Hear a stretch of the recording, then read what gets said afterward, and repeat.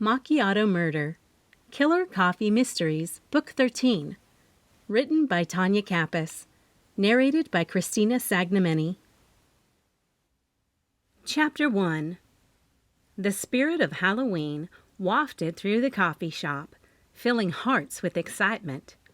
Niwala Festival, our town's annual, beloved celebration of all things autumn, was in full swing. As the morning sun bathed the boardwalk in a gentle glow, I soaked in the magic of the season seeping through the cafe walls. The cozy atmosphere spilled out with the laughter of friends who were walking in the door of the Bean Hive Coffee Shop.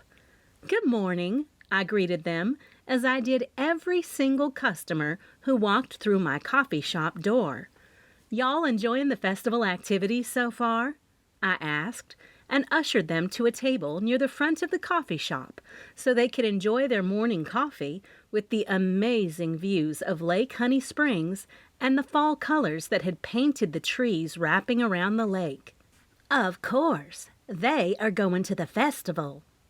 Eleanor Blackthorn sidled up behind me. She reached around me and put a flyer on the table. "And I sure hope you can come to Hollow Manor." Eleanor, our spirited historian, had her sights set on breathing new life into the old farm mansion on the outskirts of town. She had a knack for exaggeration, often spinning tales of mythical creatures and haunted happenings. The running joke was how you had to take whatever Eleanor said and cut it in half to get the truth. And after she'd inherited the old mansion and told everyone in town how she was going to get it in the historic registry, everyone, including me, had our doubts. We were all surprised when she did put together a plan and worked over the last few months with Babette Cliff, an event planner who owned all about the details. "We have something for everyone." Eleanor had a flair for being over the top, even more than my Aunt Maxine Bloom, and that was saying something. Eleanor had a wild mane of silver-streaked hair that seemed to have a life of its own. She truly embodied the word eccentric. Her wardrobe was an explosion of colors, patterns, and textures, with flowing skirts, mismatched socks, and an array of whimsical accessories. Each piece she wore told a story, reflecting her free-spirited nature and love for all things unique. No wonder she and Aunt Maxie had been lifelong friends. When I was a child and visited Aunt Maxie every summer, one of my favorite activities was going to visit Eleanor with Aunt Maxie.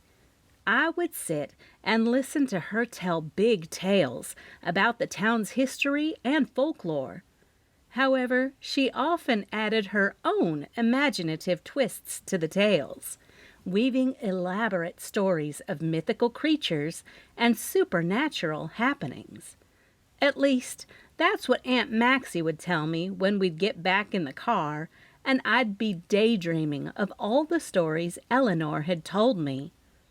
"You have to get there early today and pick a pumpkin from the pumpkin patch." She pointed to the flyer that listed all the activities for Hollow Mansion.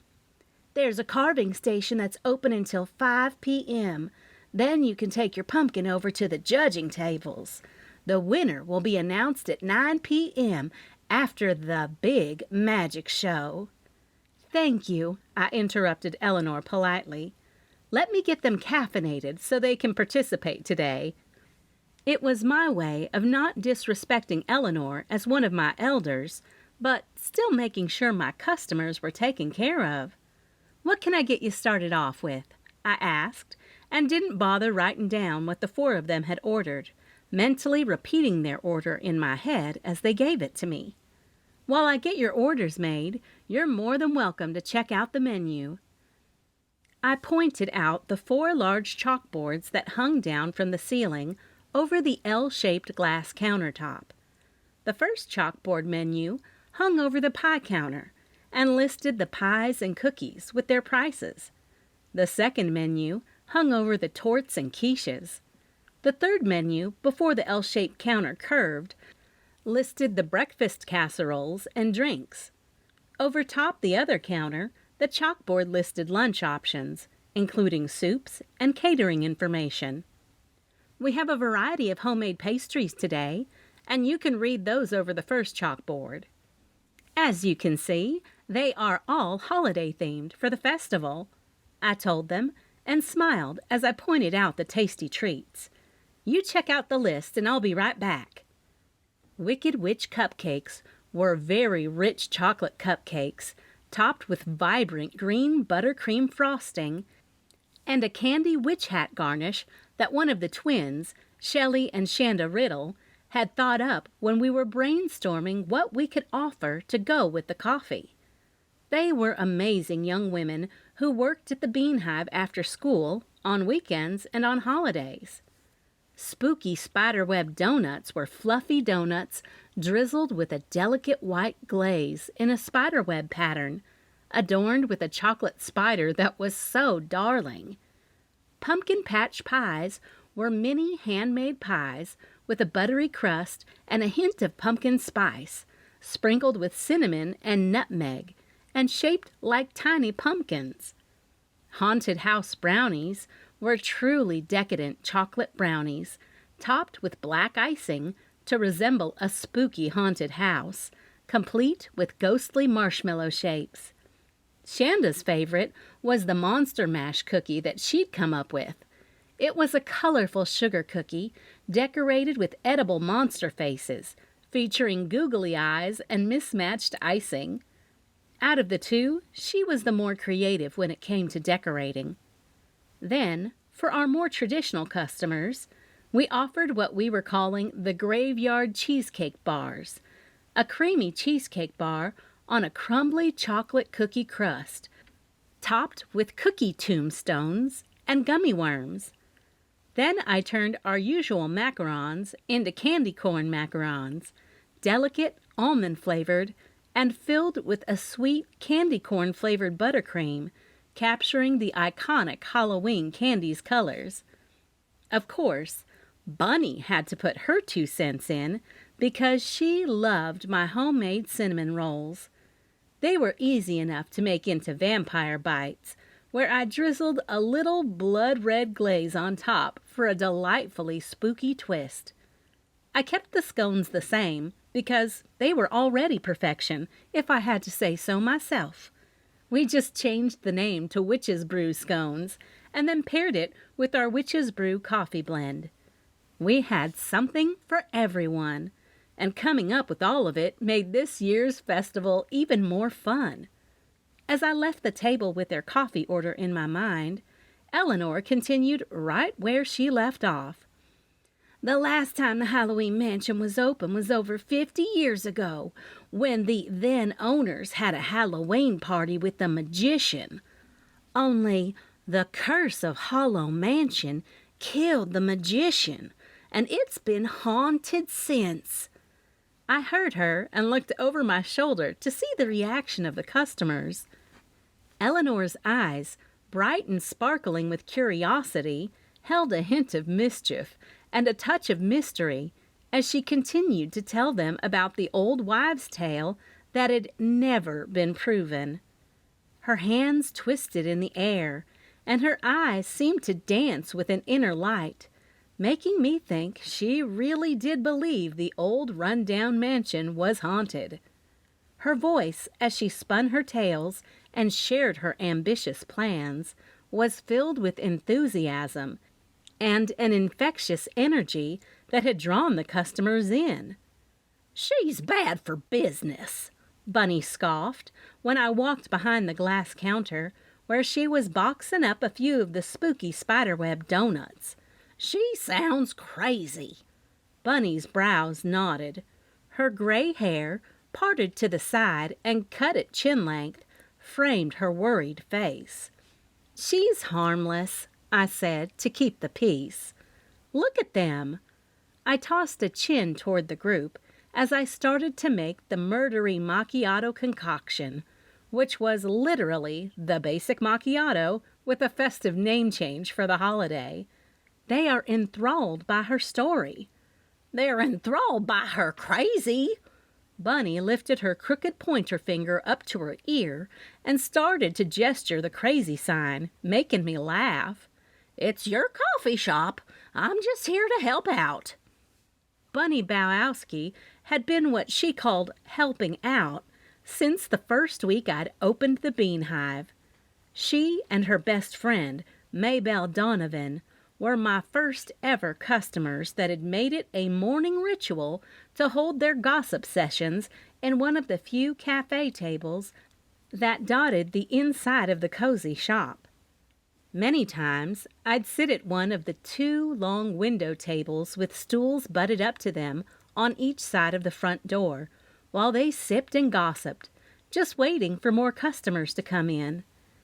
It was a time during the revitalization of the boardwalk and Honey Springs itself, where the Southern Woman's Club, along with the town council, had spent a lot of time and effort to grow the economy by putting money into tourism. Luckily, Aunt Maxie owned the building, and the recent tenants had a restaurant that had folded, making it easy for something like the coffee shop to move right on in.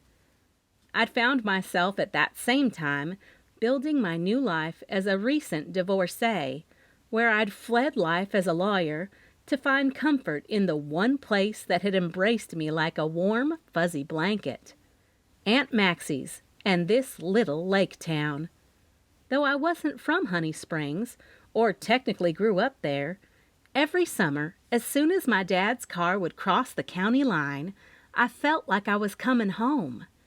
I was a kid, but I knew my feelings. Every year when summer was over, it felt like a part of my soul had been ripped out of my body. So naturally, when my soul needed healing for me to live again, I found myself in Honey Springs, opening up a coffee shop and reconnecting with the then teenage boy I'd fallen in love with during the long summer lake nights, Patrick Kane. See? Look at her! Bunny smacked the back of her hand on my arm, flinging the crooked finger back to Eleanor, who had found another group coming in the door to hand her flyer to. Crazy with a capital C! Do you hear me? Yes, I heard you.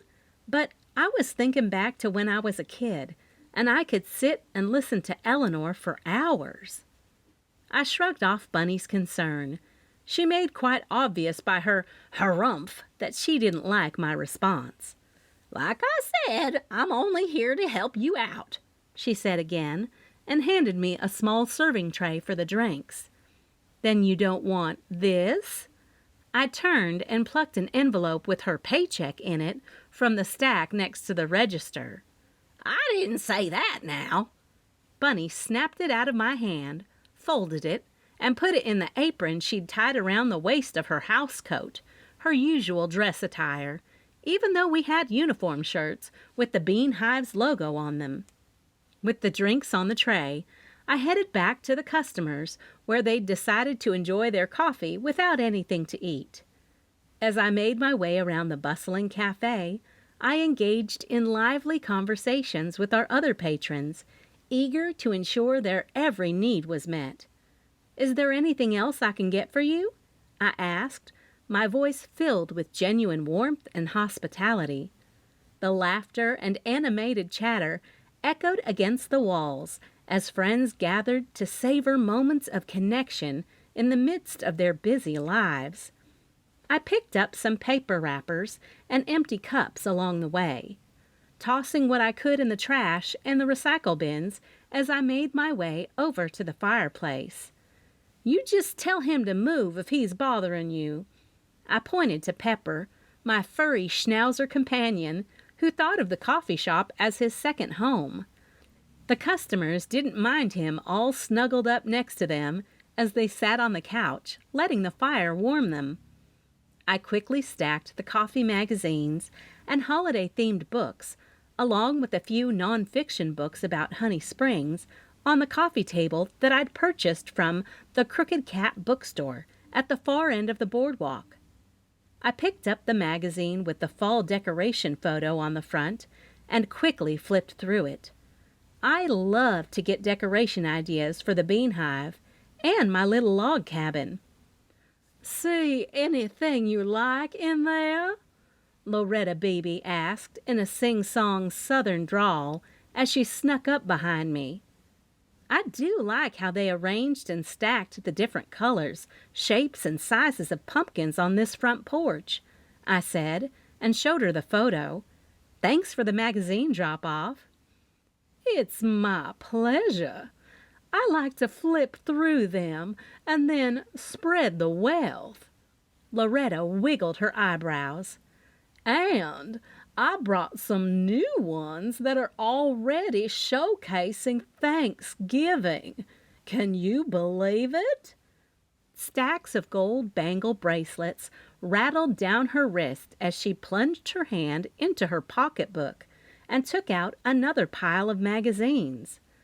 "I wanted to make sure I dropped these off before we head down to Florida for the next few weeks. We're going to see Elliot." She was referring to her son. "That's so nice. How is he?" I asked, and put the Halloween-themed magazine back on the coffee table before I took the stack I'd saved to put out next month. "You know, he's Elliot, but it's Bertie we're excited to see." Loretta smiled. She looked around. "Oh, Eleanor is here." There was excitement in her voice. She shoved her hot pink painted nails into her short black hair, making it stand a little taller. "She's early," she said, "but if you want to get a few of those fancy pumpkins for that photo, you need to come to Hollow Manor. Eleanor has them." She winked before she excused herself. "She's a one-woman show," I muttered, and picked up the poker to stoke the fire and then put another log on. "Can I get you anything?" I asked several customers as I walked over to the coffee bar to make sure it was stocked as the morning rush continued. All of them said they were fine, but I believed in making sure they were catered to. After all, this was my passion, not to mention my livelihood. The coffee bar had 6 industrial thermoses with different blends of my specialty coffees, as well as one filled with a decaffeinated blend. The coffee bar had everything you needed to take a coffee with you, even an honor system where you could pay and go. With it all cleaned and ready for the next round of pay-as-you-go customers, I made my way over to the opposite side, where I had a tea bar for our tea-drinking customers. We offered hot tea and cold tea, with a nice selection of gourmet teas and loose-leaf teas. I loved having the antique teapots from Wild and Whimsy Antique Shop, which was also on the boardwalk. The pots were not just a decoration, but customers could enjoy their own pots by making them to their liking. As I walked past another group, Eleanor's voice rang out, regaling them with her grand plans for the mansion's transformation. She painted a vivid picture of a place where the spooky reputation would be embraced, inviting them to experience the thrill of a magician's spellbinding tricks within its aged walls. The excitement in her voice was palpable, but beneath it all, a sense of unease gnawed at me. Loretta stood next to her, offering approving head nods.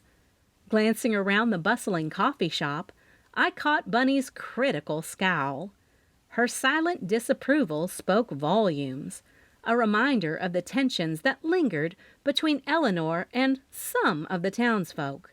Though the smiles, the chatter, and the aroma of steaming coffee filled the air, there was an unsettling feeling that something wasn't quite right. I, too, had had my own encounter with the mansion, something Patrick and I had never talked about since the one afternoon when we were 17 and decided to see if the tales Eleanor had spun back then were true. A shiver ran down my spine, the same shiver that had happened all those years ago after Patrick and I took off running away from the old mansion.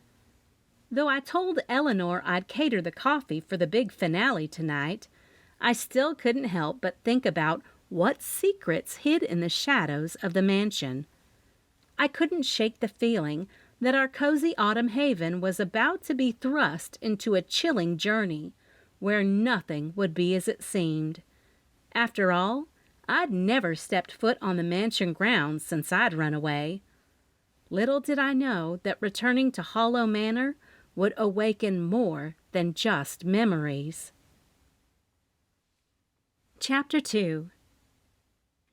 That Loretta Beebe is just wanting to get another feather in her cap for getting Eleanor Blackthorn in the Southern Women's Club. Bunny stood at the sink in the kitchen area off the coffee shop and scrubbed the ceramic coffee mug so hard I swear she was gonna hurt herself. "And why would that make you upset?" I asked as I passed behind her on my way over to the large workstation that took up most of the space in the kitchen. The building itself had once been a restaurant. It was equipped with a couple of stoves, as well as a walk-in refrigerator and freezer. There was a dry shelving unit where I kept all the dry ingredients and easy-to-grab things. Initially, I was only going to serve coffee, but I also knew people ordered more coffee when they had a tasty treat to go with it. That's when I'd come up with the idea of only offering one breakfast item like a casserole outside of the pastries and one lunch offering for the full week. "I reckon I just hate when people do things at others' expense to get a leg up," Bunny said. "I've got all the dishes from this morning washed up." "Thank you," I said, and looked down the row of the industrial coffee pots I was going to have to take to my car, along with all the boxes of pastries. "You can go home if you want." The Bean Hive had grown so much over the last few months. Patrick and I had bought the building next door and turned it into a roastery so I could roast my own beans, make my own blends, and slap a Bean Hive coffee label on them to sell in-house. I'd been pretty successful at it, and it had allowed us to hire a few more employees and a couple of baristas. Not only did it give me the ability to do more in the community of Honey Springs, which I loved, but it also gave Bunny the opportunity to just enjoy her time and employment at the coffee shop. "I saw Maybelle out there. She said you two might be going to check out the arts and crafts down at Central Park," I said. "Do you want to get some fresh honey?" she said, and untied the apron from her waist. "Are you sure I can go?" She walked over to the workstation. "Yes, that's why I hired the new employees, so you didn't have to feel like you needed to be here." I took the apron from her and tossed it into the laundry basket on the floor, where the other rags, dishcloths, and aprons were ready to be picked up by the professional laundry service. "And let me give you some money to pick up a couple of jars of honey for the shop."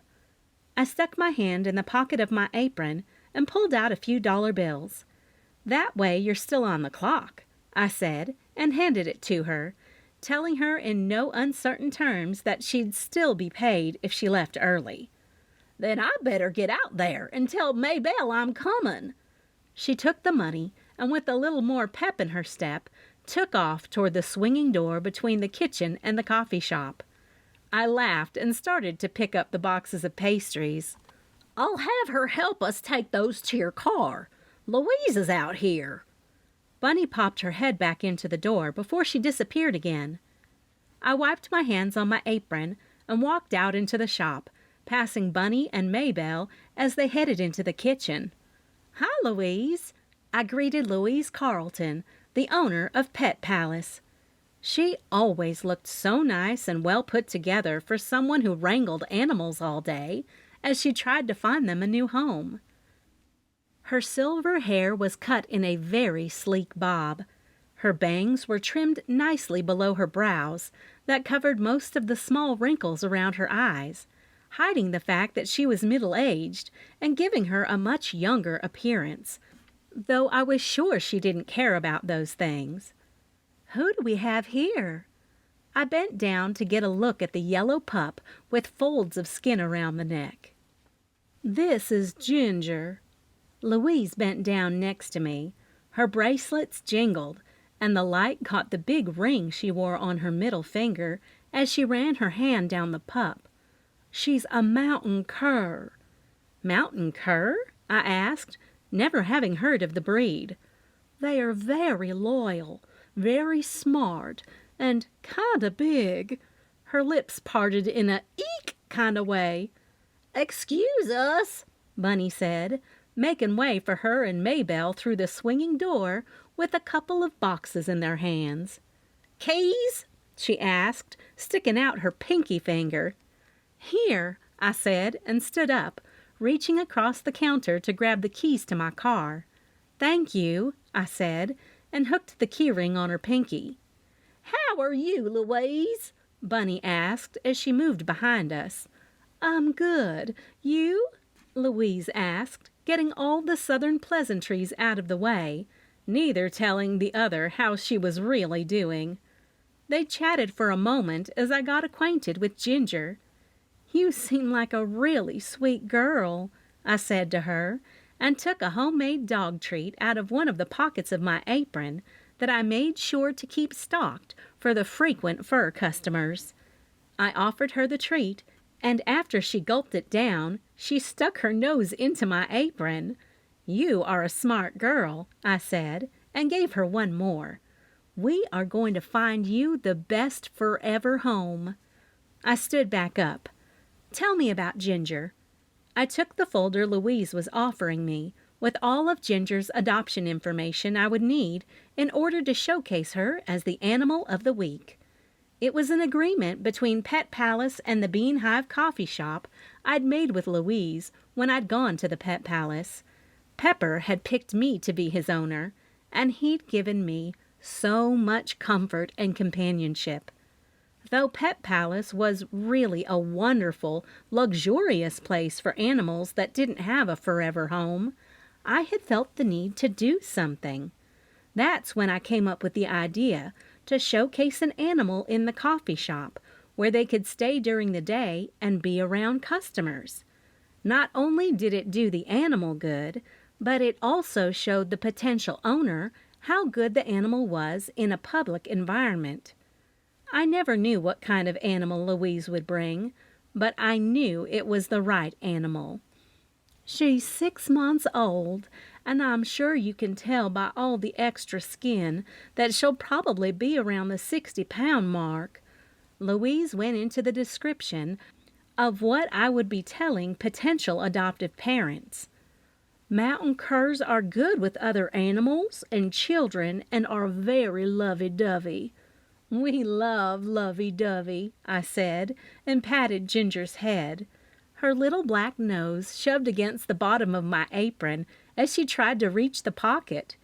You can't reach my treat stash yet, but you will soon. Let's hope this good girl is adopted by then. Louise's eyes grew.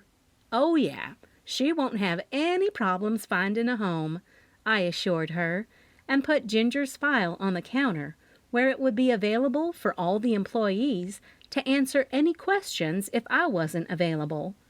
Plus, we have a 100% adoption record here. I don't intend for that to end now. Let me know if you need anything. Louise grinned when she noted Pepper walking up to Ginger. He was smart, too. He was using caution, like he did with all the other animals.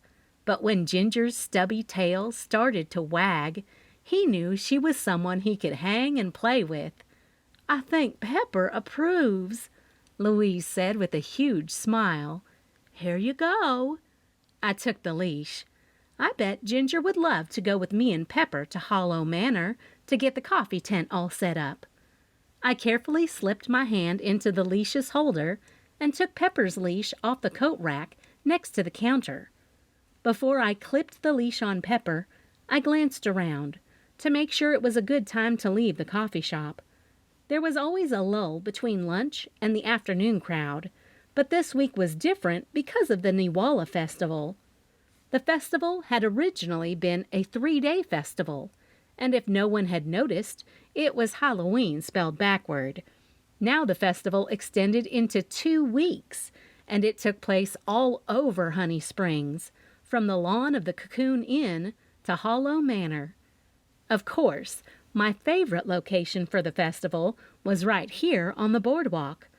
That's why I took my time to walk along the boardwalk with Ginger and Pepper, enjoying the festival too.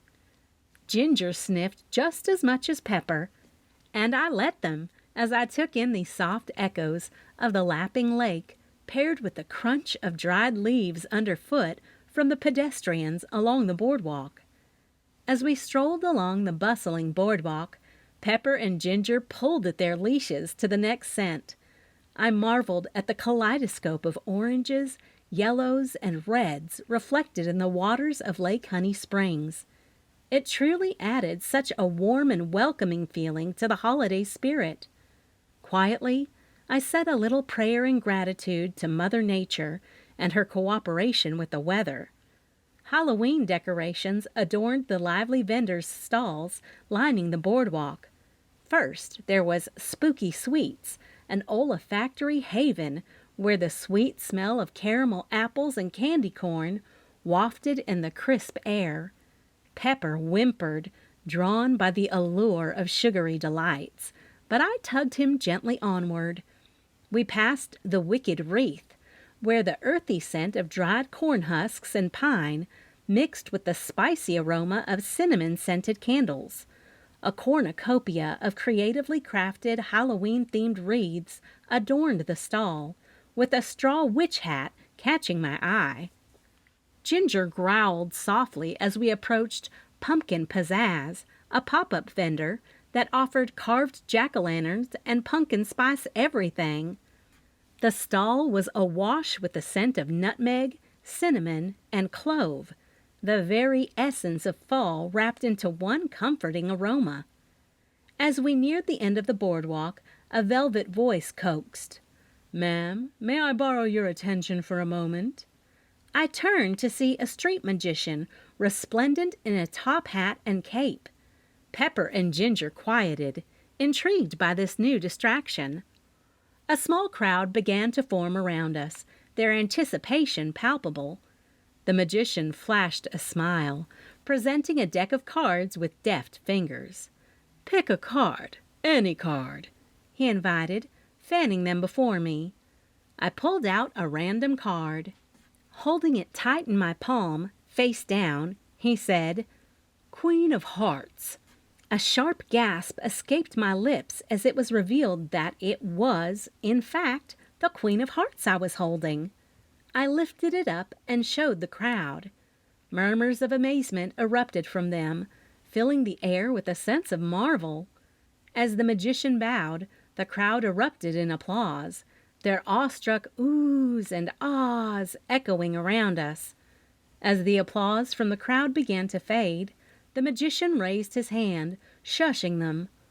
"Ladies and gentlemen, a round of applause for the lovely Miss and her canine companions," he said, pointing to me and the dogs. Ginger wagged her tail at the attention, while Pepper looked more skeptical. "But wait," the magician continued, a grin spreading on his face. "The magic isn't over yet." He reached into his pocket and pulled out a small rubber ball. It was neon green and so bright against the backdrop of fall colors that it was impossible to miss. "Watch closely," he said, tossing the ball into the air. As it reached its peak and started its descent, he clapped his hands. The ball had vanished. Ginger yelped. Her entire hind end was moving with excitement as her head jerked back and forth, looking for the ball. Murmurs of surprise rumbled through the crowd. I, too, was left speechless. My eyes darted around, trying to find some explanation. Pepper growled slightly, his eyes narrowing suspiciously. The magician, still grinning, moved his hand over his top hat, then reached inside. To the crowd's delight and amazement, he pulled out the neon green ball. He tossed it into the air and caught it, giving us all a small bow. The crowd burst into applause, laughter, and awe-filled chatter, the thrill of the trick electrifying the crisp autumn air. Even Pepper couldn't hide his intrigue now, his gaze locked onto the magician with newfound respect. Magic, it seemed, was for everyone in Honey Springs this holiday. "I'll be performing my entire show tonight at Hollow Manor," he told the crowd, and handed out a flyer to everyone, including me. "I do hope to see you there," he said to me directly, sending a chill along my arms. Maybe it was the breeze coming off the lake, I thought to myself when I walked off, flyer in hand. I gazed across the lake to the island and noticed the trees weren't moving at all. We walked toward the parking lot down the boardwalk. I looked over my shoulder, and the chills returned as my eyes met the magician's. This time I was sure it wasn't a breeze. I gulped, turned around, and headed straight to the car. "Let's go, guys," I said to the pups, picking up my pace. Chapter 3. The gentle hum of the car engine and the soft rustling of Pepper and Ginger in their Halloween costumes in the back seat were the only sounds as I left the lively bustle of Honey Springs behind. I took a deep breath, the familiar autumnal scent of dry leaves and earth filling my senses. My hands tightened slightly around the steering wheel as I navigated the winding roads of rural Kentucky. The kaleidoscope of reds, oranges, and golds in the towering trees lining the roads seemed to blaze in the late afternoon sun. A warm orange glow filled the car, casting playful shadows of the dogs, their costumes creating a surreal silhouette against the backdrop of fall foliage. As the forest thinned, Hollow Manor emerged in the distance, an imposing structure nestled deep within a sprawling farm. Pepper whimpered from the back seat, his small schnauzer form trembling slightly in his ghost costume. Ginger, in her witch attire, stared intently out the window at the looming manor. A shiver ran down my spine as memories flooded back. Patrick and I, wide-eyed teenagers, had dared each other to explore the old house, lured by whispers of its haunted past. The story went that the last magician to perform there died mid-act, his spirit forever bound to the manor. We hadn't believed it until we stepped inside.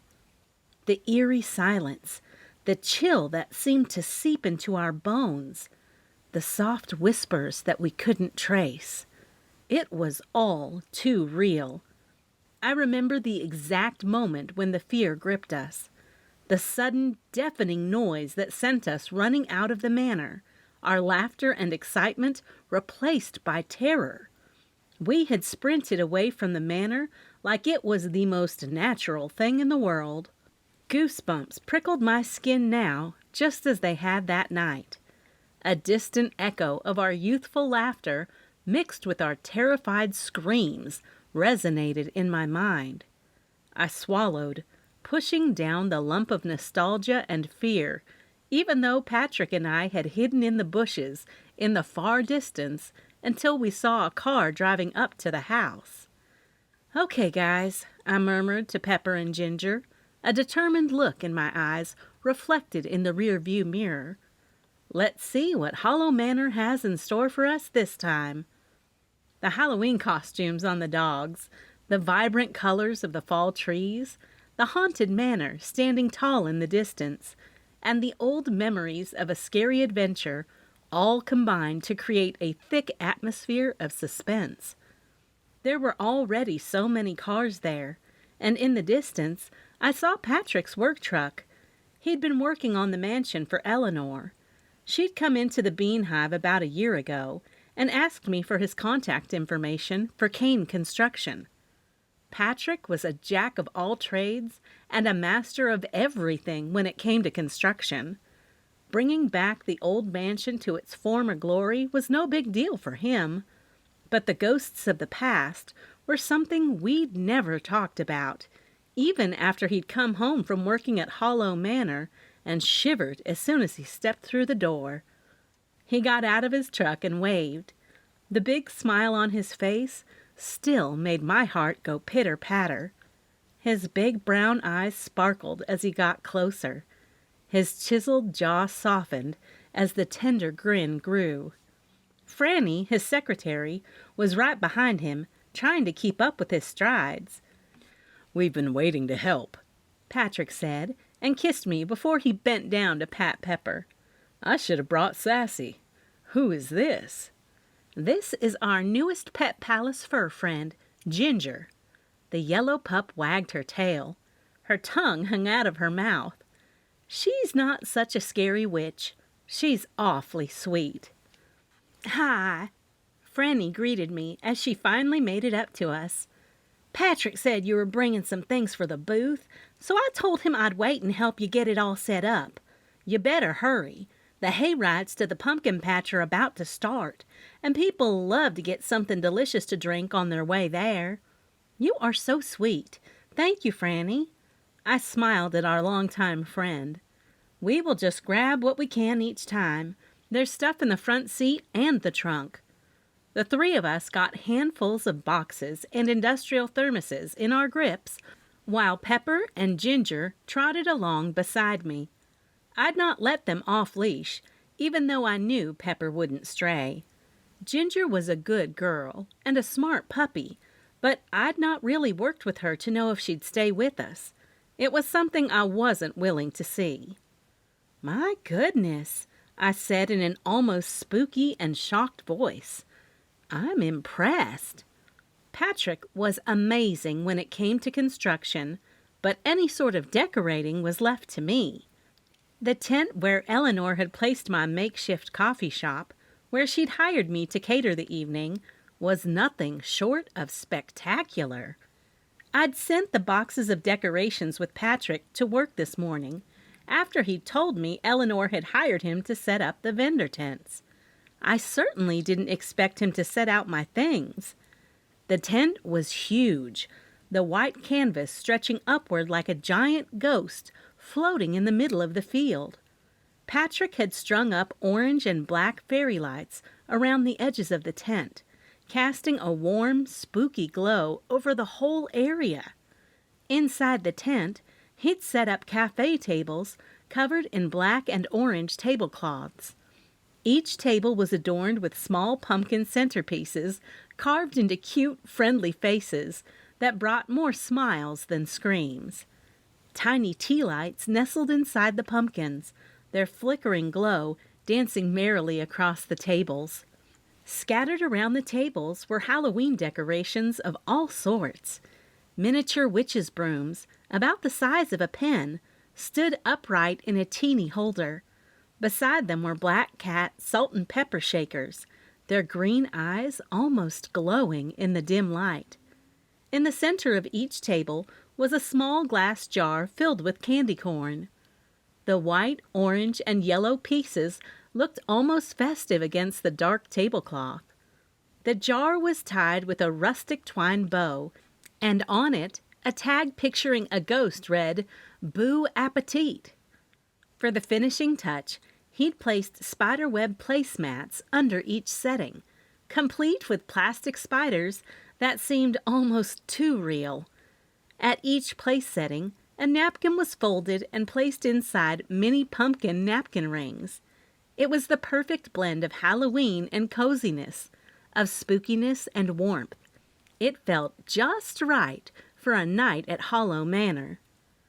I wasn't even going to use the spider webs like that, but it's perfect. I curled up on my toes and kissed him. He was a tall drink of hot mocha. "I'll do every event if I get this kind of reception." He pulled me to him and gave me another kiss. "Ahem." Franny cleared her throat. "But it was all Franny." Patrick rolled his eyes in a playful gesture as he confessed who really did the setup. "She gets all the credit." "Not all the credit, but the spider web for sure." she said, and helped to get all the boxed sweets and goodies in the glass display case, along with getting the coffee thermos and hot chocolate drinks and the to-go cups set up. While she did that, I took the dogs for another quick stroll away from the events so they could go potty. Pepper would be fine for a few hours, but I'd not gotten Ginger's schedule down, and she was a puppy, so it was better safe than sorry. "Everything's ready, Rox," Patrick called out to me, breaking into my thoughts. His smile brought back memories of our teenage adventure here, when we'd scared ourselves silly thinking we saw a ghost. "Remember that night we ran out of this place?" I teased him as I attached Ginger's leash to the post so she'd not wander off. Pepper had already laid down in the bed we always kept for him at events such as these. Patrick laughed. "How could I forget? We were such scaredy cats." I grinned, remembering our screams and the mad dash for the door. "I'm going to get out of your hair." Franny tugged on her lightweight jacket. The sun had started to set, taking any sort of the last of the day's heat with it. The sky was painted in shades of pink and orange as the folks began showing up for the hayride that would take them to the pumpkin patch. They all looked so excited, adding a warm feeling to the chilly evening. "Let me take Ginger with me," she offered, and I took her up on it. "I'll keep her for the night." Franny picked up a plastic bag filled with dog kibble that I always kept with me, and I thanked her. Ginger was busy tugging on her leash after a clown walked by. The big shoes got Ginger's attention.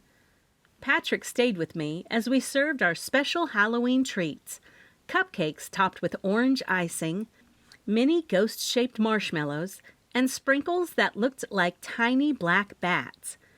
Kids' eyes lit up at the sight, while adults seemed just as eager. Alongside the sweets, we poured hot chocolate for the kids and our specially named drinks for the adults like pumpkin spice potion and apple cider magic. The driver of the tractor informed everyone it was time for the spooky hayride to the pumpkin patch. Patrick looked at me, and I looked back at him. Both of us shrugged, and we practically made it first in line to get on. Pepper was fast asleep, and I knew he'd be okay there. As the sun began to lower in the sky, casting long shadows over Hollow Manor, Patrick and I climbed into the hay-filled wagon. The prickly hay poked through my jeans, a feeling that was oddly comforting. Kids, already in their Halloween costumes, were running around with their parents, their laughter floating on the cool fall breeze. Patrick pulled me closer, wrapping his arm around my shoulder, sharing his warmth as a cool gust of wind made me shiver. Our anniversary week had always been my favorite. We always found a way to make it special. We used to run away from this place, and now we're paying to get on a haunted hayride. I chuckled, leaning into Patrick's embrace. He laughed, his breath warm against the top of my head. As the wagon started moving, the fragrance of fresh hay filled the air, blending with the earthy smell of fallen leaves. The old manor receded into the background, its silhouette stark against the fiery hues of the setting sun. Eleanor, always the entertainer, stood up from her spot at the front of the wagon. She had a way about her, a charisma that immediately drew the kids' attention.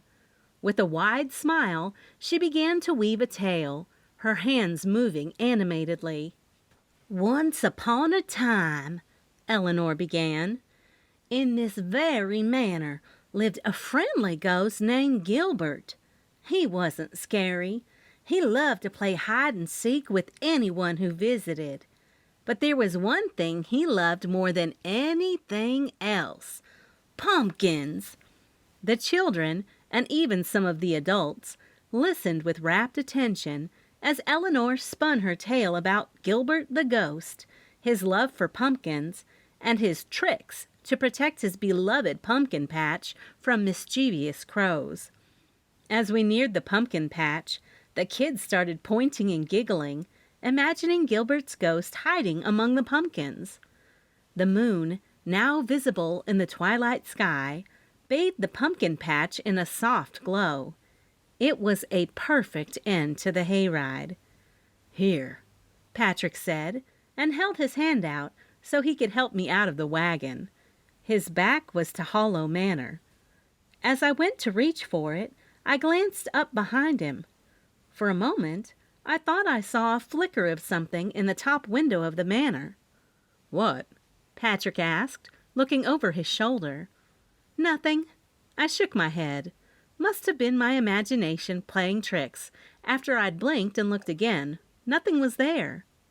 "If we hurry, I saw a pumpkin over there that looked like a perfect size and shape to carve," Patrick said. I shoved my shivery thoughts away and then hurried off in the direction he'd pointed. He was such a kid at heart, especially during the holidays. Not to mention competitive. He'd been rambling on and on about this pumpkin carving contest for weeks. At one point, I caught him checking on Pinterest for ideas and unique carved pumpkins. Patrick, on Pinterest. A very interesting combo. The children leaped from the wagon and scattered among the rows, their costumes fluttering like strange birds in the midst of the bright orange pumpkins. The entire field was tinged with the golden hues of autumn. Leaves in shades of red, gold, and brown dotted the landscape, crunching underfoot as parents followed their excited children. Patrick waved his arms in the air to get my attention. "Honey, if you can carry it, you can have it," a father teased his daughter, his eyes twinkling with amusement. The little girl, dressed as a fairy, struggled to lift a pumpkin almost as big as herself, her face turning red with the effort. He nodded at me when I started to pass them by. "But, Daddy, it's too heavy," she groaned, her wings quivering with exertion. "Here, let's find a smaller one," the father said, leading her to another row. His laughter was warm, and I couldn't help but smile as I listened. I wandered through the patch to reach Patrick and really took the moment to enjoy the festive atmosphere. Straw scarecrows with smiling faces stood guard over the pumpkins, dressed in worn overalls and plaid shirts. Every now and then, a breeze would lift their straw hats, revealing mop-like hair. It all added to the charm of the place. My attention was drawn to a couple standing near one of the scarecrows, speaking in hushed tones. Their faces were serious, their conversation clearly not meant for others to hear. Not that I was eavesdropping, but I had to walk past them to get to Patrick. "I just don't understand why Eleanor wants to reopen Hollow Manor," the woman said, her voice sharp with disapproval. "It's just inviting trouble. That place has a history, and not a good one." The clown I'd seen earlier stood behind the couple, trying some sort of ball juggling act, and she wasn't very good at it. She kept dropping balls and knocking into the couple. I wasn't sure if it was part of the clown's act, but the couple kept trying to take a few steps away from her, and the clown kept injecting herself into their space. "The whole idea about a ghost attraction is ridiculous," the man agreed, his brow furrowed. "It could ruin everything around here." Their words struck me, a jarring note in the otherwise joyous scene. Why would they feel so strongly against Eleanor's plans?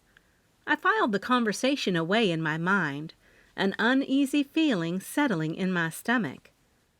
As we continued past them, the scent of damp earth and the cool, crisp air reminded me of the season's change. Halloween decorations were scattered throughout, from grinning jack-o'-lanterns to hanging bats that danced in the wind. Families posed for pictures with their chosen pumpkins, laughter and chatter filling the air. "See, I told you it was nice." He had picked up the lopsided pumpkin and started to rub off the dirt before I'd even walked over to him. "I can carve it to look like a ghost." "Mm-hmm." I took another look back at the couple who'd made the comment about Eleanor. Say, did anyone protest Eleanor's reopening of Hollow Manor? I asked him, since he did the construction. Protest? He looked down at me and shrugged as he continued to clean off the pumpkin. No matter what I said, he was getting this ugly-shaped pumpkin. I mean, everyone has something to say when something is going to be preserved as a historic building, but Eleanor got it passed. I don't think it was passed as historical, more as a landmark. What? I asked, just as a bunch of kids ran past, screaming for their parents. I found one over here, one yelled. I don't like that one. Another one hollered, as they ran as if they were playing tag. I found a better one. Mine's better. The two of them fought until they reached their mom and began begging for her to pick theirs. Perfect, Patrick said, and held the pumpkin in his arms, taking the traveled path back to the wagon where everyone but the arguing siblings had gotten back on. Picking up the pace, I finally made it up to Patrick. As Patrick and I made our way back to the wagon, I spotted a familiar figure approaching. The street magician from the boardwalk, his top hat tipped at a jaunty angle, was making his way over to the hayride, a deck of cards fanning out in his hands. Good evening, ladies and gentlemen, he announced, his voice full of flair. I hope you're enjoying this beautiful fall evening. Would anyone like to see a trick? The children's faces lit up, and even some of the adults seemed intrigued. But as I glanced at the couple in the back, the ones who had been talking about Eleanor, I noticed something odd. They were looking away from the magician, their faces tight, their bodies rigid. The magician, undeterred, began his performance, producing coins from thin air and making them disappear with the flick of his wrist. The children's eyes widened, and even Patrick let out an appreciative whistle. But the couple's discomfort was growing more apparent. They whispered to each other, their eyes darting between the magician and the darkening landscape beyond the pumpkin patch. Finally, the man couldn't contain himself. We don't need your tricks here, he snapped, his voice cutting through the laughter and applause. Hollow Manor has enough ghosts and mysteries without you adding to them. A stunned silence fell over the wagon. The magician's smile faltered, and his cards seemed to freeze in midair. What's wrong with the little magic? The magician asked, his voice softer now, almost challenging. Magic brings trouble, the woman said, her voice trembling with anger. Just like reopening Hollow Manor will bring trouble. We don't need any more of that around here. The tension was palpable. I could feel Patrick's hand tighten around mine. The magician's eyes narrowed, but he said nothing more, simply bowing and stepping away from the wagon. As the hayride continued on its way, the couple's words hung heavy in the air, a foreboding that seemed to settle over us all. I looked back at them, their faces pale in the fading light, and knew that they had revealed more than they intended. A suspicion began to grow in my mind, a nagging thought that something wasn't right. The magician's playful tricks had unearthed something darker, something hidden beneath the surface of this charming fall festival, and I couldn't shake the feeling that it was only the beginning. Chapter 4. I'm going to get started on carving. Patrick sounded like one of the kids. Do you care if I go on to the carving station? Eleanor had set up an area underneath another tent with several picnic tables covered in newspaper just for people to carve so they could enter the pumpkin carving contest. You go on. I might take in the magic show, I told him, and glanced over at the Bean Hive tent, where everything seemed to be running smoothly. I was so happy to have the twins working tonight. Shelley and Shanda were so good with the kids, and they'd even dressed as scarecrows. Shelley gave a wave and a big smile when she saw me, then gave me an okay sign with her fingers. Great, Patrick said with enthusiasm. I want to make sure I get over there to get the best carving tools. I shook my head as he darted off, nearly knocking over anyone in his way.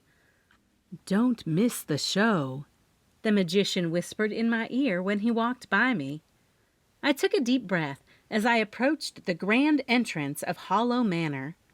The old mansion, with its ornate architecture and towering presence, had always been a thing of both beauty and mystery. Tonight, it had been transformed into a Halloween wonderland, each detail crafted with care to evoke a sense of eerie elegance. The massive wraparound porch was adorned with skeletons, their bony hands clutching cups of coffee as they rocked back and forth in antique chairs. Cobwebs hung from the corners of the ornate railings, glinting silver in the moonlight. Gigantic spiders, lifelike and unnerving, appeared to crawl across the wooden beams, their 8 legs frozen in mid-scurry. As I stepped onto the porch, the floorboards creaked beneath my feet, a sound that sent a shiver down my spine. It was as if the house itself was alive, welcoming me with a whispered greeting. The front door loomed before me, a massive slab of dark wood carved with intricate designs. A pair of life-sized vampire figures stood guard on either side, their fangs bared and cloaks draped dramatically. The flickering candles in their hands cast shadows that danced across the porch, creating an illusion of movement. I reached for the door handle, its cold brass twisted into the shape of a serpent. The door swung open with a groan, revealing the grand foyer of the mansion. Inside, the Halloween theme continued, but with an added touch of opulence. The high ceilings were draped with more cobwebs, now adorned with sparkling crystals that caught the light. Gilded mirrors lined the walls, reflecting the flicker of hundreds of candles placed in ornate candelabras. Shadows played across the floor, painting a picture of ghosts waltzing to a silent melody. I ventured further in, my footsteps muffled by the plush red carpet. Along the grand staircase, pumpkins carved with elaborate designs sat on every step, their insides glowing with a soft, otherworldly light. Every room I glimpsed was a feast for the eyes, decorated with an artful blend of Halloween kitsch and timeless elegance. The wallpaper, peeling in places, added to the charm, giving the space an aged, lived-in feel. I could almost hear the laughter of parties long past, the clinking of glasses, and the soft rustle of ball gowns. The old Hollow Manor, though silent and empty now, was alive with memories and the magic of the season. It was a place where the past and the present intertwined, where every creak and whisper told a story. As I continued to explore, I felt a connection to the history of the manor, a feeling that there were secrets waiting to be uncovered. Eleanor had done a terrific job bringing her imagination to life, and Patrick had really brought the old mansion back to its original incarnation, or at least from what I recalled it looking like that one scary night we'd snuck in. The grand room designated for the magic show seemed to hold its breath, waiting for the enchantment that was to unfold. "I'm so glad you're here," Eleanor said, sweeping past me in her costume, stopping only briefly to twirl so I could get a look. She had a to-go cup from my booth. "I've got one of your famous macchiatos for Mangus." Eleanor's costume for the evening was a remarkable homage to an old-time Western saloon woman, exuding a charm that harkened back to a bygone era. She wore a flamboyant, wide-brimmed hat, adorned with intricate lace and a delicate feather that added a touch of flair, casting a dramatic shadow over her eyes. "Thank you, that's so kind," I said, as my eyes continued to scan her very detailed costume. "I wish you'd dressed up too." She ran her hands down the fitted bodice that emphasized her figure, decorated with ornate patterns and buttons that glinted in the soft lighting of the coffee shop. The long flowing skirt brushed against the floor as she twirled one more time. It was a rich, earthy color, complemented by layers of lace and ruffles, adding a touch of feminine grace to the rugged Western theme. "Is that real?" I asked as I looked at the vintage gun belt strung around her hip, worn and weathered, and holding an authentic old revolver. "Why, yes. Everything in this house is real, and it's going to be a true landmark." Eleanor patted the gun. "I'll see you in a minute," she finished as she slipped through the door to the room where the magic show was going to be. There was a sign on the stand just outside of the door that displayed the opening time, which was still a few minutes away. I decided to explore a little more, my curiosity pulling me toward the library. The library was a world unto itself. It was a room filled with towering shelves, packed with books of every size and subject. The smell of aged paper and leather filled the air, and the faint creak of wooden floor beneath the plush carpet accompanied my every step. Drawn by an inexplicable force, I reached out to a book with an ornate cover, its spine slightly worn from time. As I pulled it from the shelf, there was a click, and then a sudden creaking as a hidden door in the bookshelf swung open. A secret passage. My heart pounded in my chest, curiosity and fear warring within me. I glanced around, half expecting to see someone, but I was alone. The passage beckoned, its shadows hiding secrets I felt compelled to uncover. With a deep breath, I stepped into the corridor, my hand instinctively reaching for my cell phone to use its flashlight. The passage was narrow and filled with the musty smell of hidden places. My footsteps seemed loud in the silence, echoing off the stone walls. As I crept farther along, a muffled voice reached my ears. I froze, straining to listen. It was the magician's voice, angry and tense. I couldn't make out the words, but the emotion was clear.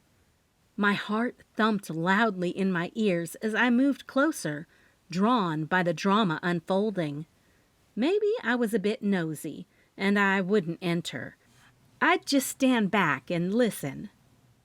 The magician's voice grew louder, and then another voice joined in, equally furious. Then, suddenly, a bang. A loud, unmistakable sound that sent a chill down my spine. I broke into a run, fear and urgency driving me toward the noise. The corridor twisted and turned, and then abruptly opened up into the room where the magic show was to be held. And there he was, the magician, lying lifeless on the floor, a pool of blood spreading around him, a gunshot wound visible. The old-time gun Eleanor had slung around her hip was on the floor next to him. I gasped, my hand flying to my mouth, my eyes wide with shock and disbelief. The room spun around me as I took in the scene, the props and decorations now a backdrop to a real-life tragedy. The silence was deafening, the reality of what had just happened settling over me like a heavy cloak. The magician, who had promised enchantment and wonder, was gone, a life snuffed out in an instant. I fumbled for my phone, my hands trembling as I dialed for help, my mind reeling with questions and fear. Who had done this? Why? And what had I stumbled upon? The magic of Hollow Manor had turned into a nightmare, and I was caught in the middle of it, my heart pounding, my breath caught in my throat. "Oh my gosh!" Eleanor had ripped open the door. She stood there with her jaw dropped and her eyes on the magician, before they swept up and looked at me. "Roxy, what did you do?" Chapter 5. The scene quickly unfolded, like one of those horror flicks set during Halloween, where the murder takes place during a festive celebration, and before too long, the local sheriff's department had shown up. The manor had been cleared out, its guests sent home with more terror than they had bargained for. Only I was taken out of the room where I found the magician by Sheriff Spencer Shepherd, once he got there, but told to stay put until he could look at the crime scene. Shelley had brought me and Eleanor over a cup of hot coffee before the deputies made her vacate the property like everyone else. Patrick had insisted he wasn't leaving me, and Spencer left well enough alone. He didn't need another murder, his own, on his hands, which I was sure Patrick would have attempted if Spencer insisted on him leaving me there alone without him, without support. In silence, Eleanor and I just stood there by the front porch, waiting. The stark artificial lights of the police lanterns cast an eerie glow over Hollow Manor's once festive decor. Spiderwebs that once seemed playful now looked sinister, and the jack-o'-lantern's smiles twisted into mocking grimaces. The Halloween celebration had come to a screeching halt, replaced by real-life horror. Sheriff Spencer Shepherd, a tall, commanding figure with deep green eyes and a hard jaw, had taken control of the scene. His thick neck and broad chest gave him an air of rugged authority, and his sandy blonde hair, wavy over the ears, lent a hint of softness to his otherwise stern appearance as he called out to me from the front door. My mind replayed the horrific scene over and over. "Roxanne, I'm going to need for you to come in and retrace your steps," Spencer commanded. I... The words seemed to be stuck. I cleared the knot that had formed in my throat. I came into the mansion, and the door to the show was closed, so I decided to walk around and found myself in the library. "Where is that?" Spencer asked me as we stood inside of the door. "Right this way," I said, leading Spencer through the entrance to the library, my voice still shaky from the shock of the evening's events. The room smelled of aged leather and dust, an atmosphere once filled with intrigue, now tainted by dread. I reached for the same book I'd pulled earlier, feeling its worn cover under my fingertips. With a glance at Spencer, I tugged it out, and the bookshelf creaked open, revealing the hidden passage. Spencer's eyes widened slightly, but he didn't miss a beat, immediately pulling out his flashlight from his utility belt and shining it into the dark corridor. "Stay close," he instructed, his voice firm and his face set in a determined line. I followed him, the shadows from his flashlight dancing on the walls, creating eerie shapes and patterns that sent chills down my spine. The narrow passage seemed to stretch on forever, the air thick with tension. The cool, damp air of the passage contrasted sharply with the warmth of the library, and I could hear the distant echo of our footsteps, a reminder that we were venturing into a hidden world. Spencer's flashlight flickered, casting a fleeting shadow that made me jump. He glanced back, and I could see his concern. "You all right, Roxanne?" he asked, his deep green eyes searching my face. I nodded, swallowing hard. "I'm fine. Just keep going." We continued down the passage, our movements slow and cautious. Every creak, every rustle seemed amplified, and I found myself holding my breath, waiting for something to jump out at us. The walls were lined with old paintings and tapestries that I'd not seen before, their subjects obscured by dust and darkness. Their eyes seemed to follow us, and I shivered, pulling my jacket tighter around me. We reached the spot where I'd overheard the yelling, and I stopped, pointing. I heard voices here, the magician's voice, then a bang. Spencer studied the area, his flashlight sweeping over the walls and floor. His face was focused, his mind clearly working through the possibilities. "What exactly did you hear?" he asked, his voice low. I couldn't make out the words, I admitted, feeling a pang of frustration. Just angry yelling. Then the gunshot. He nodded, his expression thoughtful. We continued on, the passage winding and twisting, until we finally emerged into the room where the magic show was to be held. The sight of the lifeless body, now surrounded by police tape, hit me all over again, and I felt a wave of nausea. As I stood at the edge of the room, wrapped in a blanket provided by one of the officers, I glanced once more at the body. Something was wrong. Something nagged at the back of my mind. The magician's face, pale and lifeless, seemed to be staring back at me, urging me to see what was amiss. Then it hit me. This wasn't the same magician from the hayride. My breath caught in my throat as realization dawned. Dressed in the same elaborate costume, yes, but the face was different. There was a distinct birthmark on his cheek, a feature I hadn't noticed on the magician during our earlier encounter. My heart pounding, I approached Sheriff Shepherd, my voice trembling. "Spencer? That's not the same magician. The one on the hayride didn't have that birthmark." He turned to me, those deep green eyes narrowing, and then looked back at the body. The room seemed to hold its breath as he studied the face of the deceased, taking in the detail I had pointed out. "You're sure?" he asked, his voice steady but curious. "Yes," I replied, my voice barely a whisper. "I'm sure." The room seemed to shift, the weight of my discovery settling over us all. A new layer of mystery had been added to an already baffling crime. The sheriff's eyes met mine, and I saw a flicker of uncertainty in them. A question hung in the air, unspoken but understood. Who was this man? And what had happened to the real Mangus Melton? The decorations that had once filled the room with joy and festivity now seemed to mock us with their innocence. The ghosts and ghouls of Halloween had become all too real, and Hollow Manor had become a place of true horror.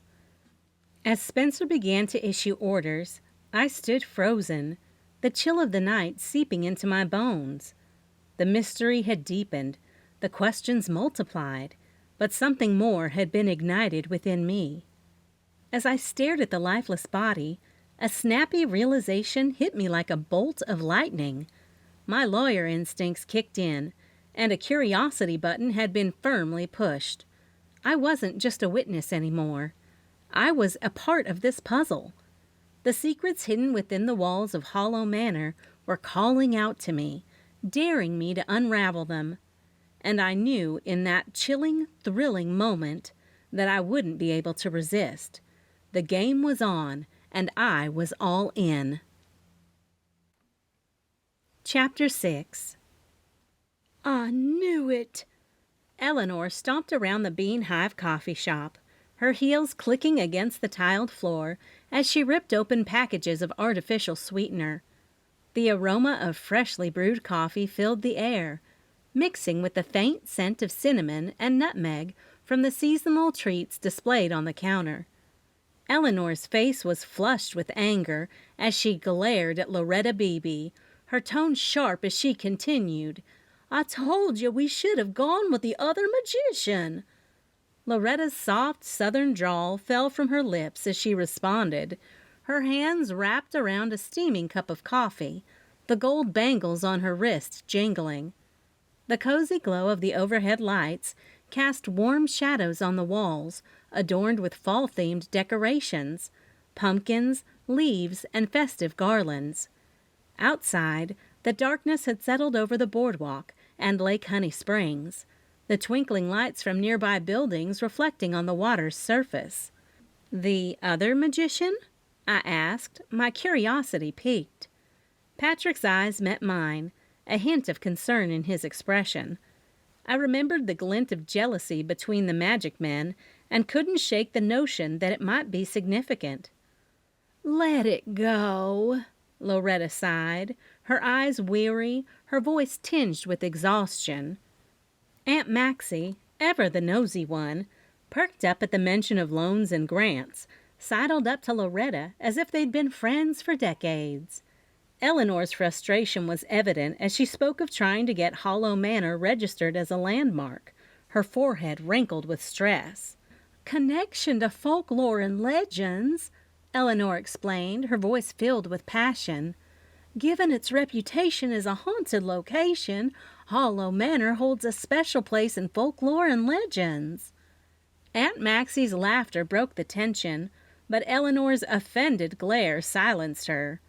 The comparison between the magician's death hung heavily in the room, a chilling silence descending upon us. Loretta's gulp was audible, her eyes wide and filled with fear. "That's silly," I finally said, moving toward the counter. The soft rustle of my iPad and the distant murmur of the lake outside accompanied my movements. "Tell her because Spencer asked you some strange questions." Loretta's voice trembled as she spoke. Eleanor's fidgety fingers busied themselves with folding the sweetener packages, her face guarded. The question about money and arguments loomed in the room, and the reluctance to share was palpable. The Bean Hive Coffee Shop had become a sanctuary for our discussion, the cozy warmth and familiar scents a stark contrast to the cold mystery unfolding around us. As we delved deeper into the secrets and suspicions, the darkness outside seemed to press closer, a tangible reminder of the unknown. The questions had multiplied, the mystery deepened, and the enigmatic atmosphere of the evening had pushed a button in me, igniting my curiosity. My lawyer instincts had kicked in, and I knew I wouldn't rest until I uncovered the truth. "Roxy was a lawyer. She might be able to help." Loretta had offered my services, where I was only trying to secretly scratch my curiosity. "Apparently, someone overheard me and Mangus arguing right before the show was about to start," Eleanor said. "And by the look on your face, Loretta just might be right." "You do look like a suspect," Loretta hollered and threw her glare at me. "Tell her, Roxy."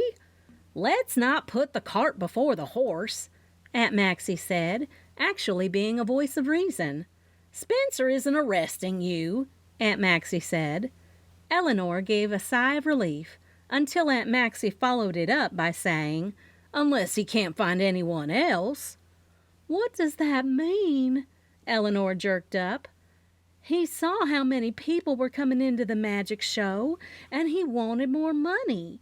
I told him I wasn't going to give him any more money. We shook hands." "Shook hands?" Patrick asked in his businessman's voice. "No contract?" "A handshake around here is as good as a contract," Eleanor said, keeping up with the old school rule. "I love that you think that, but as a lawyer who still does have her law degree, I have to tell you that a handshake won't hold up in a court of law. And what about the plans to make it a landmark?" I threw in the last part because that's what Eleanor seemed to be hanging her hat on for the reason to bring Hollow Manor back to life. "No matter what you do, if it does get the landmark symbol, then you'll have to turn in every contract, receipt, or anything that has to do with bringing tourists to the grounds." "That's why I told you to hire a lawyer," Loretta said. "I tried to tell her all of this, Roxy." "Unfortunately, it's too late for a contract with Mangus, but Loretta is right. Spencer will try to find out anything and everything about your argument with Mangus. Then he will want to question anyone who might have been around, trace your steps, and go over them 1,000,000 times," I told her and watched her facial features fall into a slump. "What does that mean?" Eleanor cried out, bringing her hands up to her mouth. Her coffee knocked around on the inside of her cup, spilling a little out of it. Loretta Beebe sighed, her shoulders sagging as she looked up from her steaming cup. She handed Eleanor a napkin to clean up the spill. Loretta's eyes, the same color as the dark roast, widened momentarily before she leaned back, her bangles jingling. "You need Roxy's help." Eleanor shot her a side-eyed glance and took a seat across from Loretta. Her hands trembled slightly as she curled them back around her cup. Her eyes flicked toward me, then toward Aunt Maxie, her expression shifting between defiance and distress.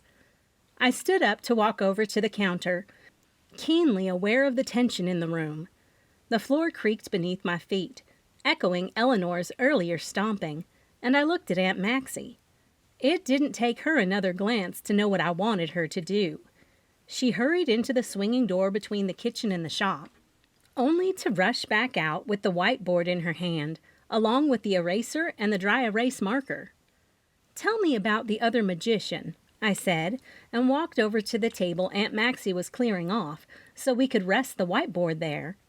A palpable pause settled in the room before Loretta coaxed Eleanor to speak up. The light from the street lamps outside cast eerie shadows across the room as the darkening sky signaled the onset of night. "Well, how did you meet Mangus?" I asked Eleanor, breaking the silence. My eyes narrowed as I studied her reaction and let Aunt Maxie erase the weekly menu I kept in the kitchen. "I found him online," she replied, her voice barely above a whisper, the sweetener packages still crinkling in her hand.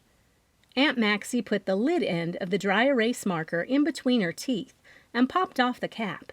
She and I had actually done this a few times with other sticky situations, mainly murders, where we put our nose where it didn't belong.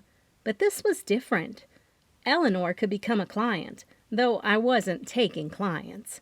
Still, thinking those types of thoughts made me feel better about being nosy. "And the other magicians you interviewed?" I pressed on, leaning in a little toward her, trying to read her face. That was one thing I was good at in law school, the class where we had to learn to read body language. Words could hold lies, but the body language, that was one thing that was hard to keep honest if you were telling a big old fat fib. "There were a couple, but Loretta told me to go with Mangus. He was cheaper." Leave it to Eleanor to pick the cheapest. I looked at Aunt Maxie to make sure she was writing all of this down on what was the menu board and was now the murder board. My gaze shifted to Loretta, whose eyes were now fixed on her coffee. "What was the specific conversation you had with Mangus about not giving him more money?" I asked, turning back to Eleanor. Her eyes darted away. "I just told him that our agreement was enough. He got angry, but I stood my ground." "Your alibi, Eleanor?" I asked softly, my voice barely audible above the gentle murmur of the coffee machine. "I was outside with the guests. Everyone saw me there," she replied, her voice breaking, eyes wide and earnest.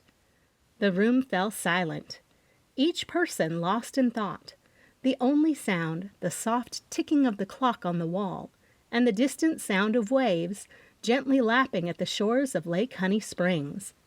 The questions hung in the air, unanswered, like the chilling shadows cast by the Halloween decorations. "I'm going to need for you to write down a list of guests that can corroborate your alibi," I said, and hurried back to retrieve a notebook from underneath the counter. "I will need first and last names." Eleanor reached up and took the notebook and pen, her hand shaky. "Let's talk about the gun." I couldn't help but look down at the gun holster, since she was still in costume. "Oh, no!" She jerked her hands to her waist where the gun was missing. "I have no idea." Her eyes darted to the floor around her before she jumped up to retrace her steps. "The gun was loaded?" Loretta asked. "I had blanks put in it." Eleanor blinked a few times. "Blanks?" I asked. She nodded. Who put the blanks in it? The other magician? Her words fell off. The revelation that the other magician had loaded Eleanor's gun with blanks added a new layer of complexity to the mystery. The room fell into uneasy silence, each person processing the information and what it could mean. Eleanor's eyes widened, realizing the implications of what she had just said. The costume that had once been a playful nod to the past now seemed to be a tangible connection to the crime. The gun holster at her waist, empty and accusing, told a story that she seemed unable to explain. Her hands trembled as she touched the spot where the gun should have been, her face pale and her breathing shallow. The other magician. Patrick finally broke the silence, his voice tight with curiosity. You mean the one that didn't perform tonight? Eleanor nodded, still looking visibly shaken. Her movements were frantic as she searched the room, the absence of the gun gnawing at her. The old revolver, once a mere accessory to her costume, had now become a critical piece of evidence. What was his name? How did he know about the gun? Why was he the one to load it?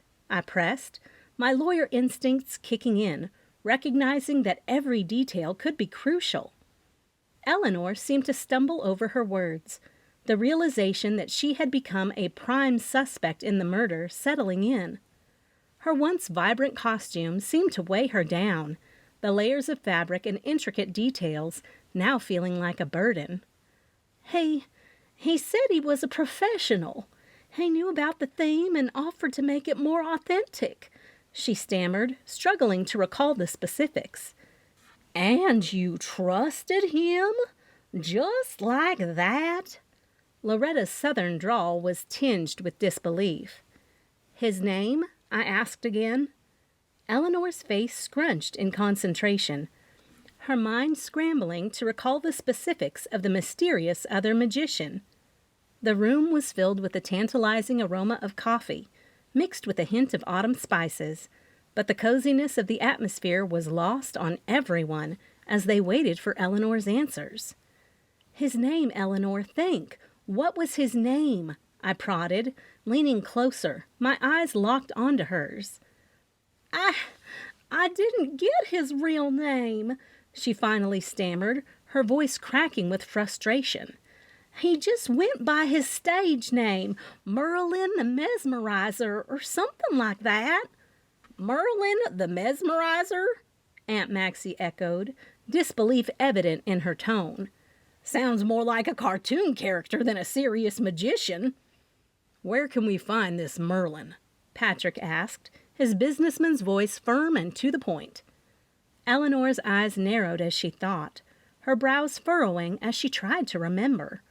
Well, he's not exactly from round here. Lives off the beaten path, down yonder past the old Barton farm. Then you take a left at the crooked tree, follow the creek till you reach a fork, then head up the hill till you see a cabin with a red roof. You can't miss it. Her directions were met with a mixture of bemusement and frustration. The vague country hillbilly guidance seemed fitting for the convoluted mystery they were all caught up in. That's it? A crooked tree and a red-roofed cabin? Loretta scoffed, the jingle of her bangles adding emphasis to her incredulity. That's all I've got, Eleanor protested, her voice rising in desperation.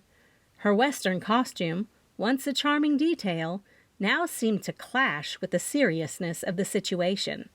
The skirt seemed too long, the hat too large, and the missing gun all the more conspicuous.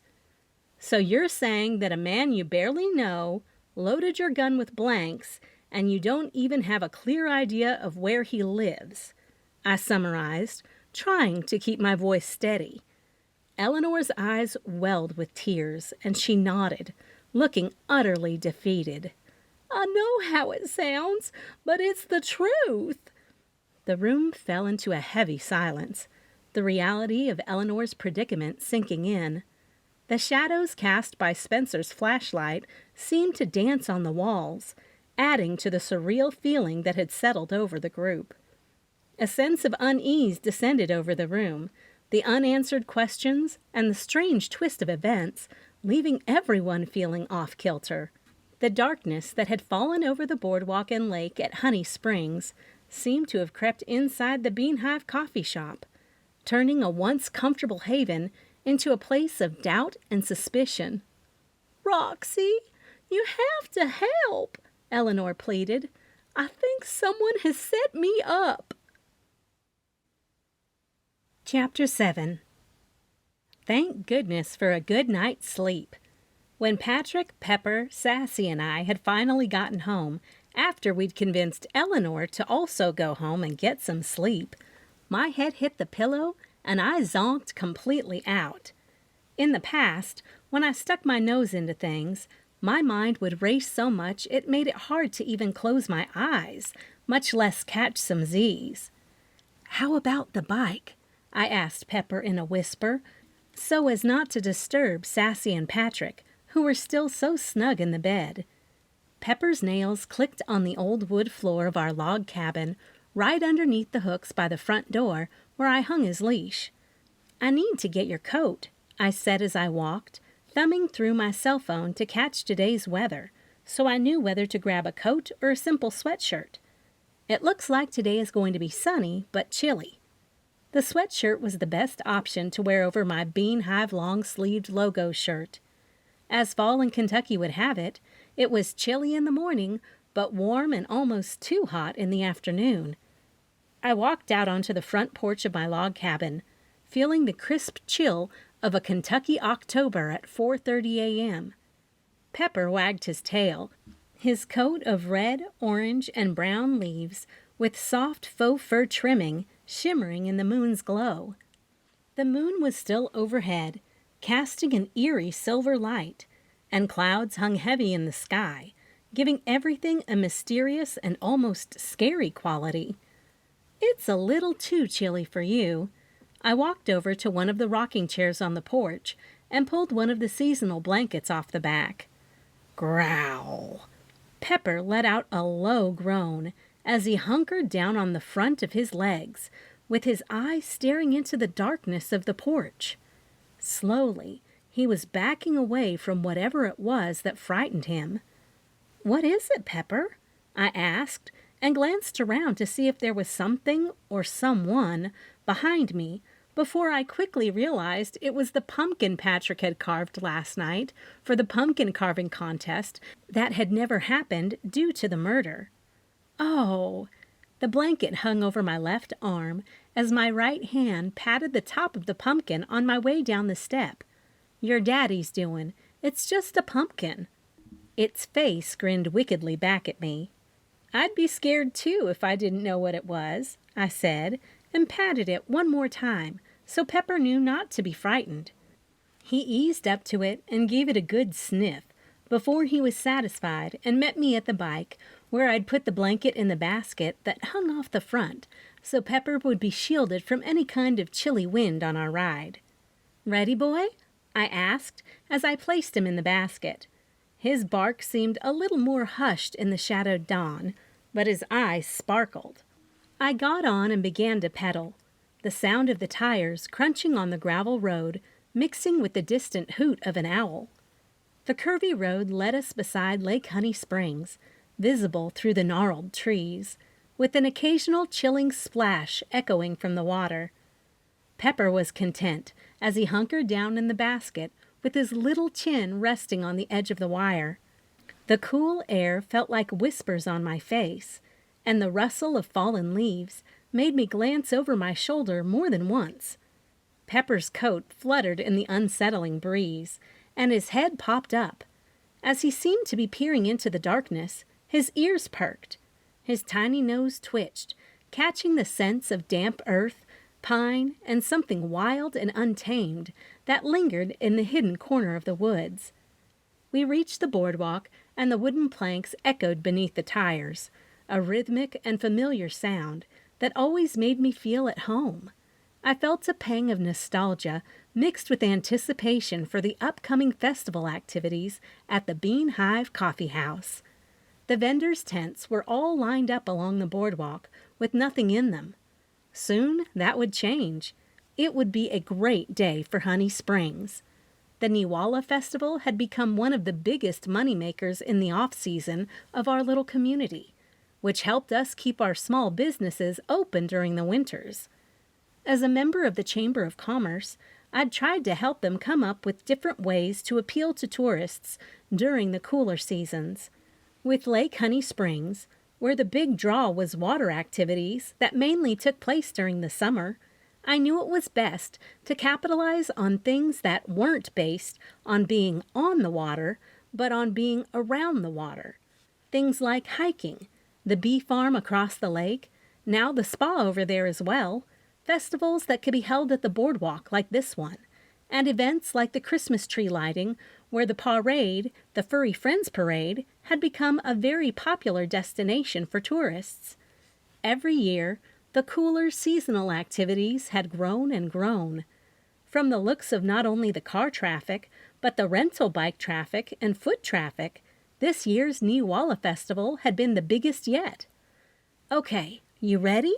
I asked Pepper, and slowed the bike down after we passed all about the details, where I needed to walk to the bike rack so I could secure my bike after I got Pepper out. It amazed me how he knew exactly where to go. He sat at the door of the coffee shop and waited for me to come and unlock it. He ran straight to his empty food bowl as soon as I flipped the lights on. "All right, I'm coming," I said as I locked the door behind me. The inside of the coffee house at this time of the morning was probably one of the quietest and soul-filling times of my day. This was my passion, and every morning I looked around at the environment I'd created for everyone with a big smile on my face. On my way to get some of Pepper's kibble out from underneath the counter, I looked at the small tables to make sure the condiments in the middle were all filled and ready to go, even though I'd checked them last night before I left. It was part of the ritual, and last night was not part of any sort of task list. I hoped today would go much smoother, and Sheriff Spencer Shepard would have an arrest before the sun came up. "Here you go." I'd gotten a big scoop of kibble and poured it into Pepper's bowl. "And now, my stuff." I licked my lips and sighed with each flick of the switches on the industrial coffee pots, knowing in just a few minutes I'd be enjoying a steaming cup of my very own roasted beans, as well as the aroma that would fill each inch of the bean hive. "How about a little jazz music today?" I asked Pepper, and flipped on the radio to let the soothing sounds create the vibe of the typical coffee house before I made my way back into the kitchen, where I turned on the ovens in preparation to take out the scones, muffins, and biscuits to warm. The soothing sounds of a saxophone filled the room, mingling with the rich aroma of freshly ground coffee beans. The low, velvety notes seemed to dance on the air, wrapping around the chairs and tables, each surface polished to a shine, awaiting the day's customers. I hummed along with the music, my body swaying to the rhythm as I made my way into the kitchen. The ovens beeped to life as I turned them on, their warmth beginning to radiate through the space. With practiced ease, I took out the scones, muffins, and biscuits, placing them neatly on trays to warm. Their buttery scent soon joined the coffee, creating that quintessential coffee house fragrance. Moving to the freezer, I opened the heavy door, a gust of cold air enveloping me as I reached in for a variety of frozen donuts. The icy chill bit at my fingers, and I could hear the gentle crackling of the frozen pastries as they began to thaw. Stepping out of the freezer, balancing a tray in my hands, I nearly dropped everything as I jumped at the sight of someone standing there. I let out a scream, my heart pounding in my chest.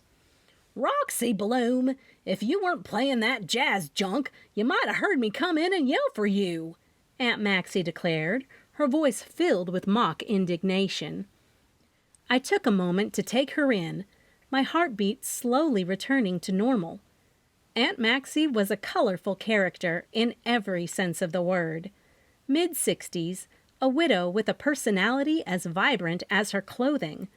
Her hair was a wild silver mane, and she was wearing a bright orange sweater adorned with embroidered pumpkins. Dangling from one ear was a pumpkin-shaped earring, glinting mischievously as she grinned at me. "You scared the daylights out of me, Aunt Maxie," I finally managed to say, placing the tray on the counter.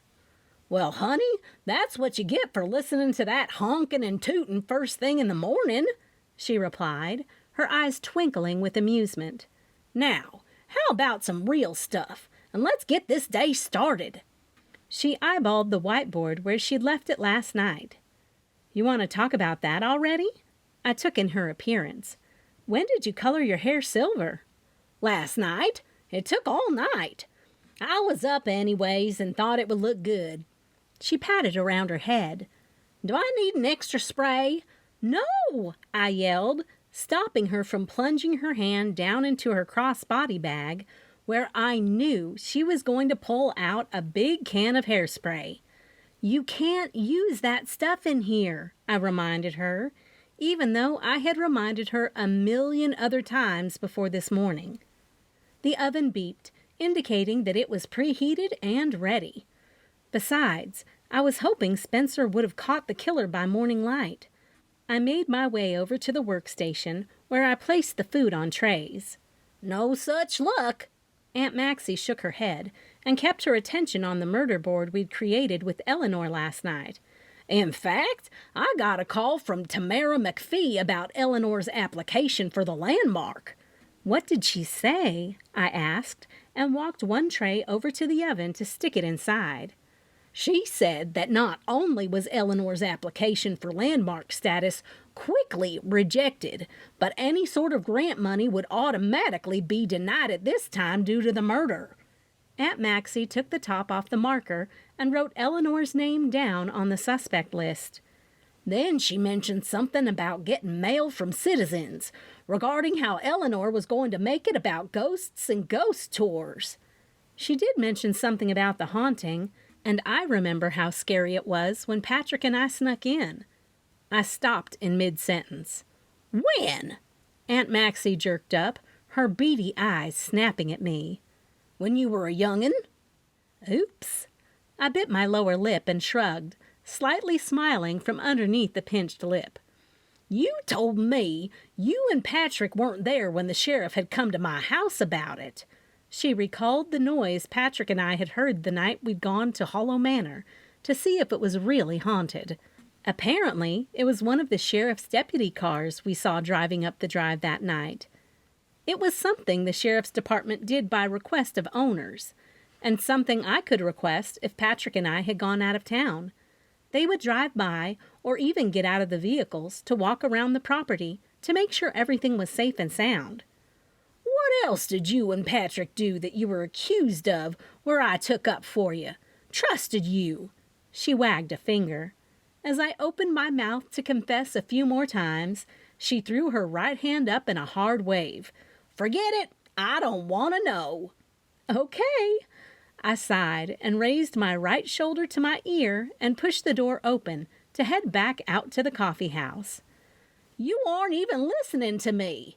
Aunt Maxie shoved the door open with her foot as she carried the whiteboard out of the kitchen and placed it right on top of the counter. "One of these citizens Tamara was talking about could have killed Magnus." "Why Magnus?" I asked.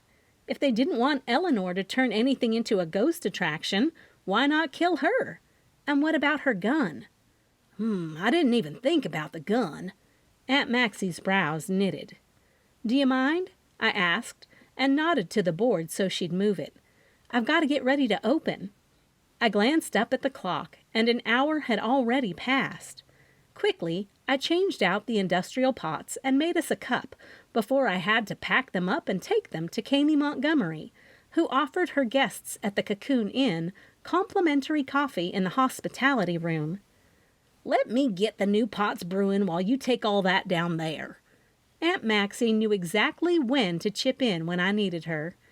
"But promise me you'll talk about this discovery from Tamara when you get back." "I promise."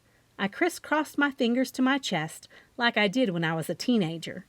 "I've seen that lie before," she commented, and then pressed her lips together, referring to the little secret I'd let slip out earlier about me and Patrick trespassing at the old Hollow Manor.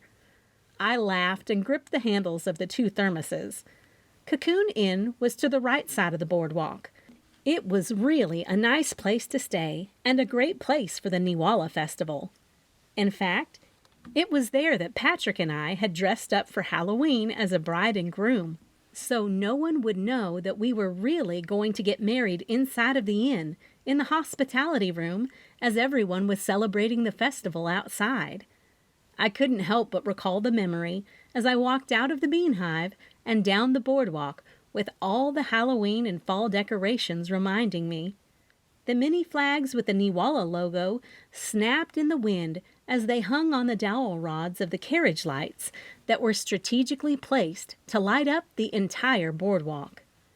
Even though I knew I was safe and could see, there was still something very eerie about the murder, even if Aunt Maxie was right about someone killing Mangus over something Eleanor wanted to do.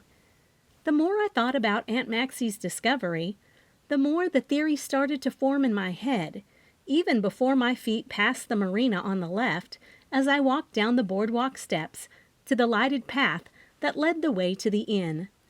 The pre-dawn chill was unmistakable, a sign that autumn had truly settled in Honey Springs.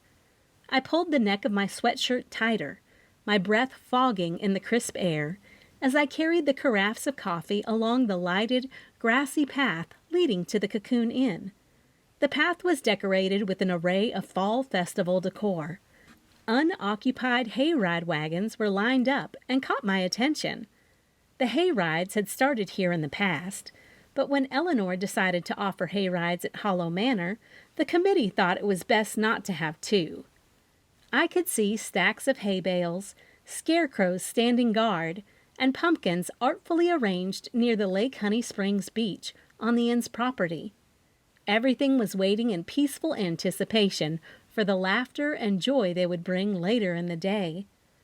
Briefly, I smiled as I recalled telling everyone near the beach that Patrick and I had tied the knot, and our costumes weren't really costumes at all, but really our wedding attire.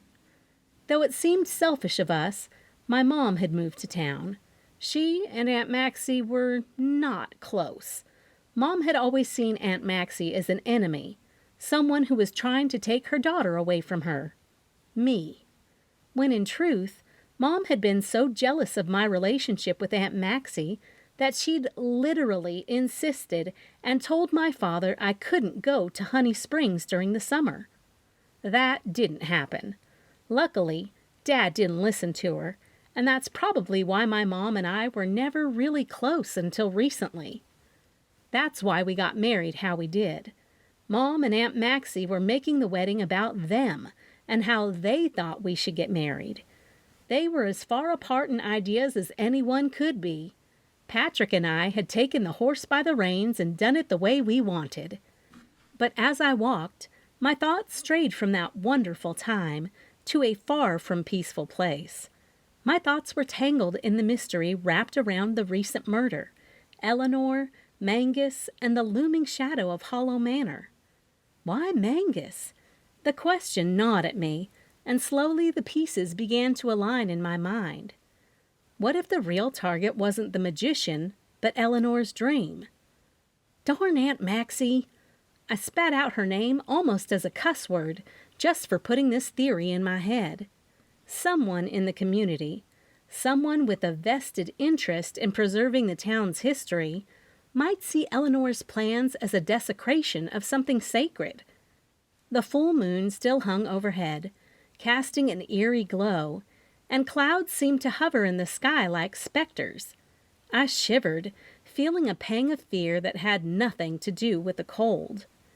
Killing Eleanor might have been too risky, too obvious, but killing Mangus, using Eleanor's gun, timing it perfectly after their public disagreement over money, it was almost too perfect.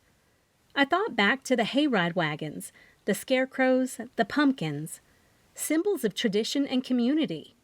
Was Mangus's death a twisted attempt to preserve these very things?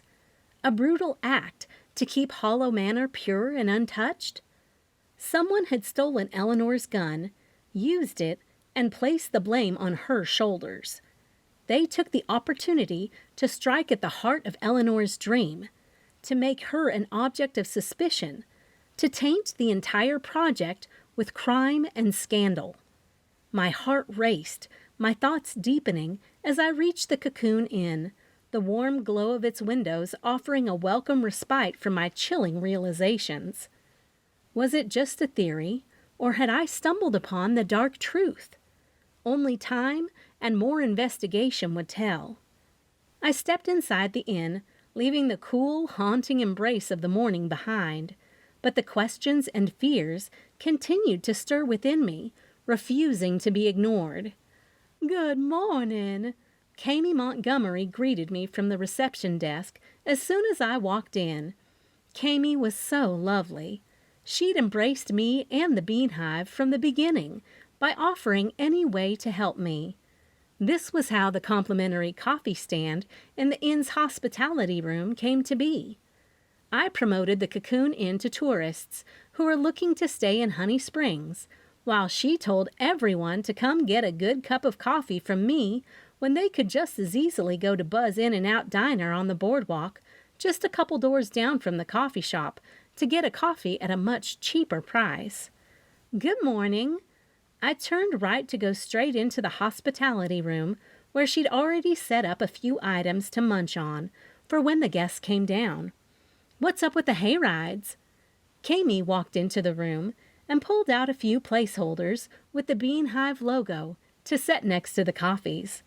She shoved a strand of her scarlet hair behind her ear, showcasing her thick bangs that framed her brows. The small lines around her eyes gave away the secret that she was middle-aged, but you'd never know it otherwise.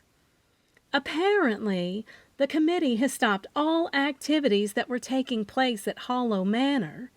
Kami didn't need to tell me why. We all knew at this point. "And Jean Hill was more than happy and ready to bring the rides back and forth from here to Hill's Orchard. Plus, she said her pumpkin farm has seen a decline in sales since Eleanor offered to give 20% of the proceeds to the Southern Women's Club if they promoted Hollow Manor." "They did what?" My jaw dropped, knowing Loretta Beebe was the president of the club.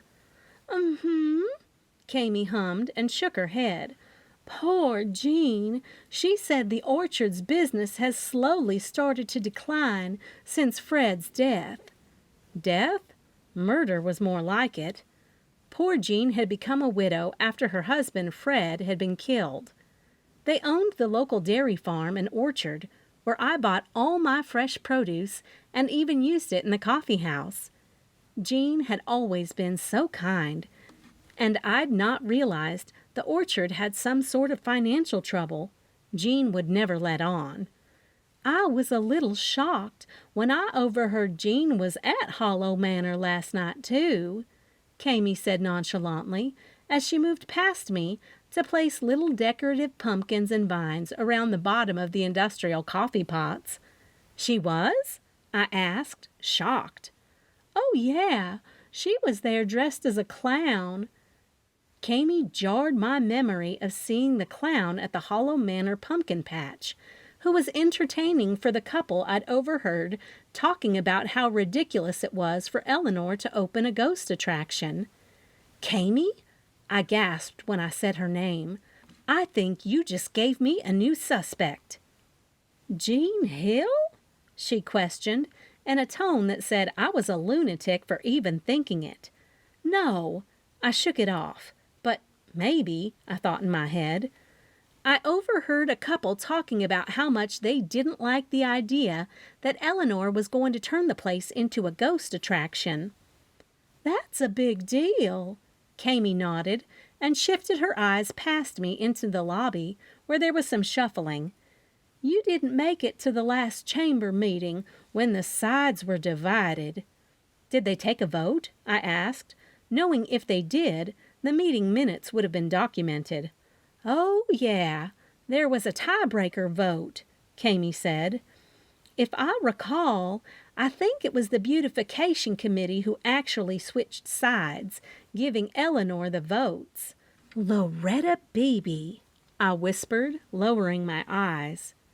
Aunt Maxie had a knack for pinning down people's behaviors, and she'd hit the nail on the head with Loretta Beebe. Loretta's use of her Southern charm was something we in Honey Springs referred to as Southernifying. Was an art form, a way of leading a situation to play out precisely how we wanted it to, all while letting the other person believe they were in control. It's like crafting a slow dance, guiding it gently without ever making the other person feel pushed or led.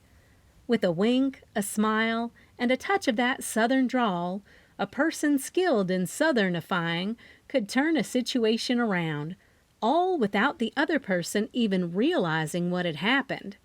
The real beauty of Southernifying was in the subtlety. You didn't bulldoze or force your way.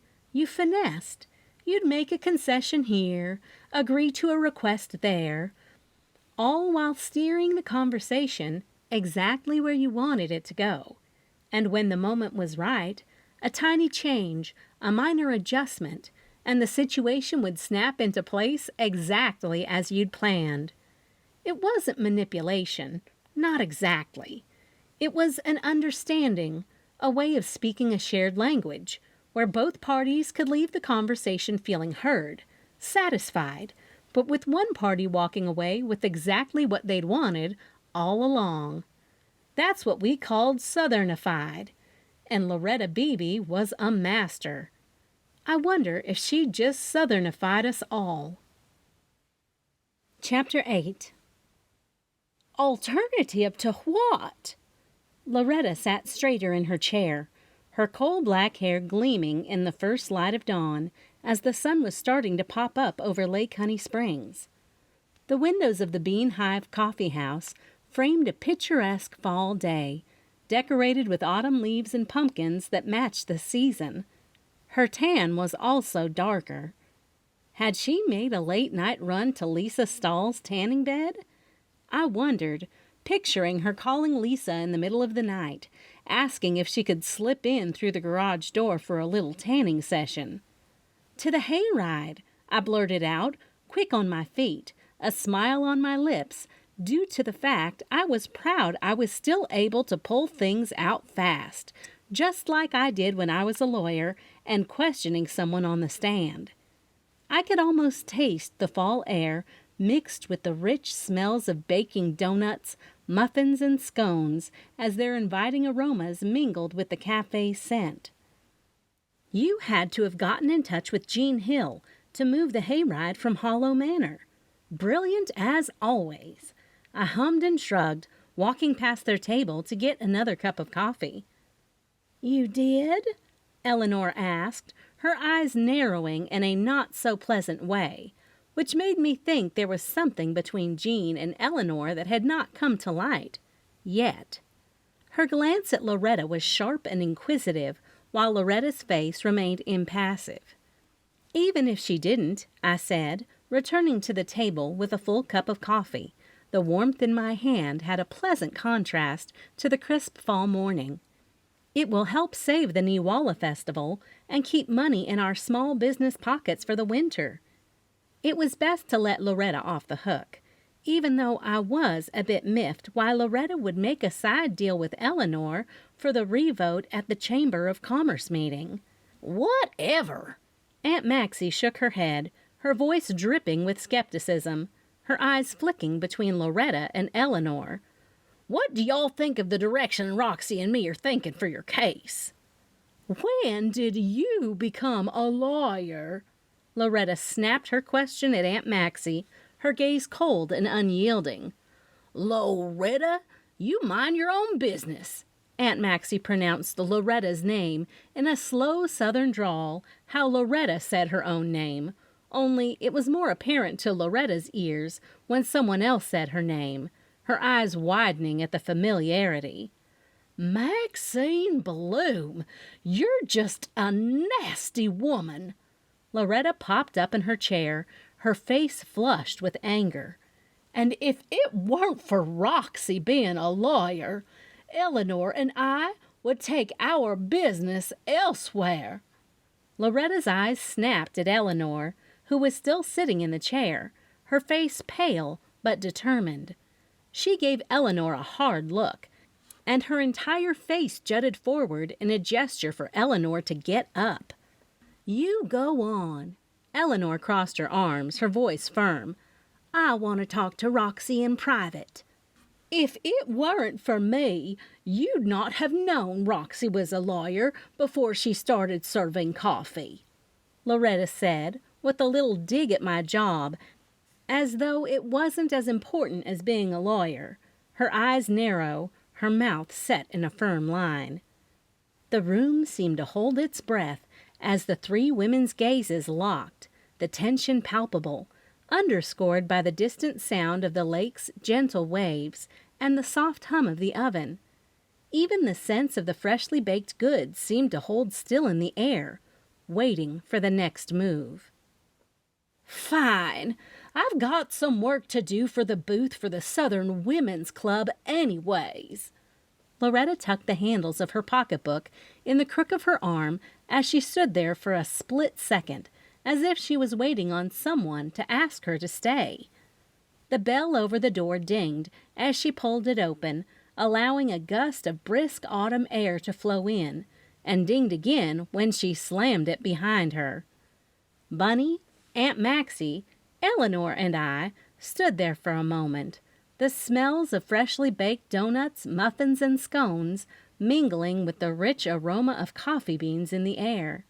Fall decorations adorned the walls and tables, with scattered leaves and pumpkins setting a cozy scene. Then we all busted out laughing. Poor old Loretta, Aunt Maxie joked, her eyes twinkling. Now, what was it you were really going to say? I glanced among the three older women, feeling the warmth of the coffeehouse contrast with the chill outside. I made sure I gave some space between my thoughts and my mouth before the words came out. Eleanor, I've been told how the Chamber of Commerce meeting went when the hayride was between Hill's Orchard and Hollow Manor. I paused when I noticed Eleanor slightly shift, more body language my eye had been trained for. Her eyes darted to the side, a subtle sign of discomfort. I can see you're uncomfortable with the information. Is that what you were saying when you came in about Loretta having another alternative? Eleanor asked, her voice tinged with uncertainty. What alternative? Bunny asked, her brows furrowed, as she made her way over to the tea bar to make sure it was ready for the morning crowd. The chamber wanted a vote on where the hayride was going to be, since it's a business and not on a local level, which took it out of the hands of the town council.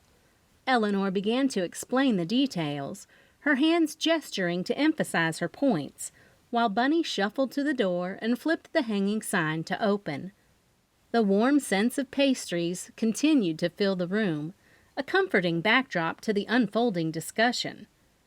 Of course, most people in this town don't want things to change, and when I decided to open Hollow Manor as a ghost attraction, Jean Hill was the first one to protest it in the meetings, Eleanor finished.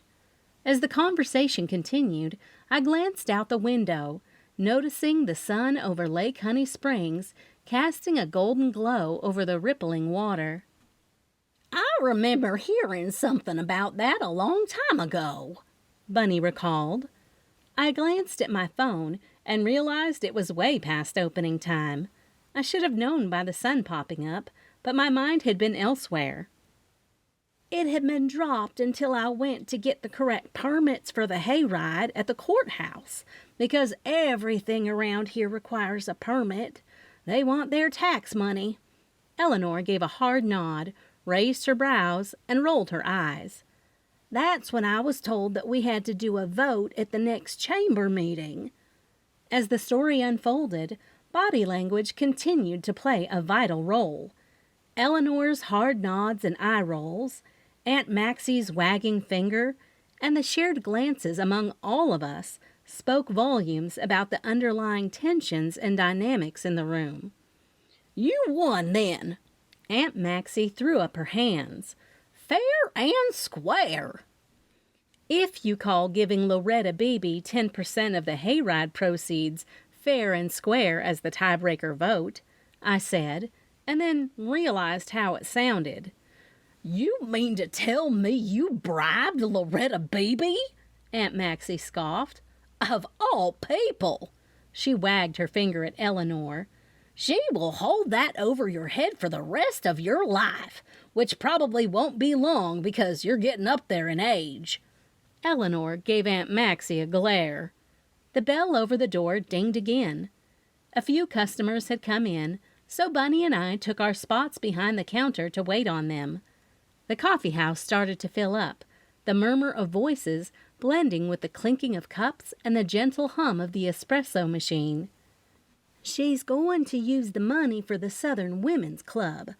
I have a poster at Hollow Manor saying this is happening," Eleanor said, making it clear how she'd informed the community about the 10%. She and Aunt Maxie grabbed the whiteboard and headed through the swinging door to the kitchen. "Heck, can I give her 10% to get my way into her fancy club?"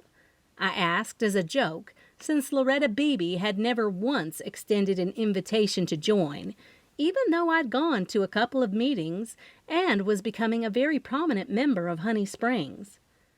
"Fine, I guess not," I said flatly when no one snickered at my joke or even really heard it.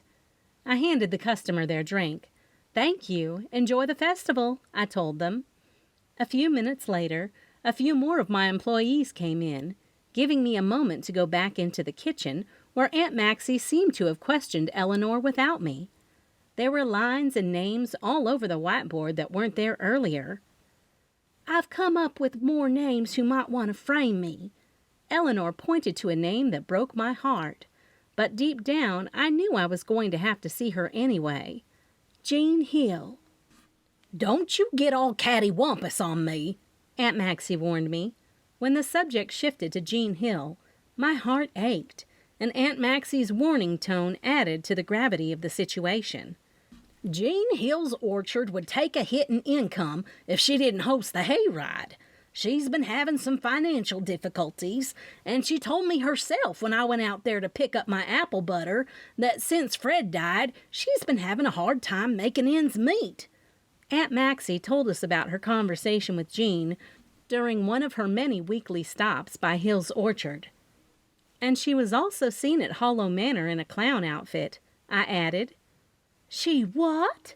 Eleanor's shoulders jerked back. "I saw her. I didn't know it was her until this morning when Kami Montgomery mentioned it. Unfortunately, I also saw her at your pumpkin patch.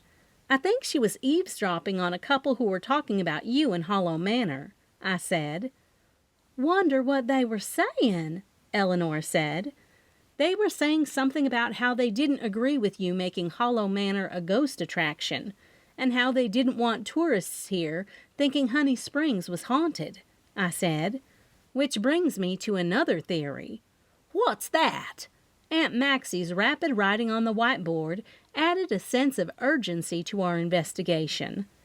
Finally, as I shared my new theory, I could feel the chills crawl up my spine. The room seemed to grow quiet, the rich smells of coffee and baked goods a stark contrast to the dark implications of murder. Do you know who on the Chamber of Commerce board voted you down on the hayride? Because if we can get a list of those votes, we might have our killer. If someone didn't want Honey Springs to have a ghost attraction, what better way to shut something down than murder? I asked. I think my first stop should be Jean Hill. "Does this mean you're going to be my lawyer?" Eleanor asked, right as the door to the kitchen swung open and Sheriff Spencer Shepherd walked in. "What do we have here?" His eyes scanned the whiteboard. "We have pumpkin spice scones with a drizzle of warm butter." Aunt Maxie picked up the plated treats and shoved them in his face as I slid the whiteboard off the workstation and set it on the floor where he couldn't see it. "How about one of Roxy's famous macchiatos to go with it?" Aunt Maxie asked. "I think I'll pass on the macchiato." Spencer seemed a little put off. "That happened to be the last thing in Mangus's digestive system, according to the initial autopsy Kevin Roberts sent over this morning." He turned his gaze to Eleanor. "I'm going to have to ask you to come down to the station to give a statement and for a few questions," he told her, like he expected her to jump up. "We will be down there later this afternoon," I chimed in before she could respond. I put my hand on her shoulder. "Eleanor has hired me to be her lawyer." "Hired you?" he asked, and glanced between me and Eleanor. "I'm giving Roxy 10% of Hollow Manor's proceeds until I can pay the lawyer bill." Eleanor had come up with her own payment plan like she'd done with Loretta. "That's not what's important here," I said, and gave her shoulder a slight squeeze in the hope she'd keep her mouth shut. "What's important is my client doesn't have a real motive to want to kill Mangus." "Your client wasn't able to pay Mangus his deposit. And when he tried to enforce the contract your client had signed about the price hike, he ended up dead." Spencer's account of what happened and Eleanor's story were vastly different. "Here's the contract I got from Catherine Melmont, his wife." Spencer pulled some folded pieces of paper out of the pocket of his brown sheriff's jacket and handed them to me. "I was going to pay him," Eleanor started to explain before I gave her the look to stop talking. "Is this my copy for my records?" I asked Spencer. "No, but I'm sure your client can give you a copy of her contract." He looked at Eleanor. "According to some eyewitnesses, you were overheard yelling at him, saying that no magician was going to stop Hollow Manor from being a success." The gravity of the situation Eleanor was in had gotten much worse than Jean Hill killing Mangus to set Eleanor up because of a hayride. Chapter 9. It took a lot of convincing and coaxing to get Sheriff Spencer Shepherd to let me have a few hours with Eleanor before we came down to the station to answer any more questions he had for her. His eyes were skeptical and his posture stiff, but eventually he relented with a sigh. I was going to take every second I could to get more details on not only exactly who Mangus Melton was by going to visit his wife, Catherine, but to walk down to Jean Hill's booth she'd set up for Hill's Orchard on the far side of the boardwalk. Now that all the Hollow Manor Niwala Festival activities had been moved to her farm, I was sure she wouldn't be manning the festival booth all day by herself, so she could free up her time to make sure everything was going smoothly at the orchard. At least, that's what she'd done in years past. Stepping out of the cozy warmth of the coffee shop, I was immediately greeted by a chill in the air that nipped at my cheeks and sent a shiver down my spine. It was a clear reminder that fall was in full swing, the season of change and transition. The hustle and bustle of the boardwalk seemed to echo that sentiment as vendors and visitors alike prepared for the annual fall festival. Lake Honey Springs sparkled in the distance, its surface reflecting the vibrant colors of the trees that lined its shores. Gulls cawed overhead, their cries mingling with the laughter and chatter of families enjoying the crisp fall day. As I made my way down the boardwalk, I couldn't help but be drawn in by the sights and smells of the various vendors setting up their stalls. There was Mrs. Thompson, arranging her homemade jams and jellies, the deep reds and purples glistening in the sunlight. A few stalls down, Mr. Harris was displaying his hand-carved wooden toys, each piece a testament to his craftsmanship and love for his art. I'd been intending to get something made by his hands for Patrick, maybe for Christmas, since time got away from me to do anything for our anniversary. I passed by Walk in the Bark Animal Boutique, the playful yips and barks of the pets inside contrasting with the delicate tinkling of the wind chimes hanging by the entrance. Glancing through the window, I saw a display of colorful pet sweaters, perfect for the cooler weather. Morgan Keyes, the owner, knocked on the glass display window. The sunlight bouncing off the window had hidden her from my eyes. We waved and smiled. She held up a finger for me to wait. Her long brown hair swung around when she picked something up. She pushed her bangs more to the side when she turned back to me holding up the cutest Christmas sweater that would fit Pepper. "I want it," I mouthed, and she nodded before I started on my journey down the boardwalk, knowing she'd put it back for me until I could go in there to pay. Or she'd beat me to the punch and come down to the Bean Hive to grab a coffee. As I continued on, the Crooked Cat bookstore caught my eye. Its quaint, old-world charm always drew me in, with its creaking wooden floors and shelves lined with well-loved books. It was actually my favorite store on the boardwalk and held very fond memories. I could almost smell the musty scent of aged paper, a comforting aroma that spoke of stories and secrets waiting to be discovered. Thankfully, Leslie Rourke didn't open up before 10 a.m., even during special holidays, so I wasn't tempted to go inside to see her latest book orders. But my mission today was clear, and I couldn't afford to be distracted. I pressed on, the images and sensations of the bustling boardwalk staying with me as I headed toward Jean Hill's booth. Flapping in the fall breeze was the autumn-colored banner that she'd tied around the poles of her booth. With each step, I felt the weight of the responsibility and the urgency of the task at hand. I was on a path that could lead to answers, or more questions, and I knew that every moment counted. The festival was in full swing, but the shadows of suspicion and doubt were never far away. I found my way to Jean Hill's booth, a vibrant display of Hill's Orchard's bounty. It was a testament to the essence of fall, a cornucopia of seasonal products ranging from dairy delights to fragrant goat soap. The various shades of apples, pears, and plums danced together, while pumpkins and squash held court over a colorful array of mums and other flowers. In the center of the booth, a flyer caught my eye, detailing all of the activities for the Niwala Festival. It was strange to think that everything had been moved from Hollow Manor, now a crime scene, and she already had a flyer. Next to Jean's booth, the delicious aroma of specialty popcorn and caramel apples teased my senses, and children's laughter echoed from the pumpkin carving station. The boardwalk was already booming, and it was barely 9:30 a.m. It was a testament to how the rest of the day was going to go. "Roxy, darling, come try some of our new goat cheese," Jean called out, her voice full of warmth, but her eyes betraying something more complex. She was busying herself with a display of fall vegetables, her hands deft, but her movements slightly uneasy. I made my way over, feigning casual interest.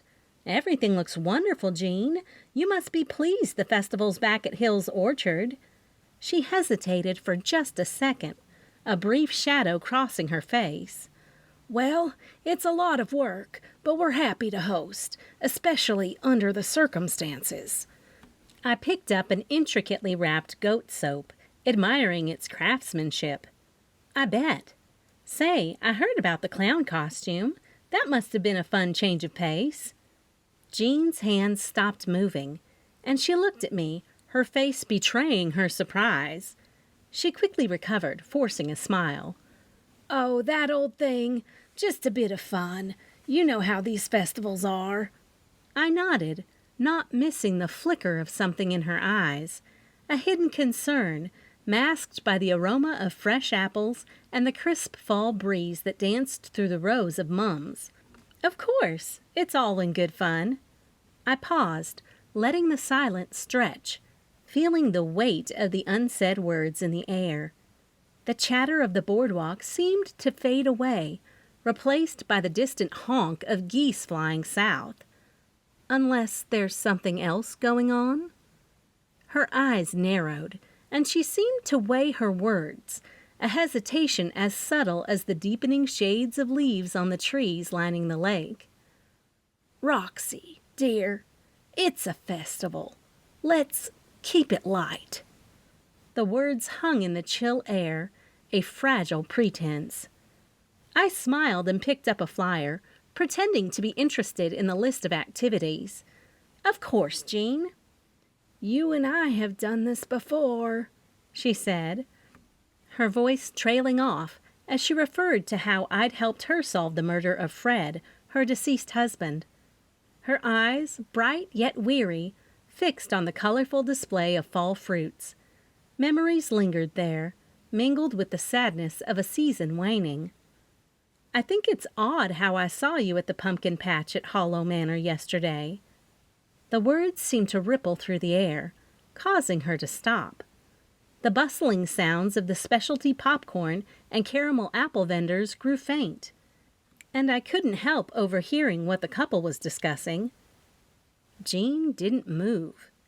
She stood there with a sample of goat cheese in her hand, her body frozen, a statue amid the vibrancy of the autumn harvest. Her eyes, once alive with excitement, now clouded with something unspoken. "And from what I understand, the orchard is having a bit of a bad spell." I cocked my head to the side to take in her facial features, noting the weariness in her eyes, the slight tremor in her hands as she clutched the cheese. "Fine. I admit I went there in full costume to see exactly what she was doing that I didn't do. Yes, the orchard isn't doing as well this year." She ran her hands along the row of orange, yellow, deep purple, and red mums. Her touch was delicate, yet fraught with a silent despair. "These are definitely not as full and vibrant as years past. You know we had a very dry summer, which meant I had to spend a lot more on water for the garden. That includes the vegetables, too." She turned and slightly looked over at the vegetable crates, her gaze lingering on the bounty of the season. The pride of her work, now tainted with doubt and fear. "I can't imagine what Fred is thinking up there." Jean glanced up, a frown on her face, her words heavy with longing and a loss that seemed to echo in the chill wind. "I have worked so hard to keep up with the demand that I can no longer sustain the farm with the little profits I'm making." "There are things we can do." I put my hand on my chest, my voice filled with empathy, reaching out to her across the barrier of her worry. "Things I can do to help. Maybe we need to sit down and look at your business plan." "What business plan?" She snickered, a hollow laugh that seemed to drift away with the scent of burning wood from a distant bonfire. "I plant the seeds, water, grow, harvest, and sell," she said in a defeated tone, her shoulders slumping, her spirit wilting like the fading blooms of summer. "But now that seems like the least of my worries." My eyes narrowed, focusing on her, trying to read the subtle shifts in her expression, the small, telltale signs that hinted at the truth. "You being here tells me that you think I've had some sort of hand in the murder that took place over at the manor. I didn't." She shook her head, her voice firm yet tinged with fear. Her eyes met mine, a challenge, a plea. "I simply put on a costume to disguise myself so as not to give Eleanor the satisfaction that she beat me in the vote at the Chamber of Commerce meeting." "I'm not saying you did anything. But, Jean," I was careful to use a more sympathetic tone with her, my words soft and reassuring, like a very gentle rustle of dry leaves on the ground. After all, she was a pillar of Honey Springs, and always so giving to everyone. Here are the facts. You lost the vote, which takes even more money away from the orchard. You go to Hollow Manor disguised. Mangus was murdered, and now the activities have returned to the orchard, your orchard, which puts money back in your pocket.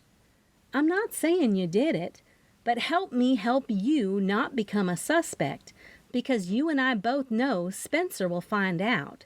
Then he will come to you about it." Her face paled, her eyes widened, a deer caught in the headlights. The playful laughter of children at the pumpkin carving station seemed to mock the gravity of our conversation. "Are you saying if I tell you everything, you'll help me stay off his suspect list?" Jean's voice quivered, her eyes searching mine for assurance. The hope and despair mingled in her voice, a desperate cry for help amid the festive decorations, the rich smells of fall, and the lingering shadow of something darker. "Of course. You know I will help you, but I also need to help Eleanor," I said, my voice calm but firm. I offered for her to walk along the boardwalk with me, the golden rays of the late afternoon sun casting long shadows, the world bathed in the glow of autumn. I wanted to hear exactly what she saw last night before I'd found Mangus's murdered body. The festive sounds of the boardwalk were now a distant echo, the secrets of Hollow Manor beckoning us closer. As we continued to stroll down the boardwalk, Jean's eyes flickered with a mixture of indignation and despair. The sights and sounds of the Niwala Festival, usually so full of life and energy, now seemed to take on a melancholy air. Vendors selling their wares, specialty popcorn being popped, and the laughter from the pumpkin carving station all seemed distant as Jean began to recount her story. "You know, Roxy, I went to the chamber meeting thinking it was a mere formality. Everyone loves the festival at the orchard. It's tradition, and traditions mean something in Honey Springs," Jean said, her voice tinged with bitterness. The aroma of freshly baked apple pies filled the air, mingling with the sweet scent of caramel apples and the earthy fragrance of the fall vegetables. But beneath the festive surface, something else lingered, a tension that hung in the chilly air like a fog. "I thought Eleanor was just there to support the event, like she always does. But then she stood up and proposed moving the festival to Hollow Manor," Jean continued, her voice trembling with disbelief. "I was stunned. We all were. I looked around the room and I could see the confusion on everyone's faces." We passed by the Crooked Cat bookstore, and the playful chatter of families enjoying the festival seemed to fade as Jean's tale unfolded. Her eyes were moist, her face pale, the usually cheerful demeanor replaced by a look of betrayal. "Some folks spoke up right away. They didn't like the idea of turning our lovely town into a ghost attraction. They said Lake Honey Springs has enough charm, enough history, without making up fake ghost stories. We're proud of our town, and we don't want it turned into some cheap tourist trap," she said, her words biting. I watched her carefully as she spoke, her body tense, her hands clenched into fists. The festive decorations that adorned the booths seemed garish now, the bright colors jarring against the dark undertones of our conversation. "Eleanor was adamant, though," Jean went on, her voice growing softer. "She said that Hollow Manor would be a perfect setting, that it would add a new dimension to the festival. She spoke eloquently, persuasively. But I could see the doubt in the eyes of the chamber members. They were torn." We stopped by a booth offering a variety of fall mums and flowers, their vibrant colors a stark contrast to Jean's dark tale. The rustling of leaves in the cool breeze seemed to whisper secrets, and the chill in the air sent a shiver down my spine. "In the end, the vote was close. Too close. But Eleanor won," Jean said, her voice breaking. "I felt betrayed, Roxy.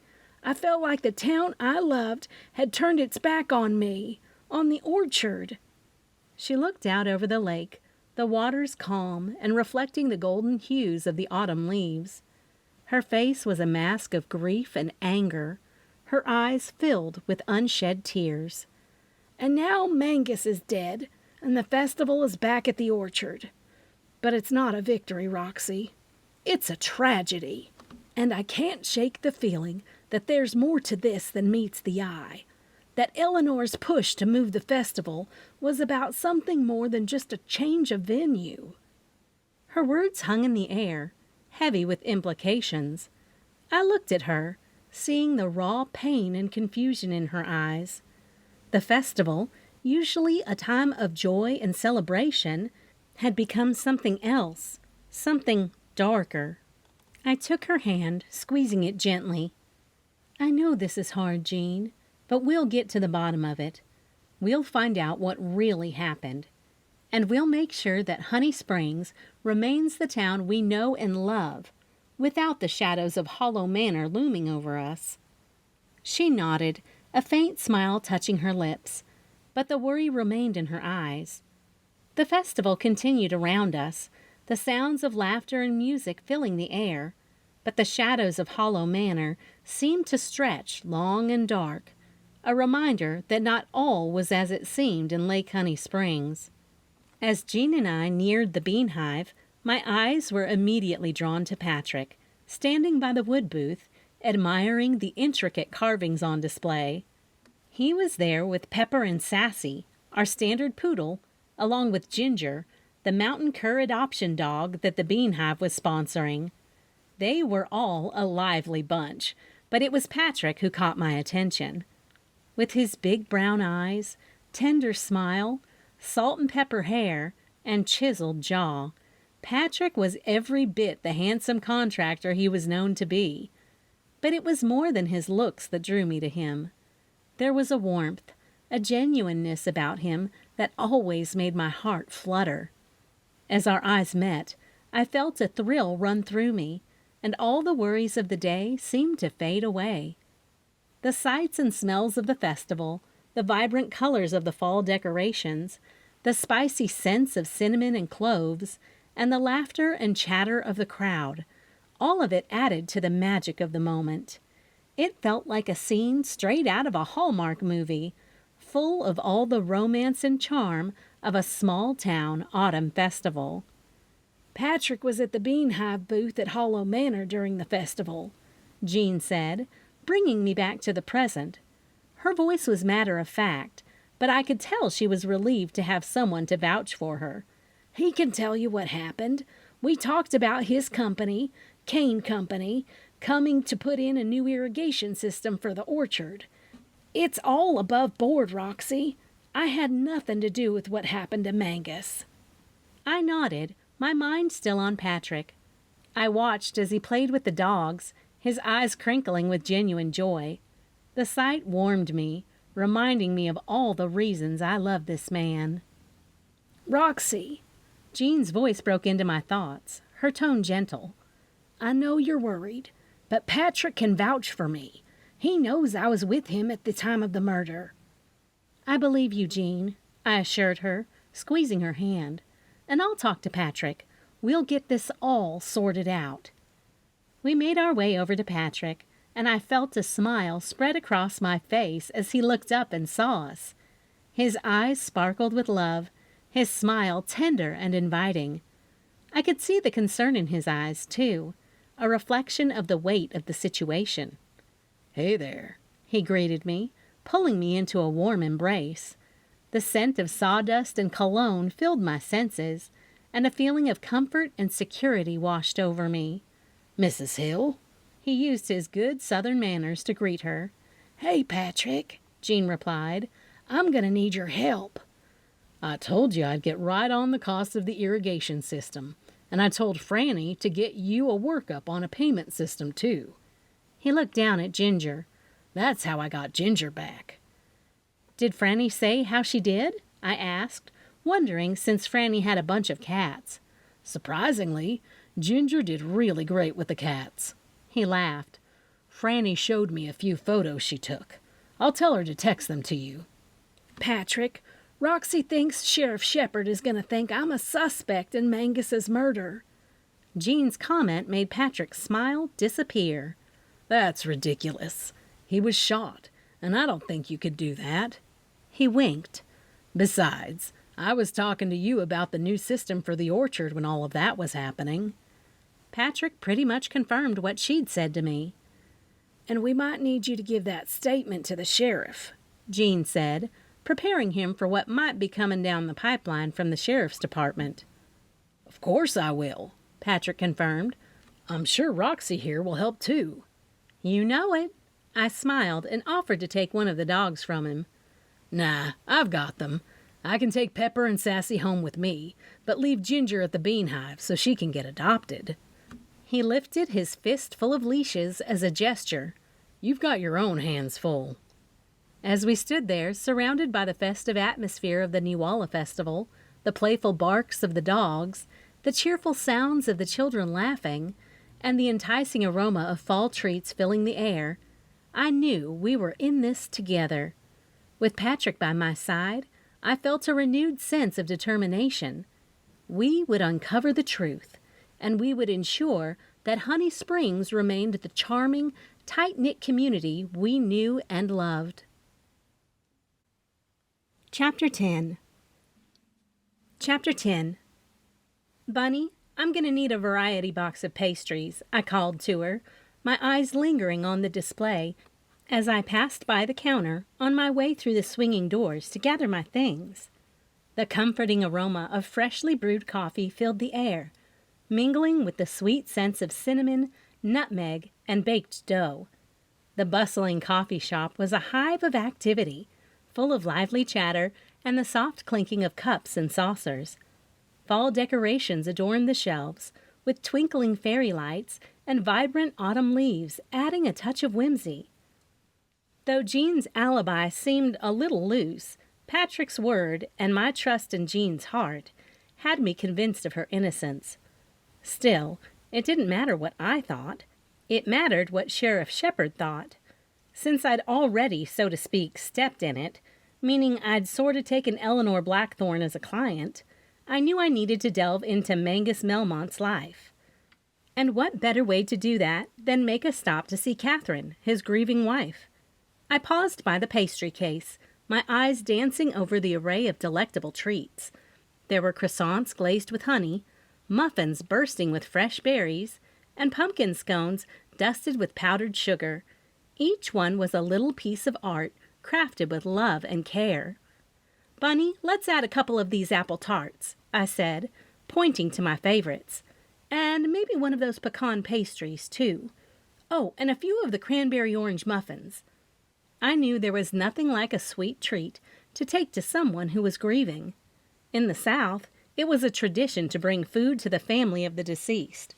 It was a gesture of comfort, a way to nourish both body and soul during a time of sorrow. I hoped that these pastries, lovingly prepared and full of the flavors of fall, would open the door to the Melmonts' home and provide some solace to Catherine. As Bunny packaged up the pastries, I couldn't help but feel a pang of sympathy for Catherine. Losing a loved one was never easy, and the circumstances surrounding Mangus's death made it all the more tragic. "I've got to add something to our murder board," Bunny whispered, her eyes shifty. She put the box on the counter and leaned her hip against it. "I've been thinking about you-know-what." She used her hands to make a shooting gun gesture. "My mind don't recall things too fast anymore, but a couple of weeks ago, I was in here by myself, and Jean came in. She dropped off the month's honey order." "Yeah?" I nodded, recalling coming in later that afternoon and putting away the jars I'd ordered. I loved using her honey in my recipes and coffee. "I'm not sure what it was about, because you know Loretta drives me crazy, and I try to steer clear of that woman." Bunny knew how to make a long story longer. I rolled my hand in a gesture for her to get on with it. "They were discussing the vote at the chamber. You know." Her brows nodded. "The one where Loretta was the deciding vote." "Yeah," I nodded. "What exactly do you remember hearing?" Jean said something to Loretta that she couldn't do a full 10%, but she could do flowers and other things for a full year for the club and the club's events. Bunny leaned in closer. Now that I think about it, I believe Jean was trying to get Loretta to go back on her vote. How did Loretta take it? I gulped back the idea that Loretta and Jean might have come together to plan this sinister event. She said something about maybe seeing what she could do. Bunny's words sent a fright right through me. Keep your ears peeled. I lifted my chin, grabbed my extra coat from the coat hook, and pulled it over top of my sweatshirt, feeling the crisp fall air nip at my cheeks as I prepared to leave. The warm, inviting ambiance of the coffee shop was a stark contrast to the mystery and uncertainty that lay ahead. With a final glance at the bustling scene, I stepped out into the day, the box of pastries in hand, and the weight of responsibility heavy on my shoulders. "Thank you for waiting," I said to Patrick, a warm smile on my face, as I emerged from the coffee shop. He and our fur babies had waited outside, patient as ever, while I collected the pastries and my things and dropped off Ginger. I should have planned on not riding my bike this morning, I added, the vibrant scene of the bustling tourists and festival goers enveloping us as we navigated the boardwalk. Patrick chuckled, taking the box of pastries from me in exchange for the dog's leashes. "Well, speaking of plans, I was thinking we should have a nice dinner at the watershed tonight." His eyes twinkled with a mixture of mischief and sincerity. "That sounds good, but what's the occasion?" I asked, dodging a group of kiddos dressed as pirates, witches, and superheroes, their faces lit with the joy of the Niwala festival. "No occasion, just the realization that we've been so busy lately. I want us to have a weekly date, especially with the holidays fast approaching," he replied, guiding us skillfully through the throng of tourists. "I know you've got a lot planned with the coffee shop, and all the holiday-themed coffee blends and pastries you make will take up a lot of your Sundays." I looked up at him, surprised and touched by his thoughtfulness. He'd remembered how it was that time of the year when I closed the Bean Hive on Sundays, mainly for the fact that the tourist season just wasn't that busy and didn't warrant me having it open. And even though I wasn't open for business, I went every Sunday to make new coffee blends and prepare for the week ahead.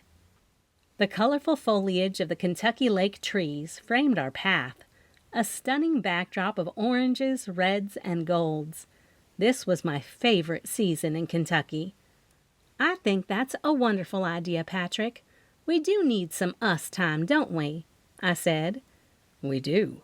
Life gets busy and I miss you," he said, his voice soft but firm, his big brown eyes filled with tender resolve.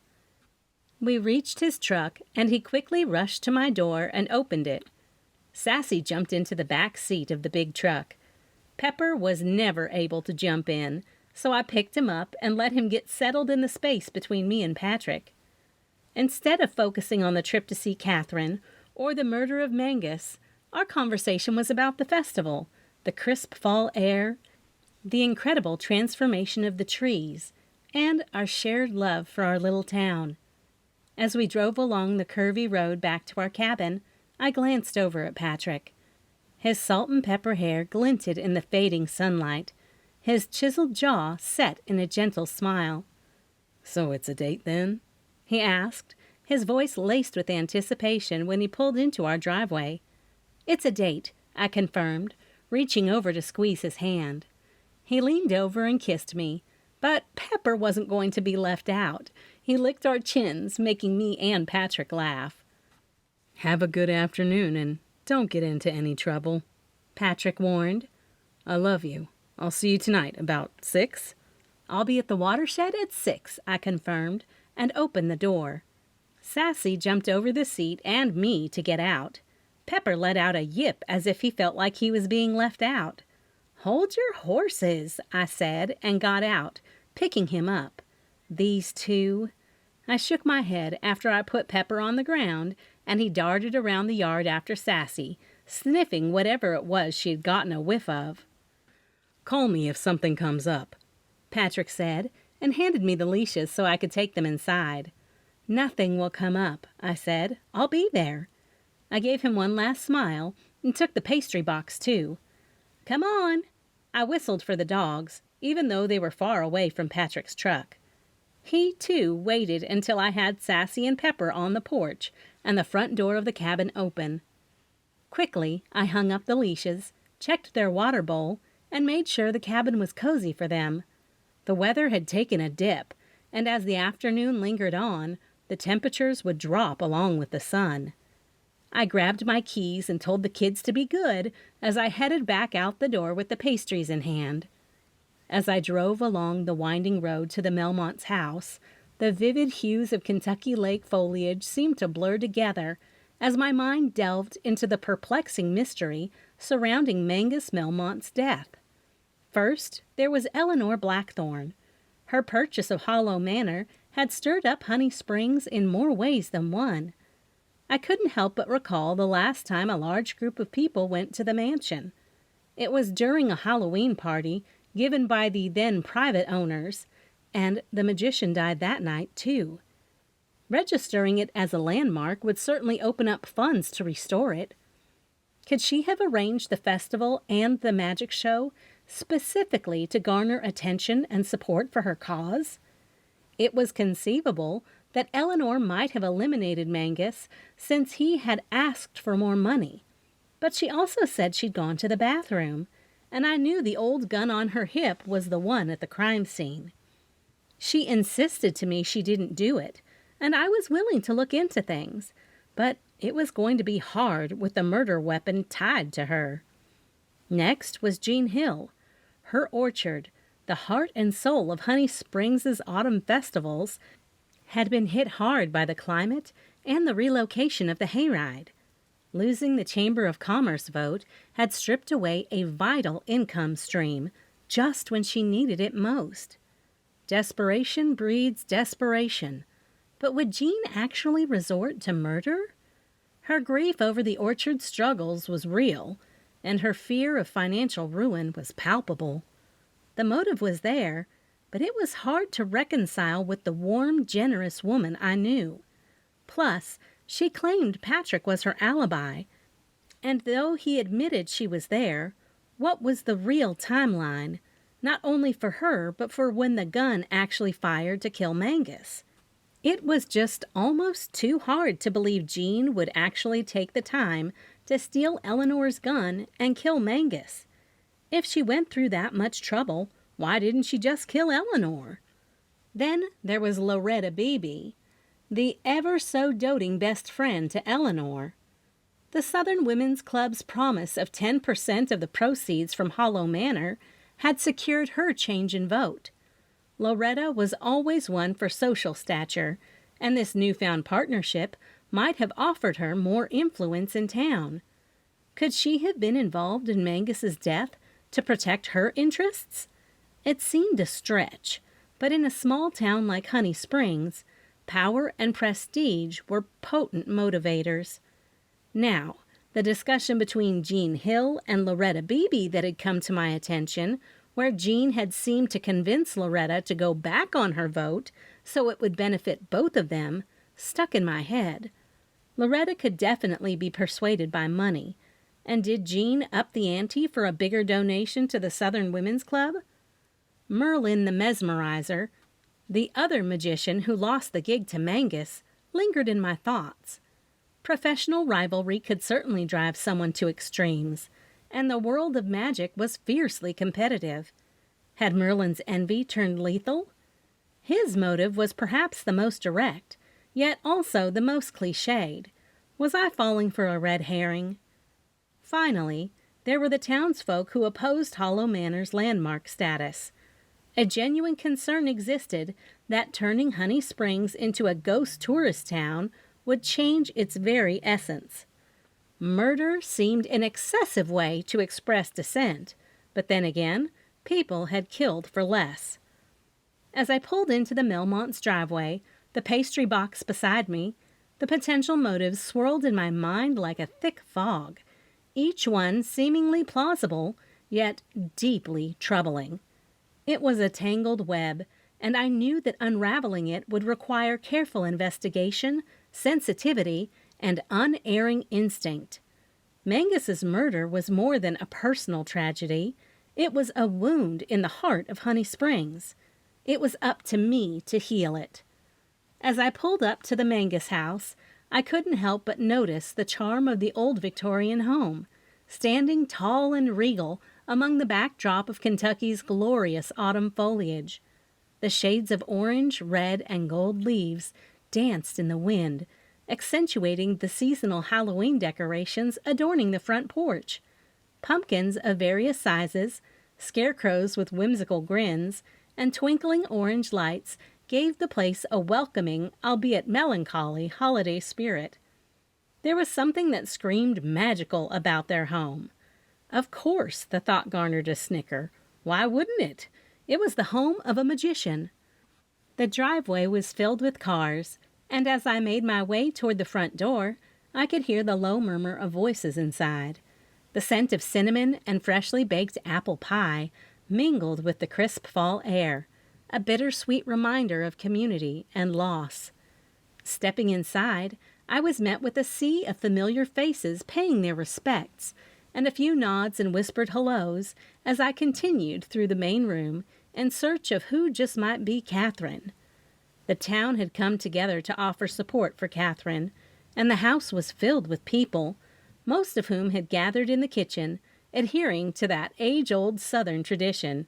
In times of sorrow, the kitchen was the heart of comfort, where casseroles were shared, stories were told, and memories were cherished. I made my way through the living room, past a group of people recounting one of Mangus's famous magic tricks that had once left the whole town talking for weeks. "Y'all remember the harvest fair 3 years ago?" The storyteller, a robust man named George, asked, his eyes twinkling as he leaned on the kitchen counter. A few nods and murmurs of agreement circled the room. "Well, Mangus Melmont performed the most astonishing magic trick I'd ever seen that night. You know how Mangus loved his showmanship," George continued, drawing his audience in closer. "Oh, do tell, George!" one of the women exclaimed, eyes big with anticipation. George's smile widened. "Mangus had a giant pumpkin right in the center of the stage. Must have weighed a ton. He asked for a volunteer from the audience and chose young Billy Thompson, no older than 10 at the time." A collective "Aww" echoed through the room as people remembered the scene. "Then," George's voice dropped to a conspiratorial whisper, "Mangus covered the pumpkin with a giant silk cloth, all the while chatting with Billy, making him laugh and engaging the crowd." He paused, savoring the memory and the rapt attention of his listeners. "And?" someone prompted, unable to contain their curiosity. "With a flourish," George continued, his eyes sparkling, "Mangus whisked the cloth away, and there, in place of that massive pumpkin, stood Billy's lost dog, Rover, wagging his tail and as happy as could be." The room erupted in gasps and exclamations. "No way!" someone called out. "I remember that," another voice chimed in. "Billy had been looking for Rover for weeks." George nodded, his face beaming. It was pure magic. Mangus had found Rover and planned the whole thing to reunite them in front of the entire town. There wasn't a dry eye in the house. People around the room shook their heads, smiles on their faces, and a soft murmur of admiration filled the air. "That was Mangus for you," George concluded, his voice filled with affection. "A magician with a heart as big as his tricks." The memory seemed to hang in the room, a shared moment of joy and wonder that connected everyone present. It was a snapshot of the magic that Mangus Melmont had brought into their lives, a magic that transcended mere tricks and touched something deeper within them all. Their smiles, mixed with their tears, painted a picture of a man who had brought joy and intrigue to so many. I glanced out the kitchen window and noticed a cluster of people on the patio. The chatter and clinking of glasses led me outside, where the view of the lake was breathtaking under the autumn sun. As I made my way onto the patio, where the murmur of conversation and the scent of burning leaves were in the air, I spotted a woman standing by the railing, smoking. I was drawn to her, and as I approached, I couldn't resist asking about the magic trick I'd just heard about. "Excuse me, ma'am?" I said, my curiosity piqued. I overheard a story about a magic trick Mangus performed with a lost dog. Do you know how he managed to pull that off? It sounds extraordinary. The woman took a slow drag from her cigarette, her eyes narrowing slightly as she studied me. A wistful smile tugged at her lips as she exhaled. "Mangus always had a way of making the impossible seem real," she said, her voice low and raspy. "That dog trick? Oh, that was something special." My eyes widened, eager to know more. How did he do it? Her smile deepened. "Well, darling, Mangus found out about the lost dog from one of his fans, who knew Billy's family. He saw a chance to do something good and turned it into a magical moment for everyone involved. Spent weeks looking for that dog, he did. Found him caught in a trap out near the woods and nursed him back to health." She flicked the ash from her cigarette and looked me square in the eye. "People think magicians are all about deception and trickery, but Mangus believed in the magic of human kindness," she continued. "He loved the way a good trick could bring joy and wonder into people's lives." I was struck by the warmth in her eyes and the passion in her voice. It was clear she knew Mangus well. Then he'd love all of this, wouldn't he? I gestured to the gathering, the chatter, the people recalling memories. Her eyes softened and she nodded. "Oh, yes. Mangus was always fascinated by people who were nosy. He loved this. That's why he got into magic, because no one could figure out his tricks." It was then that I realized who I was talking to. "You're Catherine, aren't you? Mangus's wife?" Her eyes twinkled. "Guilty as charged. And you are?" "Roxy Bloom," I replied, extending a hand. Catherine took it, her grip firm and warm. "Pleasure to meet you." I felt a pang in my chest, a mix of sadness and admiration for the man who had touched so many lives. His magic had been about more than just illusions. It had been about connection, empathy, and love. It struck me that he wasn't just a magician, but a real man, a real person, with loved ones and a kind heart. He didn't deserve to die. "Thank you," I whispered, feeling both honored and humbled. I'm finding out that he was truly one of a kind. Her smile was bittersweet as she looked out over the gathering, the autumn breeze rustling the nearby trees. "Yes, he was. Yes, he was." "Catherine, this is such a devastating loss," I said, feeling a renewed sense of determination. "Do you have any leads on who might have wanted to harm Mangus?" Catherine looked off into the distance, taking another drag from her cigarette. "Well, there are a few other magicians who are jealous of him. Mangus had a way of making magic look easy. He even took some young magicians under his wing at the school." "School?" I asked, intrigued. "A school for magicians?" "Yes, the Covington School of Magic," Catherine replied, her eyes lighting up. "Mangus loved teaching there. He believed in passing on the craft, helping others find their way." "That's remarkable," I said, fascinated. "Who were some of the magicians he helped?" "Oh, there were many," Catherine said, "but one that stands out is Merlin the Mesmerizer. Mangus saw potential in him." "Merlin," I repeated, my mind whirring. "I've heard that name before." Catherine's eyes sparkled with memories. "Mangus helped Merlin develop his stage presence, refine his techniques. They worked on a levitation act together that became Merlin's signature. But it was more than just tricks. Mangus taught him about connecting with the audience, about the real magic that lies in making people believe in something bigger." I could hear the admiration in her voice, but something tugged at me. "That's incredible. But did they always get along? I mean, were there ever any disagreements or rivalries? Catherine's face clouded for a moment. Well, they had their differences. Merlin was ambitious, wanted to rise quickly. Sometimes he seemed more interested in fame than the art itself. Mangus tried to guide him, but Merlin was headstrong. Still, I never thought it would lead to anything like this. She looked at me, her eyes searching. Why do you ask? I took a deep breath, choosing my words carefully. I'm trying to understand what happened to Mangus, to find out who would want to hurt him. Merlin's name came up in connection with Eleanor's event. Catherine's eyes widened, and she crushed out her cigarette. Merlin was involved with Eleanor's event?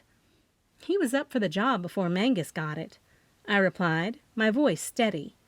She looked away, her mind working. That's interesting. I didn't know that. I reached out and touched her arm gently. Catherine, I want to find out who did this. If there's anything you can tell me, anything at all, please let me know. She looked at me, her eyes filled with pain, but also determination. I could see the trust in her eyes, and I knew I had to be honest with her about my intentions. Catherine, I appreciate your trust. Let me tell you a little bit about myself.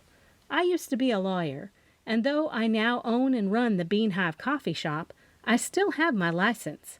Eleanor Blackthorn is the prime suspect in Mangus's murder, and I'm representing her.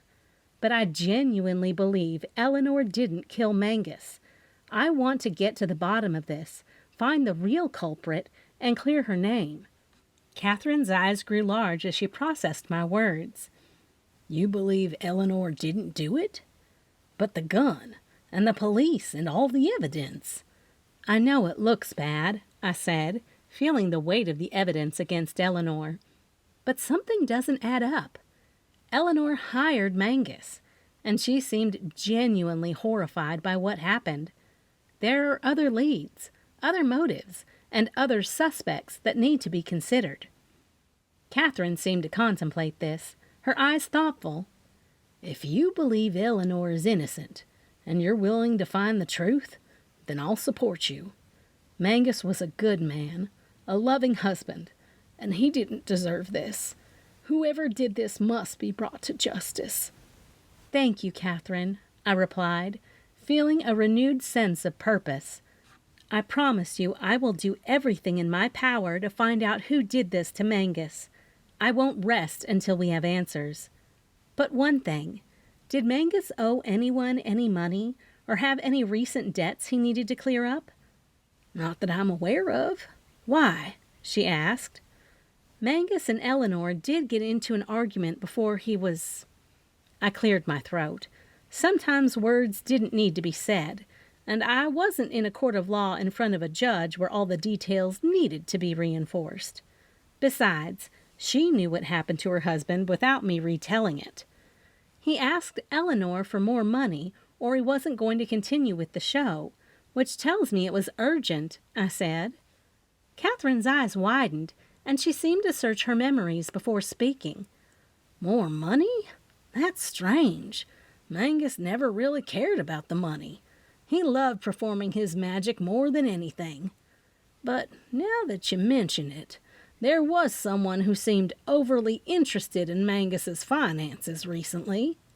Who's that? I asked, feeling the itch of curiosity. A fellow magician, actually. A man named Victor Grant. He was a student of Mangus's at the magician school, and they were quite close.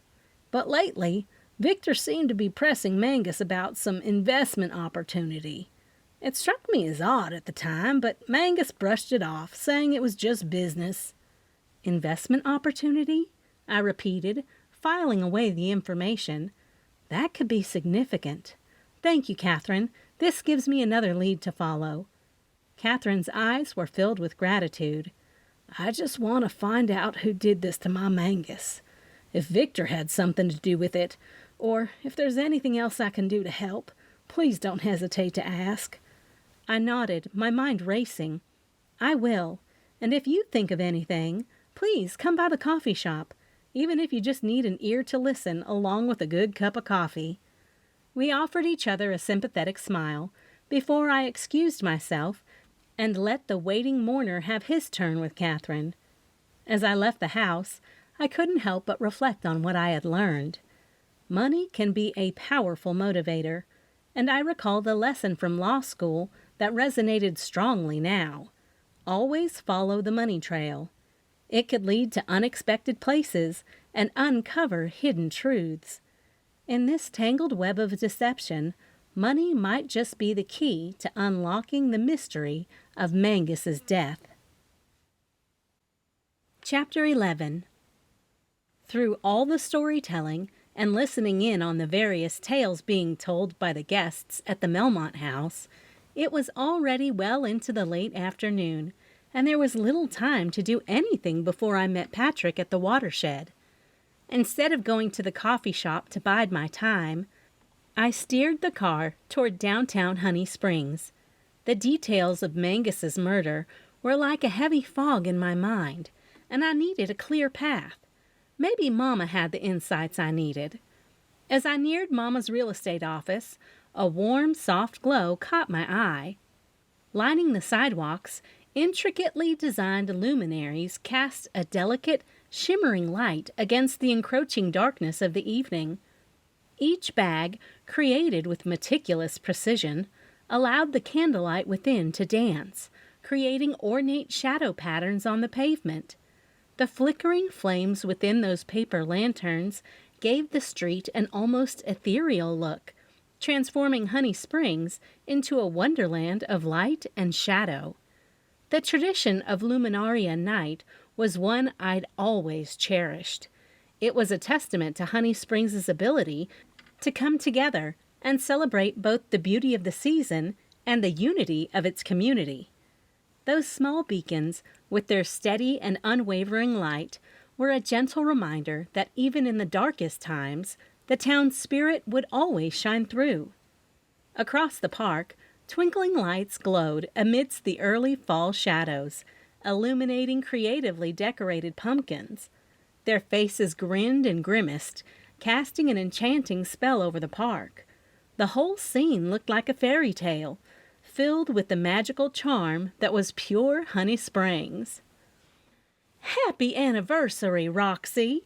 Penny Bloom, my mom, called out, her eyes crinkling with joy as she spotted me. I blinked, momentarily stumped, then rolled my eyes and sighed. Oh, don't remind me. With Mangus's case, I completely forgot. No wonder Patrick asked me to supper at the watershed. She came over, her arms wide, and enveloped me in a hug. "I understand, sweetheart. But come, help me with these, and we'll talk about something else." As we worked together, the flickering light of the candles casting a gentle glow on her face, I asked, "Mom, do you recall the vote about the hayride? Was there tension in the room?" Mom's brow furrowed, and she nodded. "Oh, yes, dear. Thick as molasses it was, especially when the ghost attraction was brought up. Mrs. Whitley and Mr. Carlson were quite vocal against it." I stopped, my hand hovering over a candle, and looked at her, puzzled. "Against it? Why?" Mom sighed, her eyes reflecting the twinkling lights of the park. "They're afraid of change, Roxy. Always have been. But change is growth, and Honey Springs is in a growth period. We need to embrace it." "Mama?" I asked, shifting my gaze from the glowing luminaries to meet her eyes. I overheard two older people talking about the ghost attraction at the pumpkin patch, and I wondered if it was Mr. Carlson and Mrs. Whitley. "Do you know them?" Mama looked up from her task of lighting the tea candles and tilted her head, considering the question. "Why, sure, honey. I've worked with both of them in real estate transactions over the years. They've been around Honey Springs for ages, both quite vocal about town matters. Why do you ask?" I hesitated, recalling the specific conversation. They seemed rather opinionated about the ghost attraction. Can you describe them to me? Mom straightened up and wiped her hands on her apron, her eyes narrowing as she thought back. Well, Mrs. Whitley is a rather elegant lady, always dressed to the nines. A bit prim and proper, if you ask me. Likes things just so. Very active in community matters, but has a reputation for being somewhat resistant to change. She's passionate about preserving the traditional Honey Springs. She paused and looked across at the twinkling lights in the park, lost in thought. Now, Mr. Carlson, he's a different story altogether. A retired businessman, sturdy and gruff, doesn't mince his words, and makes it known when he disagrees with something. He and Mrs. Whitley often see eye to eye, though, particularly when it comes to opposing new ideas around town. Her lips tightened into a thin smile. They both were quite outspoken during the vote about the hayride, even brought up the ghost attraction issue. You know how some folks are around here. They cling to the past and fear what's new and unfamiliar. I nodded, absorbing her words, the image of Mrs. Whitley and Mr. Carlson forming in my mind. Their resistance to change was evident, but could there be more to their objections? The conversation I overheard had seemed unusually intense. "Mama," I finally said, my voice soft, "do you think they could be involved in something more than just a disagreement over the town's attractions?" Mom looked at me with concern in her eyes. "What are you getting at, Roxy?" I shook my head, unsure myself. "I don't know, Mom, but something about what I overheard doesn't sit right with me. I think I need to look into this a little more." With a thoughtful nod, Mom returned to her task, but not before giving me a reassuring pat on the arm. "You always follow your instincts, honey. Just be careful." "Do you know anything about landmarks, Mom?" I asked, my thoughts racing as I made the connection between the real estate dealings and the potential motive behind the opposition to the town's attractions. Mom looked up from the luminaries, surprise in her eyes. "Landmarks? Well, of course I do, honey. In real estate, landmarks can significantly affect property values and development. They're often tied to historical significance or cultural heritage. Why do you ask?" I furrowed my brow, trying to piece together the puzzle. Could the ghost attraction or the hayride be affecting any landmarks or historical sites here in Honey Springs? Could Mrs. Whitley or Mr. Carlson be trying to protect something? Her eyes widened as she considered the implications. She put down the tea candle she was holding and crossed her arms, deep in thought. "You know, that's an interesting thought," she finally said, her voice measured. "There have been some disputes in the past over development near historical landmarks. Some folks take great pride in preserving the town's history, and I suppose Mrs. Whitley and Mr. Carlson might fall into that category." She paused, looking out at the twinkling lights in the park, her eyes thoughtful. "But to go to the lengths of opposing a simple ghost attraction or hayride? That seems a bit extreme, doesn't it?" I nodded, but a nagging feeling remained. Maybe, but people can be very passionate about what they believe in. And if there's money or prestige involved, well, passions can turn into something more. Mama looked at me, her eyes filled with understanding. "You think this might have something to do with Mangus's murder, don't you?" I sighed, rubbing my temples. "I don't know, but something's not adding up. I need to dig deeper into this. Maybe there's more to these landmarks and real estate dealings than meets the eye." Mom reached out and gently squeezed my hand. "You're on to something, Roxy. Just be careful, okay? This town has its secrets, and not everyone wants them uncovered." I smiled at her, grateful for her support. "I'll be careful, Mom, and thank you." As I left the warm glow of the luminaries and headed toward my car, the thoughts swirled in my mind. Landmarks, real estate, community pride, hidden agendas. They were all pieces of a puzzle that seemed to be coming together. But how did it all connect to Mangus's murder? I was determined to find out. Chapter 12.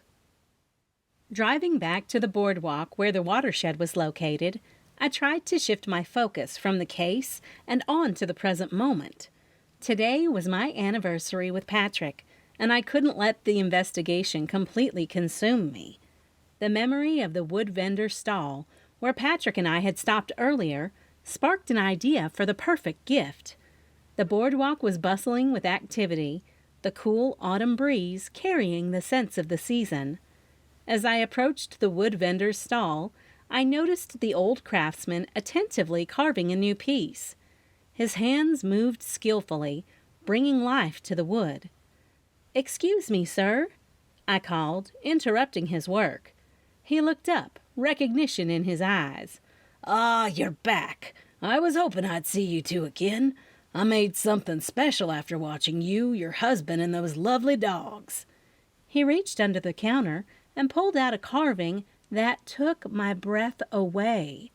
It was a detailed rendition of Patrick, me, and our dogs, captured in a joyful moment. The likeness was uncanny, and I could see the love and happiness he had managed to infuse into the wood. "I don't know what to say," I stammered, tears welling in my eyes. "This is incredible. How did you—" The craftsman smiled. "I was inspired by the love I saw between you. It's rare, and it touched me. I wanted to create something that would immortalize that moment." "I'd like to buy it," I said, reaching for my wallet. "It's our anniversary, and this is the most perfect gift I could ever give." He shook his head, gently pushing my money away. "No, my dear, this is a gift for you. Happy anniversary." "Thank you," I said, and held the cherished carving to my chest. As I continued to stroll down the boardwalk, my eyes were drawn to the Crooked Cat bookstore, conveniently situated across from the gangplank leading to the watershed. The store's window display was a delightful assortment of Halloween-themed decorations, showcasing children's holiday books. Pumpkins, witches, ghosts, and a faux spiderweb artfully entwined the books, creating a whimsical scene that invited the young and the young at heart to explore the magic of reading. The Crooked Cat wasn't just any bookstore. It was a haven for bibliophiles. Stepping inside, I was greeted by the familiar scent of paper and ink and the soft creaking of wooden floors that added to the shop's charm. Organized with care, the different genre sections were marked by handmade signs, each one a little piece of art in itself. Mystery, romance, science fiction, nonfiction, everything a reader could want was there. But my absolute favorite part of the shop was the banned book section, a little rebellious corner that celebrated the controversial and thought-provoking. It was a testament to the power of words and ideas, showcasing titles that had once been deemed too dangerous or offensive. I often found myself losing hours exploring this section, discovering new voices and perspectives. The owner of the shop, Leslie Rourke, a sprightly woman with sparkling eyes and kinky copper hair to match her vivacious personality, waved from behind the counter. She knew me well, always ready with a recommendation or a friendly chat about the latest literary news. I took a moment to browse, allowing the environment to calm my racing thoughts. The warmth of the shop, filled with stories and potential for adventure, was a soothing balm. It was a place where the world outside could be forgotten, where imagination ruled, and where every visit felt like coming home. In fact, I used to lie down in the display window when Leslie's mother, Alexis, owned the shop. Aunt Maxie loved to use the bookstore as a babysitter when she needed to run off and do something for one of her many business ventures that didn't include a young girl tagging along. I didn't mind. I was caught up in the stories between the covers and loved my adventures there. I waited for Leslie to finish with the customer she was waiting on before I approached her about any and all books she might have on the town of Honey Springs. I'd seen before in several bookstores the small books specifically written about the history of towns, and from what I remembered as a young girl running around Honey Springs and breaking into Hollow Manor, there was a lot of talk around the place, but I couldn't recall what it was. I was a teenager, and all I cared about was reading and what adventures the books took me on, as well as adventures with a young, hunky Patrick Kane. Leslie approached me, her copper hair bouncing as she moved. Her eyes sparkled with enthusiasm. "Roxy, loving the wood carving. What's the special occasion?" "It's our anniversary," I replied, my hand lingering over a worn cover of a banned book I'd read many years ago. I grinned, thinking about the surprise I had for Patrick. "Oh, how could I forget? That wedding was something else. Remember the apple bobbing contest we all entered?"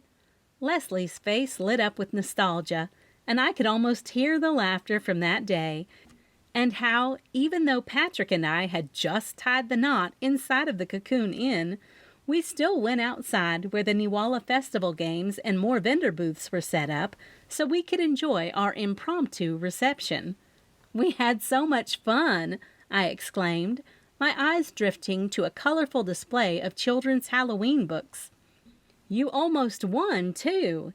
If only that last apple hadn't been so slippery." Leslie laughed, the sound mixing with the faint rustle of pages being turned by other customers in the shop. "Never trust a slick apple. Speaking of special occasions, how's the festival going on the boardwalk? I saw some preparations earlier." "It's going to be amazing," I assured her, picking up a bookmark with a whimsical cat design. "The decorations, the events, everything is coming together perfectly." "That's wonderful. And speaking of perfect, I just love that wood carving you're holding. Where did you find it?" Her eyes twinkled, reflecting the soft glow of the shop's lighting. "You won't believe it, but I got it from the wood vendor near the watershed. He saw us earlier and carved it as a gift for Patrick. Isn't it sweet?" I said, feeling the smooth surface of the carving. Leslie's eyes widened with approval. "That's absolutely precious. A fitting memory of a day filled with love. But tell me, what brings you to my little shop today? Looking for a banned book?" "Actually, I need something specific," I said, my gaze shifting to the history section. "Do you have any non-fiction books on the history of Honey Springs, specifically old buildings?" Leslie's eyes narrowed, her expression thoughtful as she leaned on the counter. "Does this have anything to do with the Hollow Manor murder? You know, the locals have started calling it that since 2 magicians were killed there." I couldn't help but feel a chill at her words. The shop's warmth seemed to fade momentarily.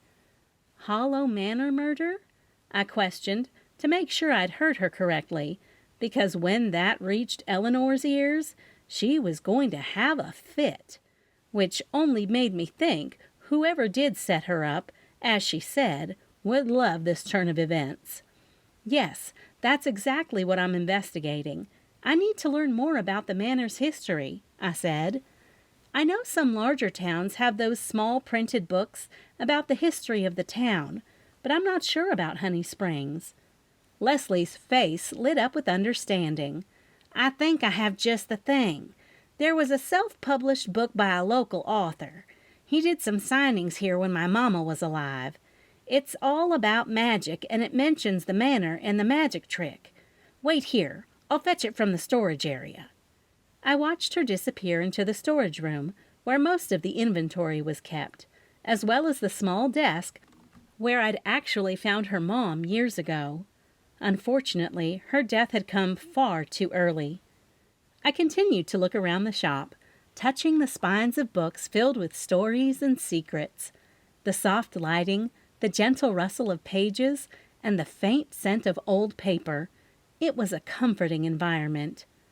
Leslie emerged from the back, clutching a slim volume with a worn cover.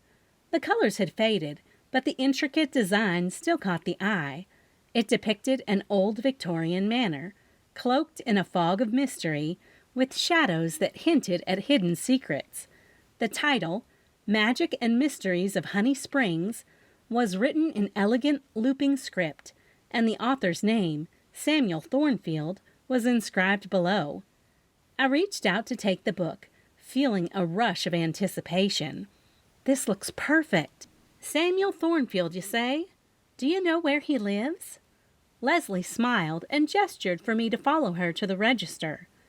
Oh, Samuel is a local. I keep his books on consignment. Every once in a while, there's a little money I have to give him when people request the book, though it isn't often. As we made our way through the maze of shelves, Leslie's voice lowered to a whisper. Don't tell him this, but I sometimes give him money even when no one buys the books. I feel bad that they don't sell, so when he calls to check every few months, I tell him he has a little bit. He's a dear old man and worked so hard on his research. I couldn't help but feel a pang of sympathy for Mr. Thornfield. The life of a writer, especially one focusing on local history, could be challenging. That's kind of you, Leslie. It's clear this book meant a lot to him. I thumbed through it while she started to complete the sale. She rang up the book, her eyes twinkling. She said, It did. He spent years gathering the information. There's a lot about the manor and its connection to magic. I hope it helps with your investigation. Thank you, Leslie, I said, paying for the book and tucking it under my arm. I'm sure it will. As I left the Crooked Cat bookstore, I felt a renewed sense of determination. The faded cover of Samuel Thornfield's book seemed to promise hidden truths and untold stories. Maybe he was the key to the past of Hollow Manor and could give me some insight to look deeper into its history so I could find a real motive for murder other than moving a hayride there or even making the place a ghost attraction. There was more there. There had to be. I just wasn't sure what that was. Yet. Chapter 13. The twinkling lights of the boardwalk seemed to dance in the cooling autumn air, their soft glow reflecting off the gentle ripples of the lake. As I strolled out of the Crooked Cat bookstore, a sense of enchantment wrapped around me, momentarily eclipsing the shadow of murder that had been cast over our little town. The laughter and chatter of happy tourists mingled with the distant sound of lapping waves, creating a harmonious symphony that eased my determined nature. Across from the marina, the watershed's warm glow beckoned to me, its romantic allure promising a respite from the day's concerns. Clutching the wood carving, I could feel the artist's craftsmanship, and my heart swelled at the thought of Patrick's reaction. The floating restaurant's grand entrance welcomed me into a world of elegance and grace. The glass walls framed a breathtaking panorama of the night sky, where stars began to emerge, shyly at first, then with a brilliant sparkle that matched the moon's luminous embrace. Tonight was a perfect, clear autumn night, and the idea of snuggling close to Patrick later filled me with anticipation. Inside, the white linen tables were impeccably arranged, adorned with perfectly rolled napkins holding utensils like precious treasures. Votive candles flickered in the middle of the tables, casting a soft and intimate glow that was complemented by the glass ceiling's openness to the majestic sky above Honey Springs. It was a scene of refined beauty that could make anyone forget the world's troubles for a while. Roxy Bloom, I announced to the young hostess, who greeted me with a polite smile. Miss, this way. Her voice was as soft as the breeze as she held the door open, leading me to an unexpected surprise. Stepping out, a sight straight from a fairy tale awaited me. There was Patrick, standing proud and dashing on the bow of a cabin cruiser, dressed in a crisply buttoned shirt with a stylish sweater draped over it and impeccably tailored khakis. His eyes sparkled with mischief and love, matching the bouquet of red roses in his hand. "Roxy," he called, his voice carrying the warmth of 1,000 twinkling lights, his hand outstretched, waiting for me. He nodded for the young woman to leave us where they'd prepared our very own private table underneath the stars. The world seemed to hold its breath as I approached, and in that moment all the worries and fears slipped away. There was only Patrick, the gentle rocking of the boat, the alluring sparkle of the night, and the promise of years of blissful marriage. I set the carving down on the table with a book on top of it. "Happy anniversary," he whispered, his voice soft and warm like the glow of a candle. He kissed me gently, and I felt the world fade away, leaving only the two of us. "I love you so much, and to think, if you'd never come back, I'd still be without you, the love of my life." "We were always meant to be," I replied, nestling against him. The beat of his heart resonated with mine, a harmonious rhythm that I never wanted to end. "I'm so grateful for you." "I love you, Roxanne Bloom Kane." His words, enriched with the addition of his last name to mine, sent a sweet shiver through me. They were a declaration of our forever bond. "I love you, Patrick Kane." I looked up, meeting his eyes, before sealing our words with another kiss. "May I pour you some champagne?" A waiter's voice cut through our intimate moment, his hand poised with a bottle of bubbly and 2 slender glasses. "Absolutely." Patrick's wink was full of mischief, and I laughed as the champagne fizzed over the top of the glasses. "To us," I toasted, clinking my glass against his. "And a lifetime of anniversaries," he replied, his eyes dancing with love and the promise of many more memories to come. "And a lifetime of great memories."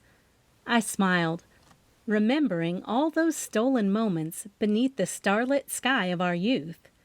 He grinned, pulling out my chair in a gentlemanly fashion. "I hope you're ready for some good food." "I am starving." My eyes widened at the sight of the cheese and fruit charcuterie board. "Is that some of Jean's homemade jam?" The little jar beckoned me with its rich red allure. "It sure is." Patrick's pride in his preparation was evident. "I had the chef prepare some of your favorite dishes with your favorite ingredients, too." The moonlight reflected off the lake, casting a silvery sheen over our table. I handed Patrick the carving, his eyes moistening as he took in the beautiful piece. "This is really something." His voice broke with emotion. "Everything I love is in this." His fingers traced the figures lovingly, a soft smile playing on his lips.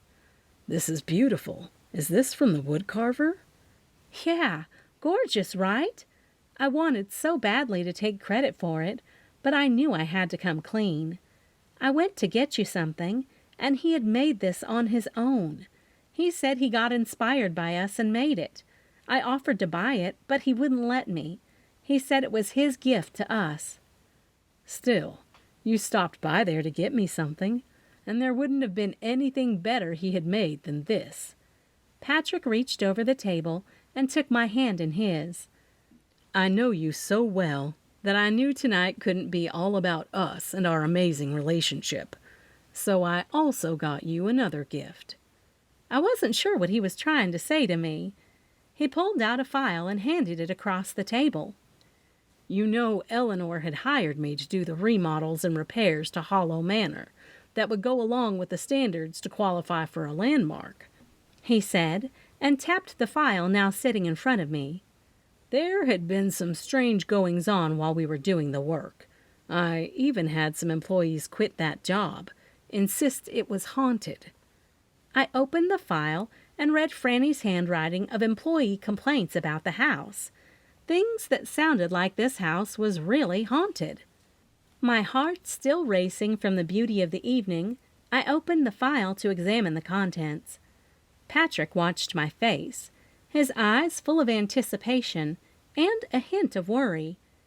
The ambience of our romantic dinner took a slightly eerie turn as I began to read the complaints penned in Franny's handwriting. One employee had written about doors creaking open on their own, even when they were securely latched. He'd been working on the west wing, patching up the ancient wallpaper, when he'd heard the slow grinding sound of the door behind him. Turning around, he found it wide open, the hallway beyond dark and empty. Another report was from a young woman who had been refinishing the grand staircase.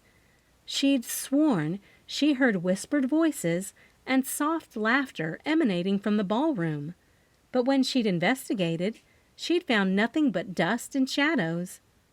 A third complaint was more unnerving. An experienced carpenter had been working in the library, restoring the wooden shelves. He'd described how books had tumbled off the shelves by themselves, pages flipping open as if being read by invisible hands. He left the job the very next day, refusing to return to the site. The next incident had my fingers trembling slightly. A plumber had been in the basement fixing the old pipes when he'd felt a cold breeze sweep over him. When he'd looked up, he'd seen his tools floating mid-air, only to crash down seconds later. Each account was more haunting than the last, filling the elegant dinner setting with an undercurrent of unease. The stars outside seemed to dim, and the gentle lapping of the water against the boat took on a more sinister sound. I looked up at Patrick, my eyes wide, and read the last complaint aloud. It was from a painter who had been working in one of the bedrooms. He had seen a reflection in the old tarnished mirror on the wall.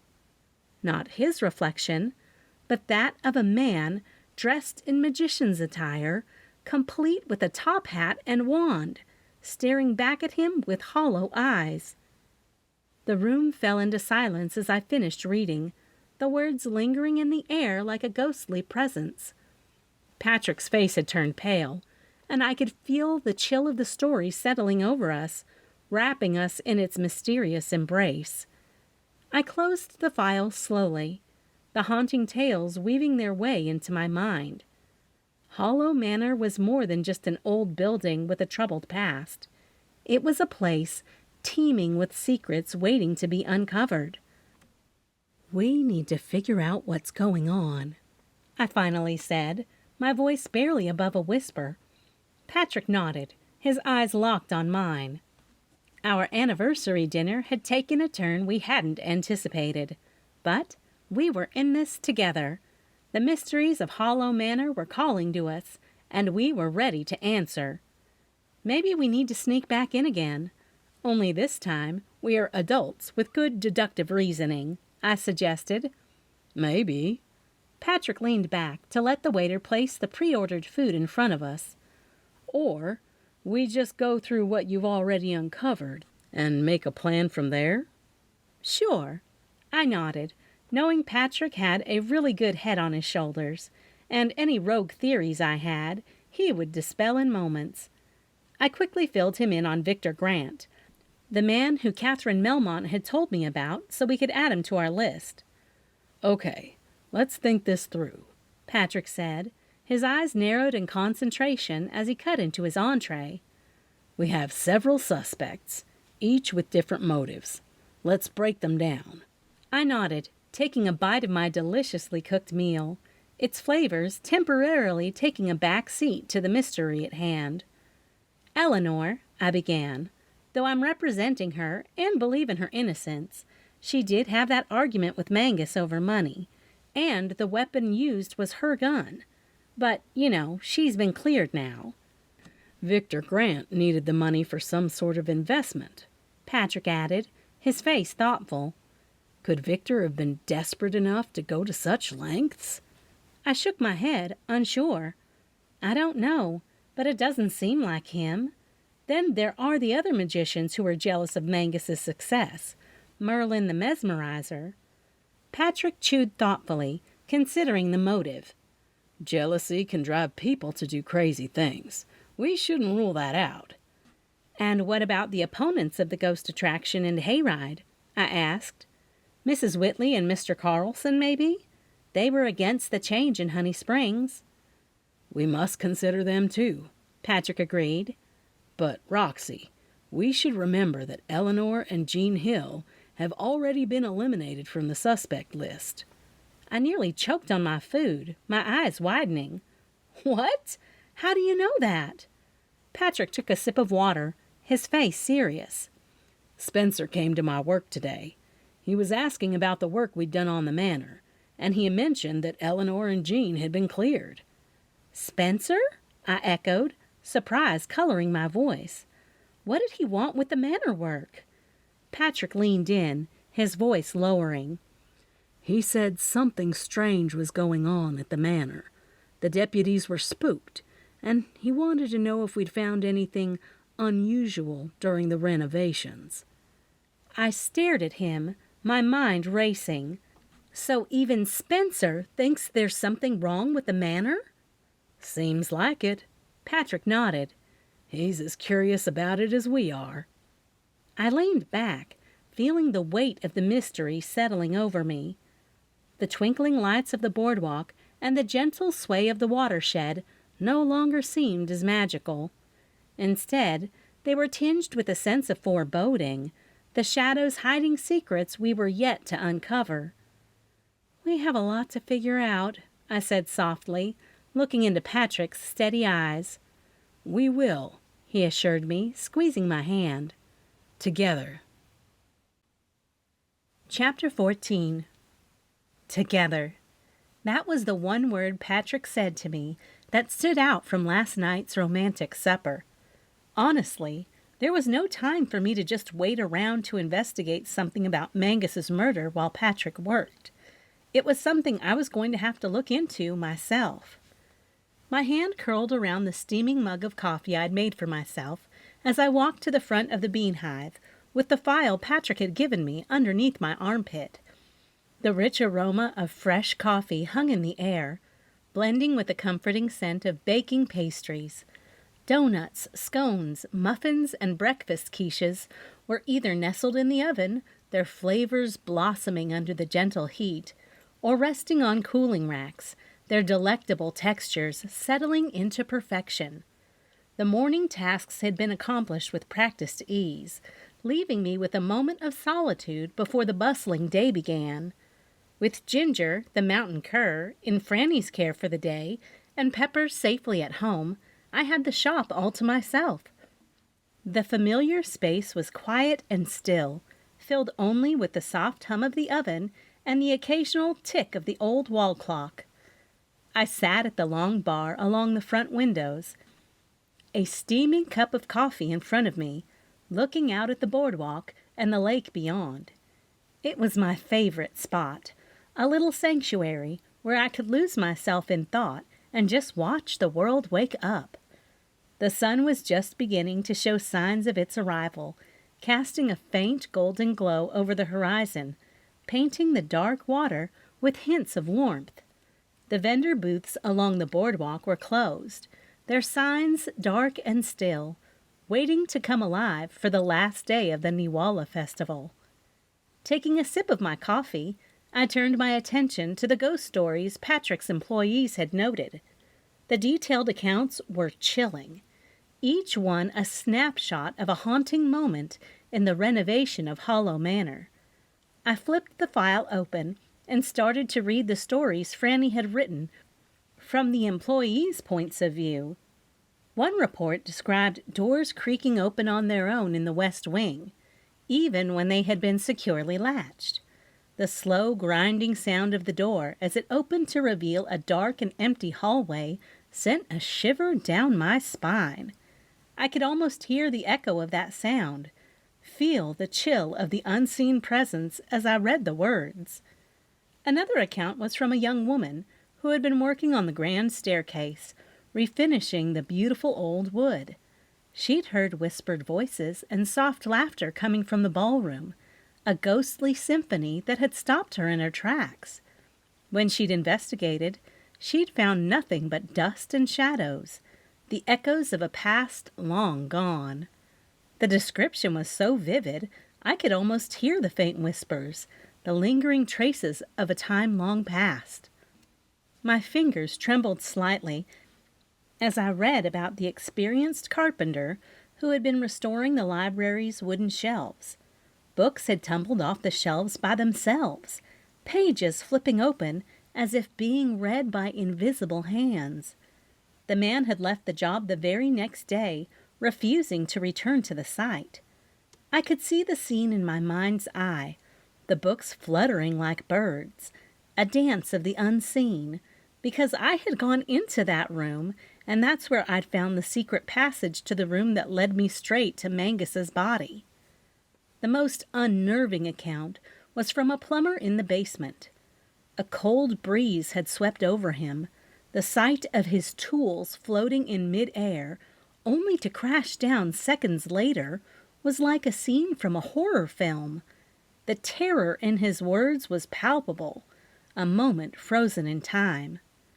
I closed the file, my heart pounding in my chest. The stories had taken on a life of their own, filling the cozy space of the Bean Hive with an undercurrent of unease. The world outside seemed to hold its breath, the gentle lapping of the water against the shore now carrying a hint of mystery.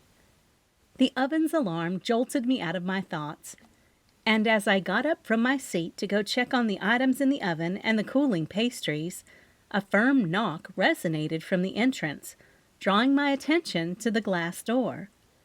The morning sun was now strong enough to cast a soft glow inside the shop, and I could see the silhouette of Sheriff Spencer Shepherd looking in through the window.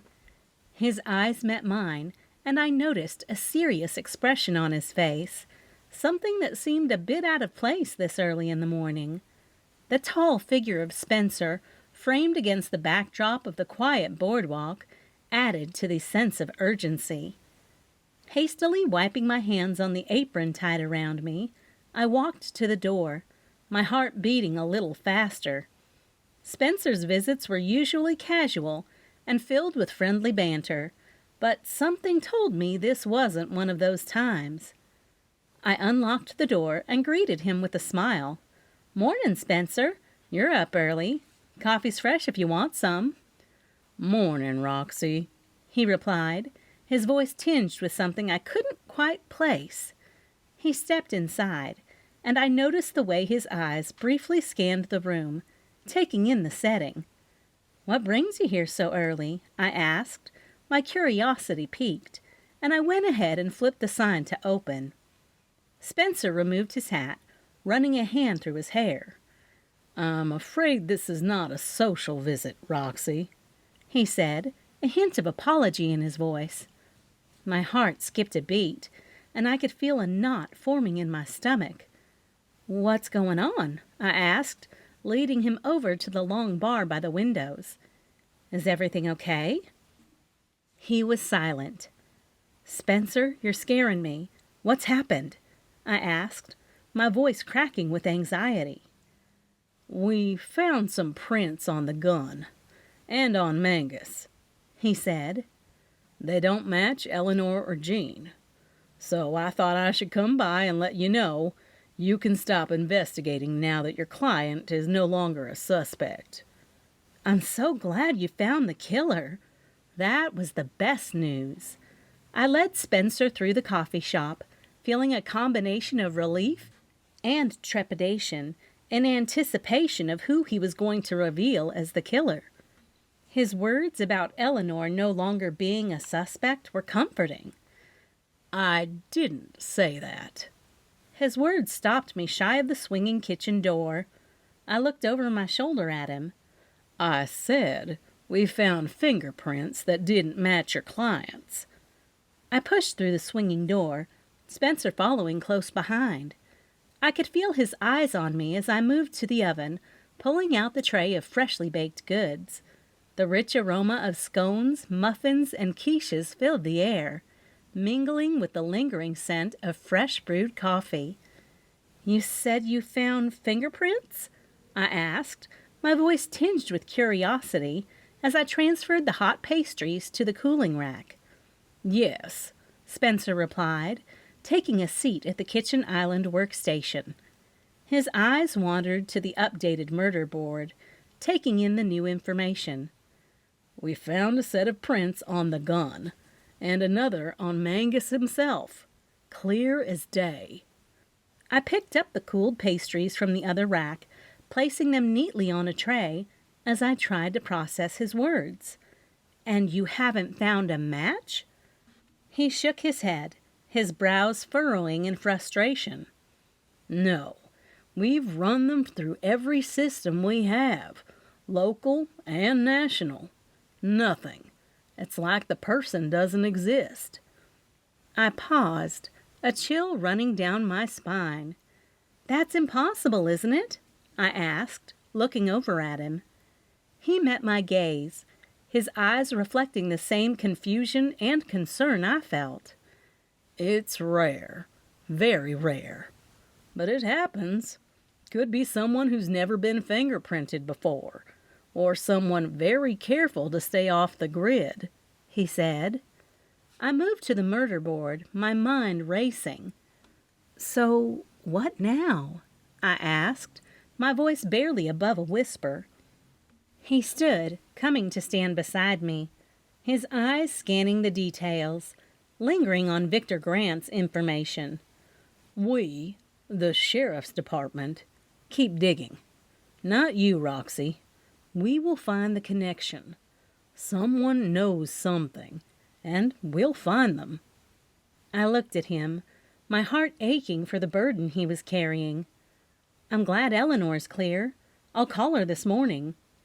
Spencer's gaze lingered on Victor's information on the murder board, his eyebrows furrowing in deep concentration. "Who's Victor Grant?" he asked, pointing at the details I'd penned about the magician school expansion. I paused, arranging the pastries neatly on the display tray as I collected my thoughts. "Victor Grant is part of the magician school here in Honey Springs," I began, trying to articulate what I'd learned from Catherine. "He was planning on a significant expansion with Mangus's help.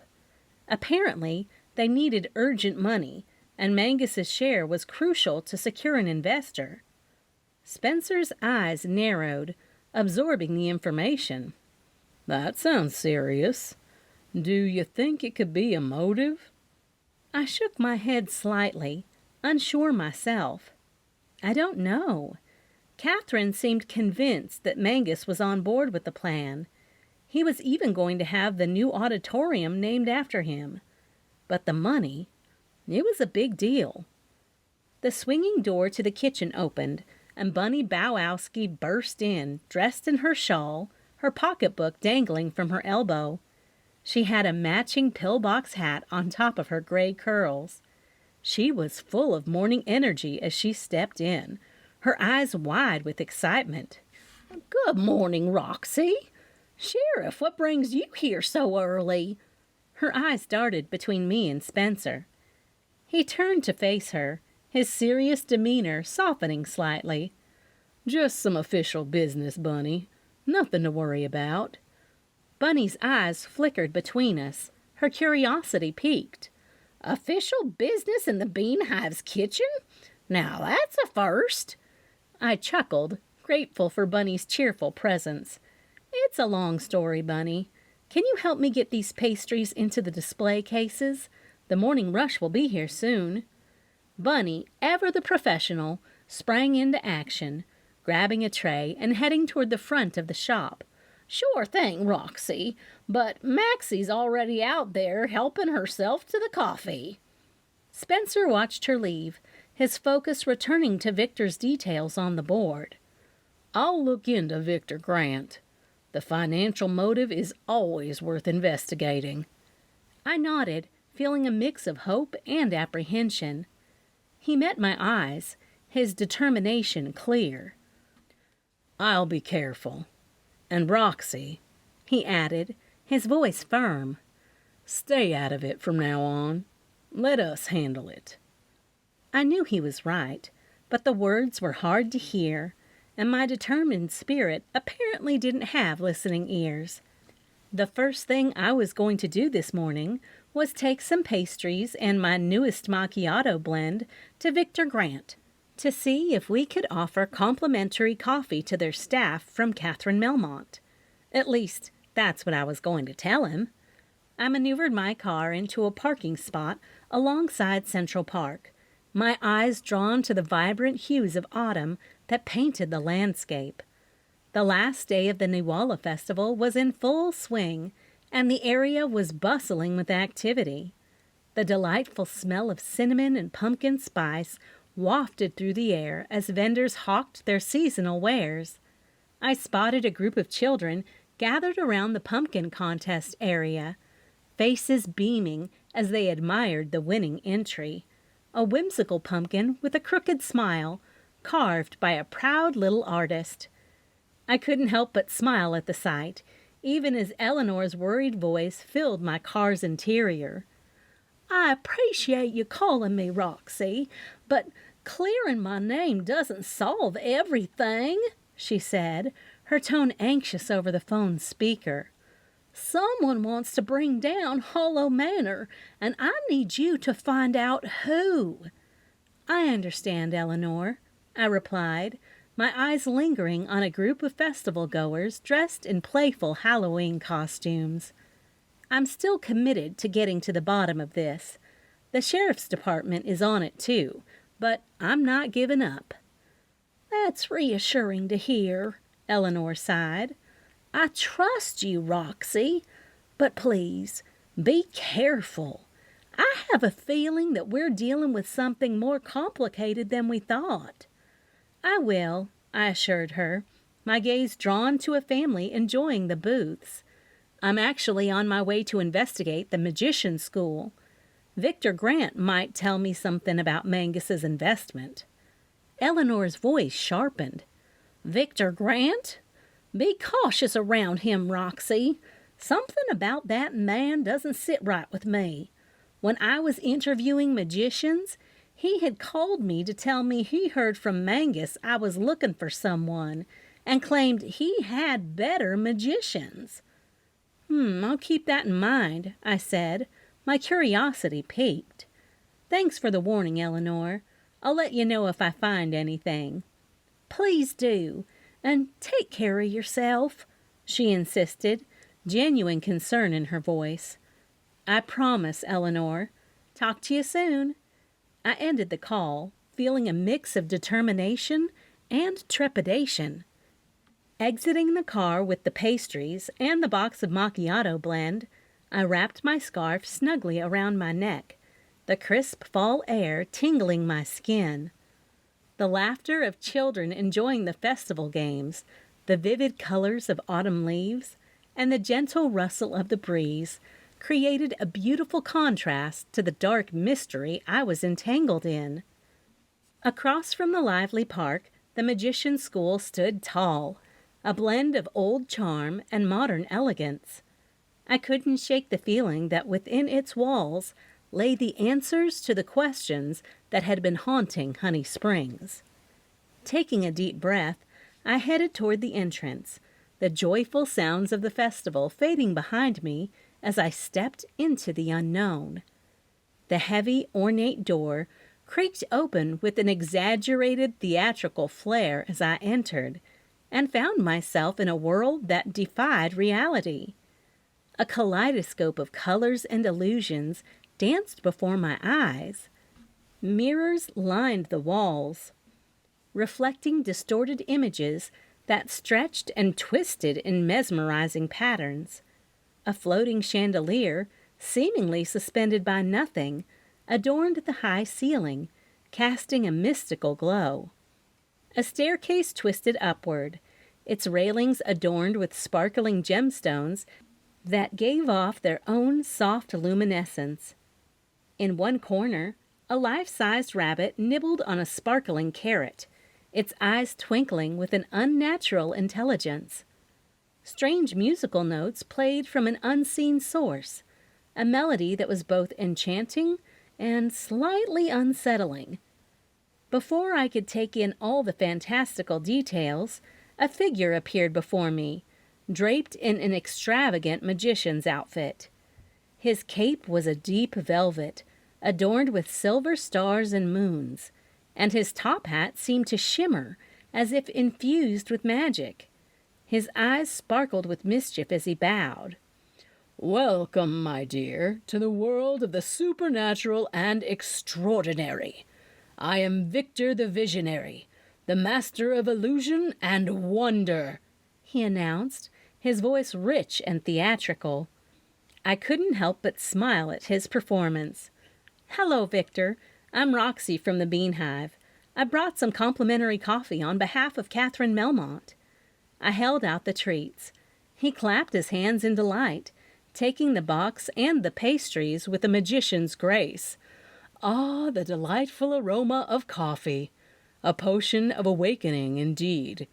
Catherine is a dear friend. How can I repay you for this generous gift?" "I've never been here before," I said, my eyes wandering the magical surroundings. "Would you mind giving me a tour?" Victor's eyes sparkled even brighter, and he extended his arm, inviting me farther into the maze of magic. "My dear Roxy, prepare yourself. Prepare yourself for a journey through a realm where impossibility is an illusion, and wonder reigns supreme." With a mixture of excitement and curiosity, I followed him, feeling like I'd stepped into a world where anything could happen. Victor the Visionary led me through a maze of corridors, each more astounding than the last. We walked through a hall of levitating objects, where chairs and tables hovered in mid-air, as if defying gravity. In another room, illusions of fantastical creatures danced on the walls, their eyes following us as we moved. The magician's school was a delightful chaos of the supernatural and enchanting. Students dressed in magical attire practiced their spells, their faces filled with determination and wonder. A young girl was engrossed in a card trick, making the cards disappear and reappear with finesse, while a boy practiced pulling an endless string of colorful scarves from a hat. As we continued, I couldn't help but notice signs of construction amidst the magic. Scaffolding lined some walls, and the faint sound of hammering echoed in the distance. Tools and building materials were neatly stacked in corners, a stark contrast to the mystical ambiance. "Victor," I began, my curiosity piqued to see if he'd mentioned Mangus and this investigation Catherine told me about. "I can't help but notice the construction. What's happening here?"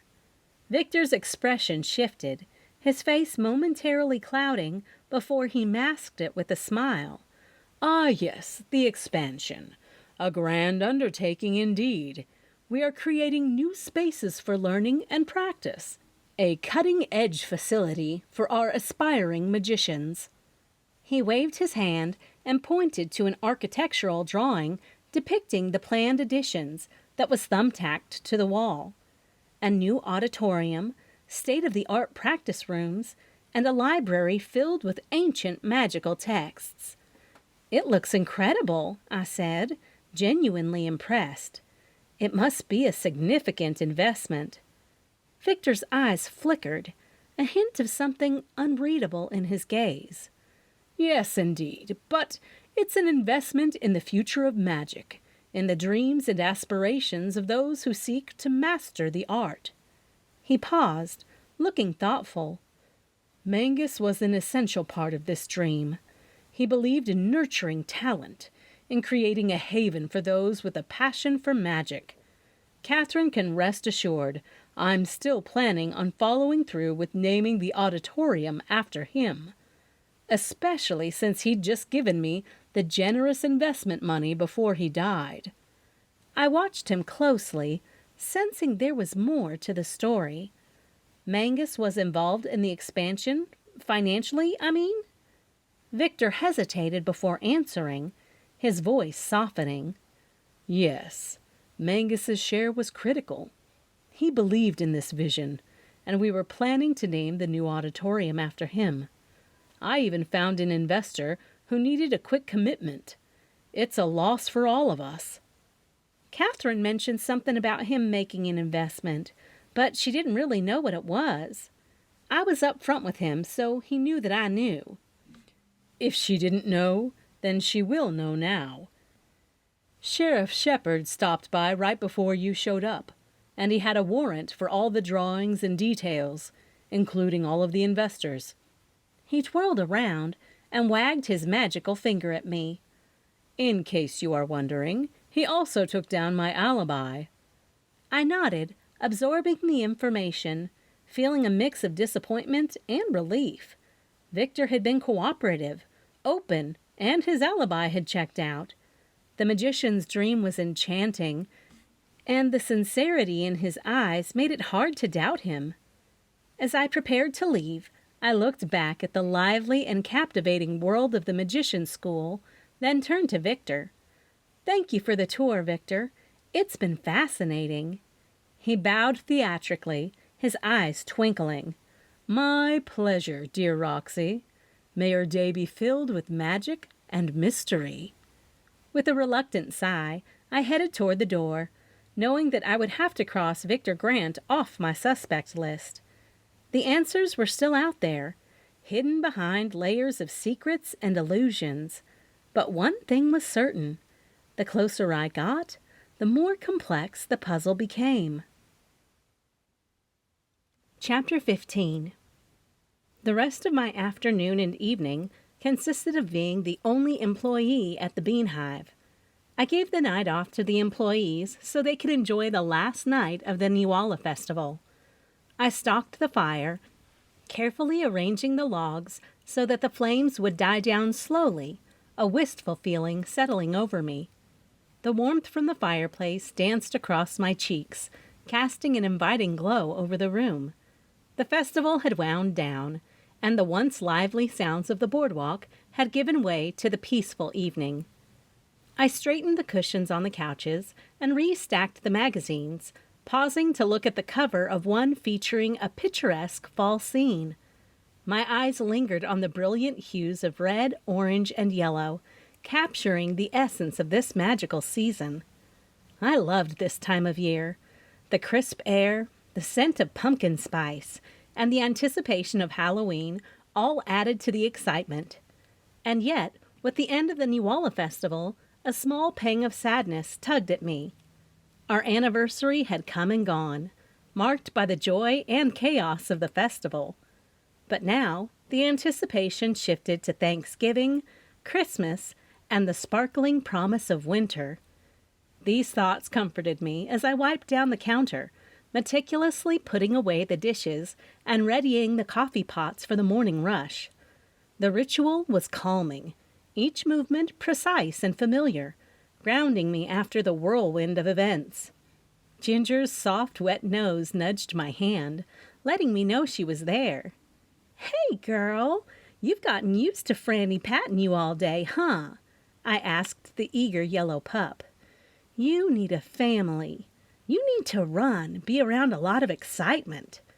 Franny had made the comment how Ginger was busy. I reminded her how Ginger was still a puppy, though she had to be at least 30 pounds. And if Franny were going to adopt Ginger, she'd be playing ball and walking her a lot. Though Franny was fond of Ginger, she knew she wasn't able to keep up with Ginger's needs, and it would really be a disservice to Ginger if Franny was to adopt her. "I'm sorry." I felt like Ginger needed an apology. Her big brown eyes looked up at me. "I know you enjoyed being with Franny, but you need excitement. You were made for fun." I gave her a good scratch on her chest. "You can't go in the kitchen," I told Ginger, leaving her on the other side of the swinging door as I moved to the kitchen to tidy up the remnants of the day. All the trays were cleaned and resting in the drying rack. I stacked them and placed them on a shelf underneath the kitchen workstation. The murder board caught my eye, a silent testimony to the perplexing mystery that had consumed so much of my life recently. With a sigh, I picked up the marker, preparing to cross off Victor's name. Yet, as I did, a chill of doubt washed over me. Had I really unraveled the enigma, or was there something more, something hidden just beyond my reach? I shook off the unsettling feeling, returning to the coffee shop, where I found Ginger trying to fit in Pepper's dog bed. "Do you want a treat?" I asked, and was about to tell her we were going bye-bye, and soon she'd be playing with Pepper and Sassy. But I stopped dead in my tracks. What on earth? I picked up an envelope that read, "Invitation," in loopy lettering. Where did this come from? I asked Ginger, and then slid my eyes to the door that was still locked. I picked up the invitation, the elegant script and formal tone a stark contrast to the whirlwind of thoughts in my mind. I opened it and found a mysterious invitation to the ribbon-cutting ceremony at Victor's school. Victor's grand opening was sure to be a spectacle, but why the mysterious delivery? Was it simply an oversight, or was there a hidden message? Next to it was Samuel's book, a curious placement that I didn't recall. My mind raced. How had the invitation gotten there? Who had left it? The questions swirled, and a sense of unease settled in my stomach. My gaze drifted to Samuel's book. My intuition took a hit. Was it too late to pay Samuel a visit? I was at my wit's end, and the questions were mounting. Was Hollow Manor really haunted? The memories of the ghost stories from the employees flashed back, adding to the growing mystery. The doors creaking open, whispers in the ballroom, books tumbling by themselves. Each story was a haunting reminder that the unknown still lurked. I looked around the coffee shop, my sanctuary, now tinged with the shadow of the unknown. With a sigh, I placed the invitation and the book in my bag, a decision made. It was time to seek answers, to unravel the tangle of confusion and uncertainty. The night was still young, and the mysteries of Hollow Manor awaited. There was one more pot to clean, the macchiato blend. I smiled. It was too good to waste, so I put it in a to-go box just for coffee. "Let's go, girl." I clicked my tongue for Ginger to come. "We are going to see an author." Ginger wagged her tail and followed closely as we made our way down the boardwalk. The usual buzz of the small lake town had been replaced by a serene quiet. The vendor tents from the festival were long gone, and the only glow came from the stars, the moon, and the festive twinkling lights that lined our path. "Ginger, you're such a good puppy," I praised her, bending down to scratch her ears. She licked my face in response, and I laughed, momentarily forgetting the mysteries that had drawn us out tonight. We reached the car, and I rolled down the windows, knowing Ginger's love for the fresh air. As we started on our way to Samuel's house, guided by Leslie's directions, I turned on the radio, letting the music fill the car and soothe my restless thoughts. I glanced at Ginger, her head hanging out the window, her tongue lolling happily as she enjoyed the ride. Her joy was contagious, and I smiled. Someone was going to be very lucky to get her. I pulled out my phone and dialed Patrick's number, needing to hear his voice. But it went to voicemail, and disappointment tugged at my heart. "Hey, love, it's me," I said into the phone, trying to keep my voice light. "I'm headed to Samuel's, but I'll be home soon. Love you." The drive was peaceful, the lake's gentle waves reflecting the soft glow of the moon. The world wrapped in a tranquil stillness that belied the turmoil in my mind. But as we neared Samuel's house, my heart began to race, anticipation and fear warring within me. I parked the car, taking a deep breath to steady myself. I got out of the car, the weight of the unknown pressing down on me. "You stay here," I told Ginger. I swear she was so smart. She laid down on the seat and rested her chin on her front paw. The invitation, the book, the ghost stories, the unanswered questions, they all swirled together, a maze of uncertainty that I was determined to navigate. As I approached Samuel's door with his book in one hand, I raised the other hand to knock, my resolve firm, knowing that whatever lay beyond that door, I was ready to face it. A sudden voice broke the stillness of the night, and I jumped, my heart pounding in my chest. Ginger growled from the car window. I looked back at her, and her body tensed as the shadowy figure on the porch came into view. Samuel, who I recognized from the author photo in the back of his book, was sitting there, bathed in the soft glow of the moon, a contemplative look on his face. "Can I help you?"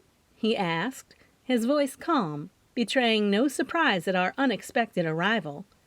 He struck a match, its brief flare casting an intimate glow upon his lined face, illuminating the knowing glint in his eyes as he lit his pipe.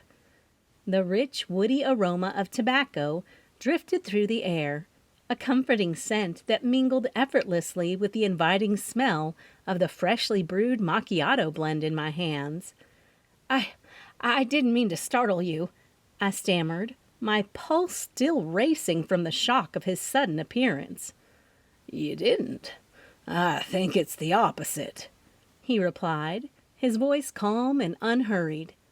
With deliberate grace, he stoked the flame in his pipe, drawing in a few deep, contemplative puffs. The quiet sound seemed to harmonize with the serene night, and I found myself drawn into the calm confidence that emanated from him. His words were simple, yet they resonated deeply, echoing the complexity of the mysteries that had brought me to his doorstep. "I'm Roxy Bloom from the Bean Hive. I brought you some coffee." I held up the box, hoping the offer would smooth over my unexpected intrusion. Samuel's eyes twinkled, and he gestured for me to join him. "Ah, the famous macchiato blend. I've heard wonderful things about it. Please, come sit down." I hesitated for a moment, glancing at Ginger, who seemed to have relaxed, her head still popped out of the window. "She can come too." He pointed the pipe at Ginger. "Come." I patted my leg, and she jumped out of the window, darting to my side. The porch was adorned with autumn decorations, pumpkins and dried leaves, adding to the cozy and welcoming atmosphere. With a reassuring pat on Ginger's head, I made my way to the porch, the wooden boards creaking softly under my feet. I took a seat across from Samuel, setting the box of coffee on the table between us, along with 2 paper coffee cups.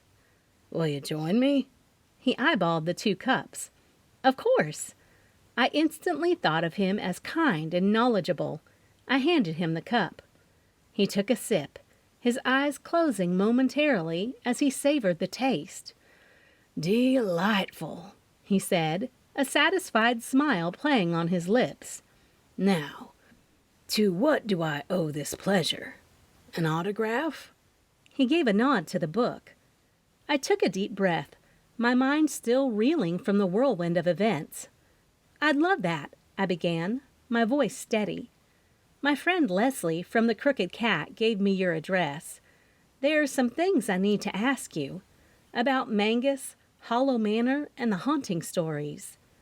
Samuel's face grew serious, his eyes narrowing as he studied me.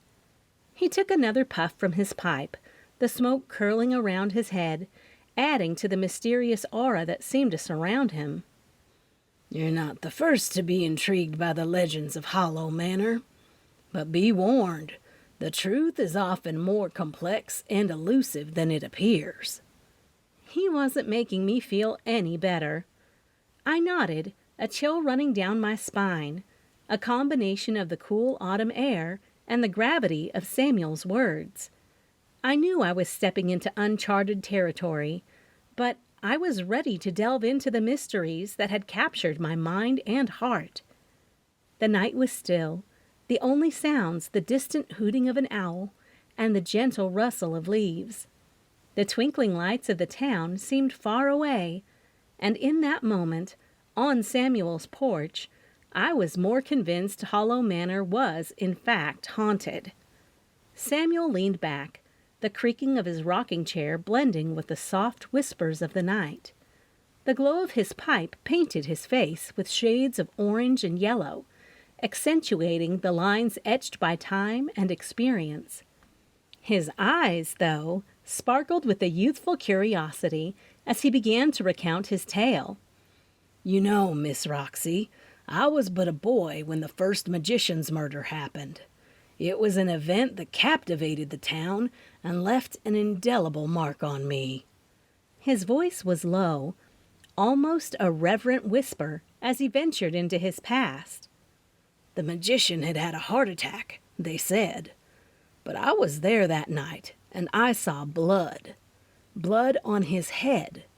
How strange it was, I thought, that a heart attack would cause blood from the head. My family told me my eyes had played tricks on me, but the image, the sensation of dread, it never left me." I listened, entranced, as the wind rustled through the nearby trees, adding a haunting melody to his words. The moon hung low, its pale light casting long shadows that seemed to dance with Samuel's story. "The police investigated, of course, but they found nothing. Nothing," he repeated, his voice tinged with the frustration that had endured for decades.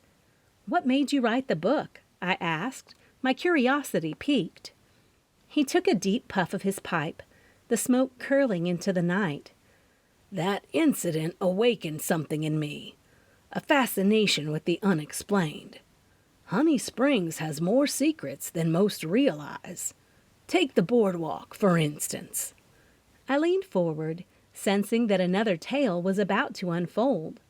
He continued, "Years ago, a young couple was walking there late at night. Suddenly, the woman was pulled into the water by unseen hands. Her fiancé tried to save her, but found nothing in the water, not even a ripple. She was never found, vanished without a trace." A chill ran down my spine, the story all too vivid in my mind. "And the gazebo in Central Park?" he went on, his voice dropping even lower. "People have heard music playing there, late at night, when no one is around. A ghostly melody that comes and goes with the wind." I shivered, the tales weaving a tapestry of mystery that seemed to envelop the town. The shadows lengthened, and the night took on a life of its own, as Samuel's words resonated in the still air. "You see, Miss Roxy, Hollow Manor is just one piece of a puzzle that's as intricate as it is perplexing. There's something more to it all, something hidden beneath the surface." Samuel's eyes twinkled, as if he had been saving this particular tale for the right moment. The creaking of his rocking chair ceased as he leaned forward, resting his arms on his knees. "Ah, Hollow Manor. That place has more stories than the library has books," he said, his voice dripping with intrigue. "But there's one tale that's not widely known. It happened to a young couple who were adventurous, or perhaps foolish, enough to sneak into the manor one fateful night." I leaned in, my interest piqued, and Samuel continued. "They were drawn by legends, the thrill of the unknown. With nothing but a flashlight and each other's hands, they ventured into the depths of the manor. At first, it was just the creaking of the old wood, the rustle of unseen creatures. But then they heard it." "Heard what?" I asked, almost breathless. "A voice," he whispered, his eyes wide. "A soft, mournful voice singing a lullaby. It echoed through the halls, growing louder as they followed it. They found themselves in a room that had once been a nursery. The air was cold, and the room was untouched by time. I could almost see it, the ghostly room bathed in the soft glow of their flashlight, the song lingering in the air. In fact, I felt like I lived it. The night Patrick and I had broken in, we heard a lullaby-type singing. "The young man saw something first," Samuel continued, his voice dropping to a near whisper. "A rocking chair, moving slowly back and forth, and in it, a transparent figure, a woman, cradling something in her arms. She looked up, her eyes filled with an infinite sadness, and then she vanished." A chill ran down my spine, the image hauntingly vivid. "They ran, of course," Samuel said, leaning back and taking a puff of his pipe. "They ran and didn't look back. But the song, it followed them all the way to the edge of the property. They never spoke of it to anyone but me. They knew people would think them mad, but I believed them. I still do." He looked at me, his eyes searching mine, as if gauging my reaction. "The manor has seen joy and sorrow, love and loss," he said softly, "and sometimes those emotions linger, trapped within its walls. The young couple saw something real that night, something that reached out from the past and touched them." I sat in silence, the weight of his words settling over me. The night seemed to hold its breath, the wind dying down as if listening to Samuel's story. "What do you think it was?" I finally asked, my voice trembling. Samuel looked out into the night, his face thoughtful. "A memory," he said, his voice filled with a quiet certainty. "A memory so powerful, so filled with emotion, that it refused to fade away. That's what haunts Hollow Manor, Miss Roxy. Memories, echoes of what once was." "Do you mean as in ghosts of the past talking?" I asked Samuel. "I know you wrote it, but do you think Hollow Manor is haunted?" Samuel looked at me, his eyes filled with an enigmatic glint. The soft glow of the porch light danced on his face, casting shadows that seemed to accentuate the lines etched by years of thought and wisdom. The sweet, woody scent of his pipe mingled with the crisp autumn air, creating an ambience that was both cozy and slightly unsettling. "Do I believe in ghosts?" he mused, tapping his pipe against the edge of the table. The sound was a punctuation, marking a brief pause in our conversation. "That's a complex question, Miss Roxy." He leaned back in his chair, looking out into the dark night, his eyes reflecting the twinkling stars. The distant hoot of an owl seemed to punctuate his thoughts. "Hollow Manor is filled with memories, echoes of laughter and cries, love and loss. Some may call those ghosts. Others may call them remnants of the past. What's undeniable is that the manor holds something beyond the ordinary, something that reaches out and touches those who dare venture within its walls."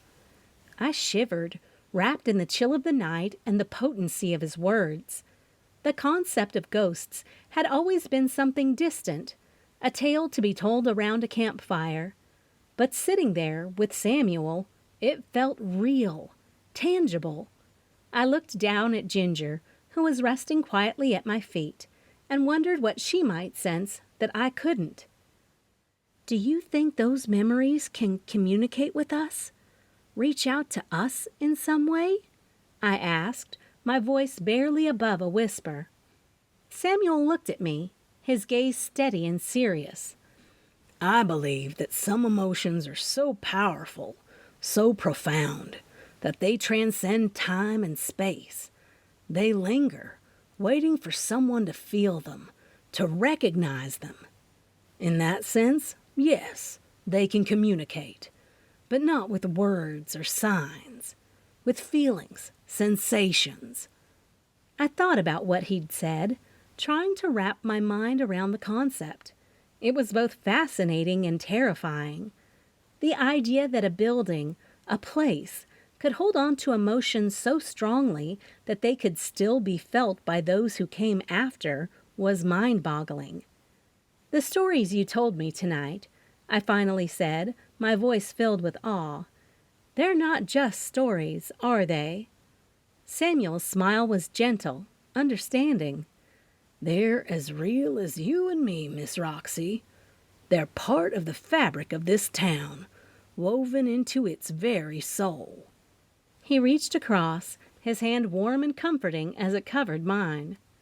"Remember, the world is filled with mysteries and wonders, things that defy explanation.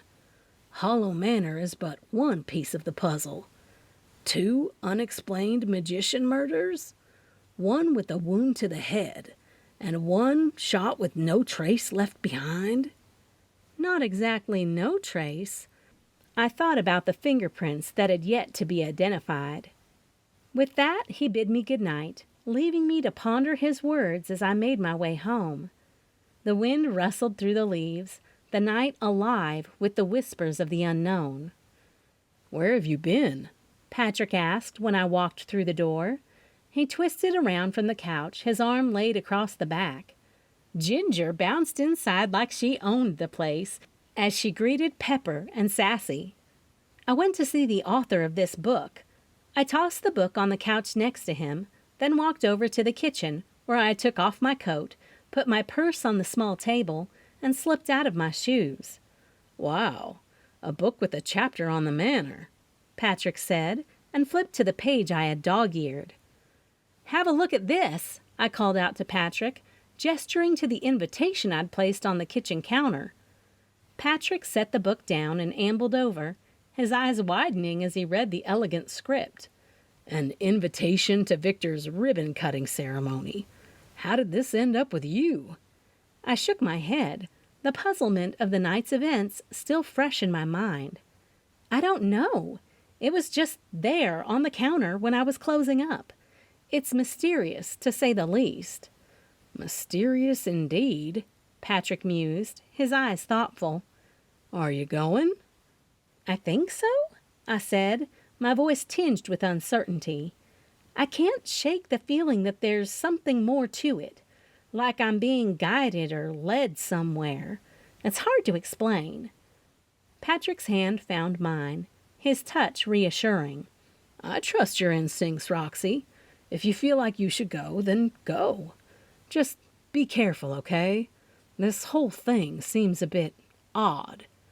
I nodded, the warmth of Patrick's concern enveloping me. "I will, I promise." We made our way to the living room, settling down on the couch. The flicker of the fire in the stove cast a gentle glow, the crackling of the wood a soothing background melody. Ginger, Pepper, and Sassy curled up together on the rug, their peaceful slumber a comforting sight. I nestled into Patrick's arms, the worries and questions of the evening drifting away as I focused on the here and now. The feel of his heartbeat, the gentle rise and fall of his chest, the smell of his cologne mixed with the earthy aroma of burning wood. It was all so grounding, so real. We sat in comfortable silence, the warmth of the fire and each other's presence enough to fill the room. The invitation and the mysteries of Hollow Manor seemed a world away, and yet they lingered at the edge of my thoughts. As I drifted off to sleep, tucked safely in Patrick's embrace, the autumn winds whispered promises of secrets yet to be uncovered, and I was ready to follow the path, wherever it may lead. Chapter 16.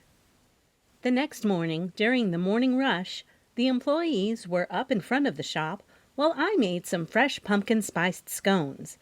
They'd been a new twist on the traditional pumpkin scone, and they were flying out of the glass display case, and I knew I wouldn't have enough for today. Bunny and I were in the kitchen, talking over the murder board. I was just about to tell her about last night and my little visit with Samuel when Aunt Maxie burst through the swinging door.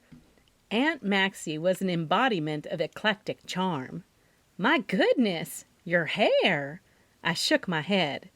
"Her hair?" Bunny chuckled. "What about that outfit?" Aunt Maxie's outfit was a brilliant mixture of colors and patterns, pulling off what only she could describe as bag lady chic. Her ensemble consisted of a mismatched collection of scarves, shawls, and layers, each item telling a story of its own, clashing yet harmoniously coming together in a way that was uniquely Maxie. Her big hobo bag was slung over her shoulder, filled to the brim with unknown treasures, including her big old can of hairspray.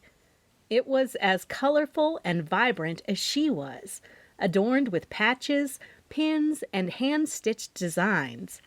You could never predict what she might pull out of that bag, but it was sure to be something extraordinary. "Y'all are just jealous." She blew us off and patted her head. "You like?" "It's certainly different than yesterday's gray."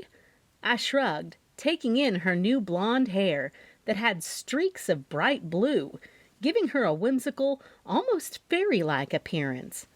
"Now that the festival is over, I'm gearing up for the Christmas season." Aunt Maxie wiggled her brows. "Now, what did I miss?" Aunt Maxie took a seat next to Bunny at the workstation. She reached over for the carafe, and I placed a mug in front of her. Bunny passed her the plate with the warm apple cinnamon muffins. "Have you ever tried a pumpkin spice scone?" I asked, reaching for the flower on the dry shelf. "That what you're making?" Aunt Maxie inquired, peering at the ingredients I was gathering. "Yes, perfect for the season," I replied, smiling as I retrieved the canned pumpkin and spices from the refrigerator. Aunt Maxie's eyes twinkled. "Sounds delicious. Now tell us about that author, Samuel, and what he had to say." Bunny got me back on track, and Aunt Maxie was all ears. I began measuring the flour, sugar, and spices as I spoke, my hands working almost automatically. He was there on the night of the first magician murder, believe it or not. He told me he saw blood, though everyone else claimed it was a heart attack. Bunny's eyes widened. "Blood? But why would they cover it up?" I shrugged, continuing to mix the wet and dry ingredients. He was just a boy. His family told him he was imagining things, but he never forgot what he saw. The room fell silent as I scooped the dough onto the baking sheet. The only sound the soft scrape of the spoon. "What else did he say?" Aunt Maxie finally asked, her voice hushed. I paused, remembering Samuel's eerie tales. He told me about a young couple who snuck into Hollow Manor years ago. They heard a lullaby, a ghostly voice singing, and saw flickering lights. I glanced at them, noticing their attention. And you know, Patrick and I had a similar experience when we snuck into the manor ourselves. We heard that same lullaby, I said, almost afraid to even mention it. A chill seemed to pass through the room. Bunny's hand flew to her chest, her eyes wide with fear. As I was finishing up the pumpkin spice scones, Bunny and Aunt Maxie's gazes were fixed on me, waiting for the story I'd been holding back. I could see the anticipation in their eyes, and I took a deep breath, ready to recount the night Patrick and I had our own haunting experience at Hollow Manor. "It was when we were teenagers," I began, stirring the glaze for the scones. Even though Aunt Maxie knew about it, she didn't know the real story. Patrick and I were drawn to the manor.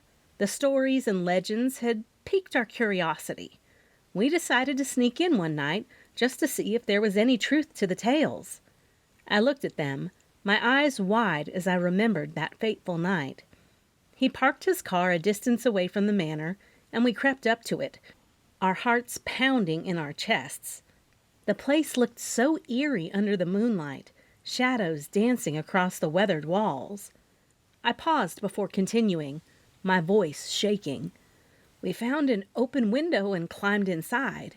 The manor was filled with the musty smell of age, and every creak of the floor seemed amplified in the silence. Bunny shivered, her eyes wide, and Aunt Maxie's hand was clenched tightly around her mug. We made our way through the dark hallways, our flashlights barely cutting through the darkness. We reached the old ballroom where we'd heard the stories of ghostly dances and spectral music. I swallowed hard, the memory still vivid in my mind.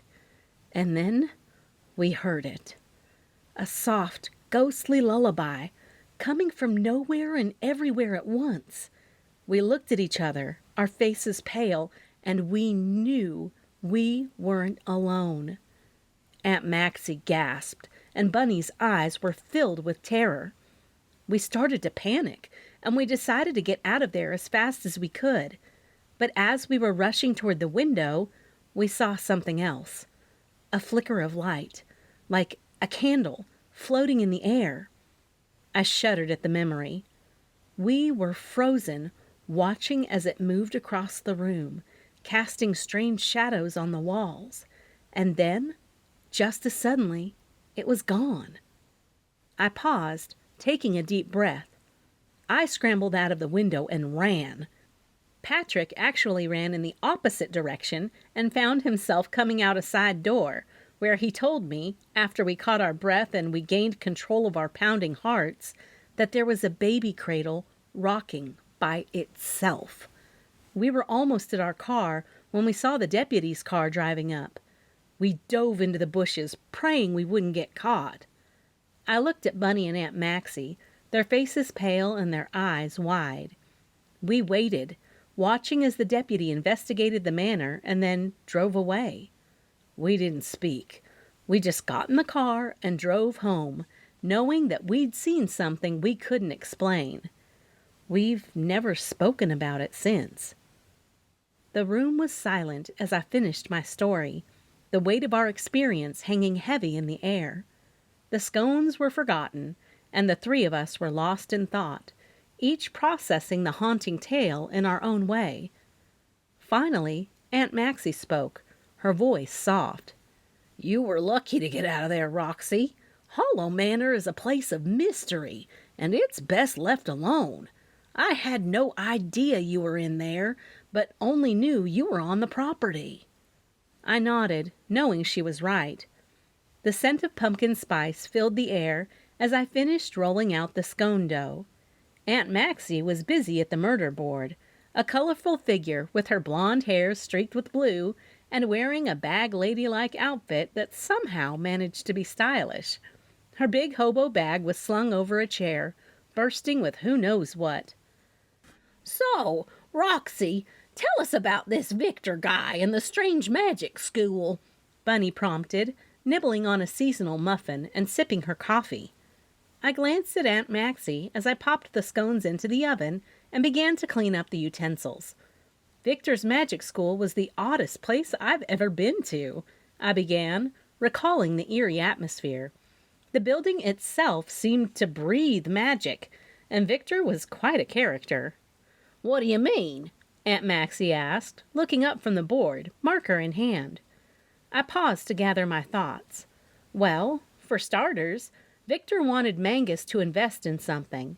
His whole demeanor was unnerving, and he seemed overly keen on promoting his grand opening. And the school itself? It was filled with strange artifacts and instruments, things I've never seen before. Aunt Maxie's eyes widened, and she scribbled something on the board. "That sounds suspicious," she said. It was, I agreed, wiping down the counter.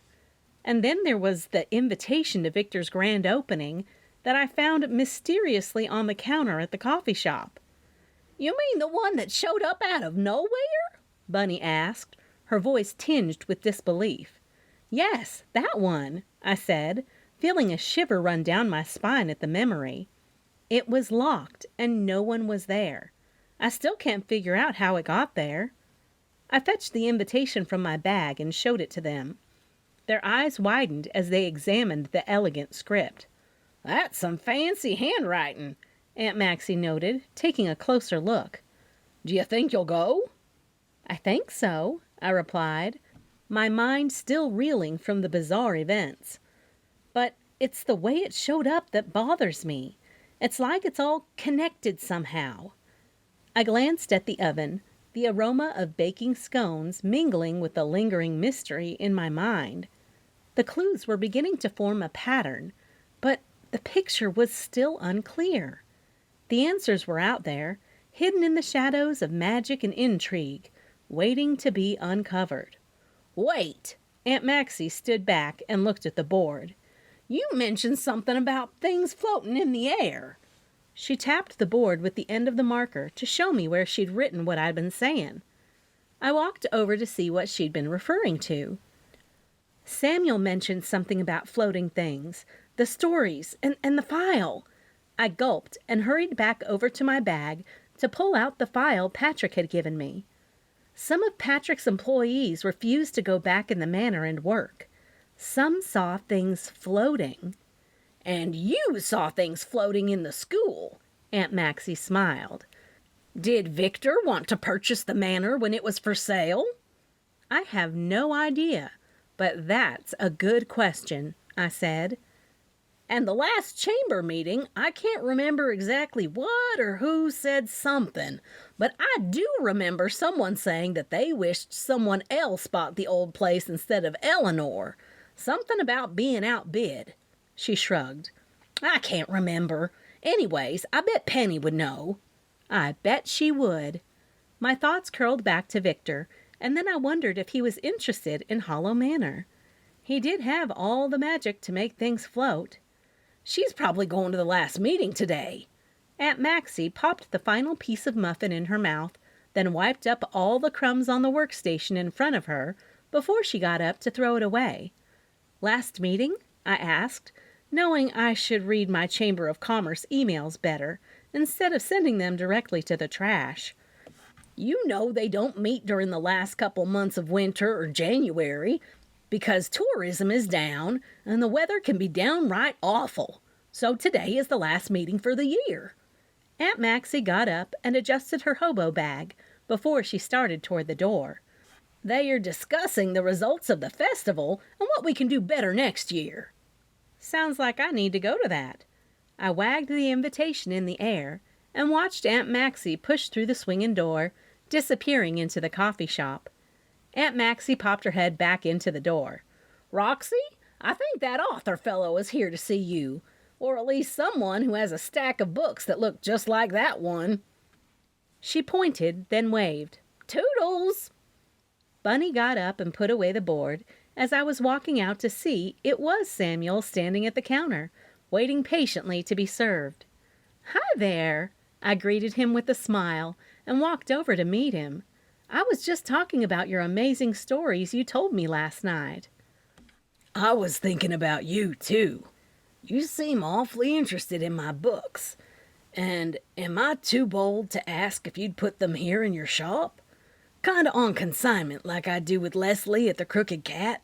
he asked. He was what one would call a cute little old man. Much different in the daylight than in the darkness of his porch underneath that big full moon from last night. "I'd love to."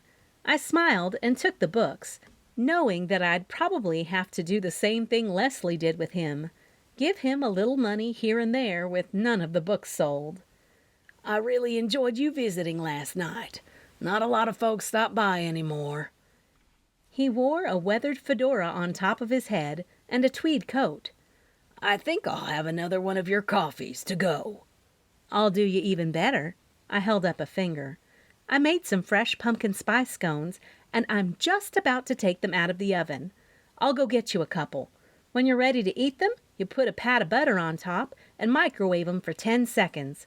Your taste buds will be dancing." "I'll wait right here." He handed me the books, and I set them next to the cash register, where I got a glimpse of the invitation Victor had somehow left. I rushed back to the kitchen to grab the scones. When I came out, Samuel was holding the invitation in his hands, his eyes fixed on the ornate script. "Ah, "The invitation to Victor's event," he remarked, a hint of unease in his voice. "You know, my dear, that man came to see me not too long ago. Wanted me to write a book, he did." I placed the scones on the counter. Curiosity piqued. A book? About what? He leaned in, his eyes narrowing. "Magic. And not just any magic, mind you. He was very specific about focusing on floating objects. Claimed it would be a bestseller with his name tied to it and all." He shook his head, a troubled expression clouding his face. "But there was something about the way he spoke. The look in his eye. I don't trust that man, Roxy." A shiver ran down my spine, and the room seemed to grow colder. The pieces were falling into place, and Victor was looking more and more like a prime suspect. "He said he was a master at making objects float," Samuel continued, his voice dropping to a whisper. "Said it was his signature trick. Now, I don't gossip, but something about that man just doesn't sit right with me." I took the invitation from his hands, feeling a chill as I touched the paper. The thought that Victor could be the murderer, that he had killed Mangus to get the property, was beginning to take root in my mind. "I appreciate you telling me this, Samuel," I said, trying to keep my voice steady. "It's given me a lot to think about." The little old man nodded, his face serious. "Be careful, Roxy. There's more to this than meets the eye, and I fear that Victor may be at the center of it all." With a heavy heart, I bade Samuel farewell, the weight of his words settling over me as I made my way to the boardwalk. The season was changing, the weather turning colder, and a new mystery was unraveling before my eyes. I knew I had to delve deeper, follow the clues, and uncover the truth. The only place to uncover the other itch I had, Victor's interest in Hollow Manor, was to go to the Chamber of Commerce meeting. Chapter 17. The crisp bite of fall had taken an unexpected turn to a colder chill as I made my way down the boardwalk to the Chamber of Commerce meeting. It was strange, really. One day the weather was holding on to the last bits of warmth, and the next it seemed like winter was trying to sneak in early. The trees had responded to the shift with a vibrant display of oranges, reds, and yellows, as though they were making up for the sudden drop in temperature. The leaves were drifting off the branches as they danced in the breeze, floating down into Lake Honey Springs. Soon all the trees would be naked. All about the details, an event center just a couple of doors down had a welcoming glow, but my eyes were drawn to the far end of the boardwalk. Loretta Beebe, along with other members of the beautification committee, was busy swapping out the banners on the dowel rods of the carriage lights. The festive images of the Nuwala Festival were being replaced with charming Thanksgiving themes, signifying the change of the season. I wrapped my scarf a little tighter, feeling a shiver run down my spine as the wind picked up. The bright fall colors of the trees seemed to dance in the breeze, and the boardwalk, now back to normal after the festival, had a calm yet bustling vibe. I couldn't help but think of the stories and mysteries Samuel had shared, the haunting tales, and the magic that seemed to be tangled with the history of our town. Somehow, even in the midst of the ordinary, the extraordinary had a way of weaving itself into the fabric of Honey Springs. I hurried over to where Loretta and her committee were working, the clatter of their tools mingling with the rustle of the fall leaves. The wind carried the earthy scent of the season, and I could almost taste the warmth of pumpkin spice in the air. "Loretta!" I called, waving a gloved hand. She turned, her eyes widening behind chic, oversized sunglasses. Her cheeks were rosy from the chill, and she wore a fashionable scarf that matched the seasonal colors around us. "Why, Roxy! Sugar, what brings you down here?" she asked, placing a hand on her chest in mock surprise, her voice dripping with honeyed southern charm. I approached, smiling. I was just on my way to the chamber meeting. I couldn't help but notice y'all working so hard. The boardwalk's looking beautiful. Loretta beamed, fluttering her mascara-laden lashes. Well, thank you, darling. We do try to keep Honey Springs looking its best. She paused, leaning in closer as if to share a secret, her eyes twinkling with mischief. But, speaking of the chamber meeting, I heard a little something about you going to see Victor the whatever his name is. I feigned innocence. Why, Loretta, you know I don't indulge in gossip. I knew even though Aunt Maxie and Loretta weren't the best of friends, all of that was set aside when it came to the town gossip. Everyone's ear was fair game. She laughed, a melodic tinkling sound. Oh, sugar, this ain't gossip. It's information sharing. Why, just yesterday afternoon, I was talking to Martha Beth over at the Be Happy Spa, and she overheard from Sally Jessup that Eleanor almost got outbid by that Victor the Visionary fellow for the manor. Eleanor has never mentioned a word of that to me. She cleared her throat in an unassuming way, a knowing smile playing on her lips. But Eleanor pulled her resources together. I blinked, piecing the information together. Victor wanted the manor. Are you sure? Loretta's eyes sparkled. Oh, honey, I'm certain. In fact, Eleanor and I were together last night when he called. Offered to pay Eleanor top dollar to take the old place off her hands. That's when I asked her about what I'd heard at the spa, and don't you know, it's true. A chill ran down my spine, colder than the autumn breeze. Victor had killed Mangus to get the property. He knew Eleanor couldn't pay for it if she didn't open it as a ghost adventure tourist spot. He was still opening the auditorium at the school in Mangus's name to cover up his tracks. I forced a smile, my mind whirling. Well, Loretta, that's quite a story. Thank you for sharing. She patted my arm, her eyes gleaming. Any time, dear. You know where to find me if you need more information. I nodded, my thoughts a tangle of suspicion and intrigue. Hello, Mr. Carlson and Mrs. Whitley. Loretta called out to the couple of folks I'd recognized from the pumpkin patch at Hollow Manor, right before Mangus was murdered. You know, they were against Eleanor opening the manor as a ghost attraction, Loretta said behind her smile, her lips not moving an inch. It was a gift, a talent of sorts she possessed as she spread gossip. Loretta, would you mind introducing me to Mr. Carlson and Mrs. Whiteley?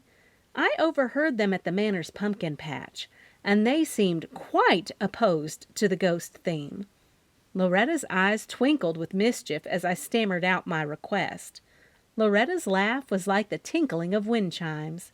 She said, Come on, let's chat with them.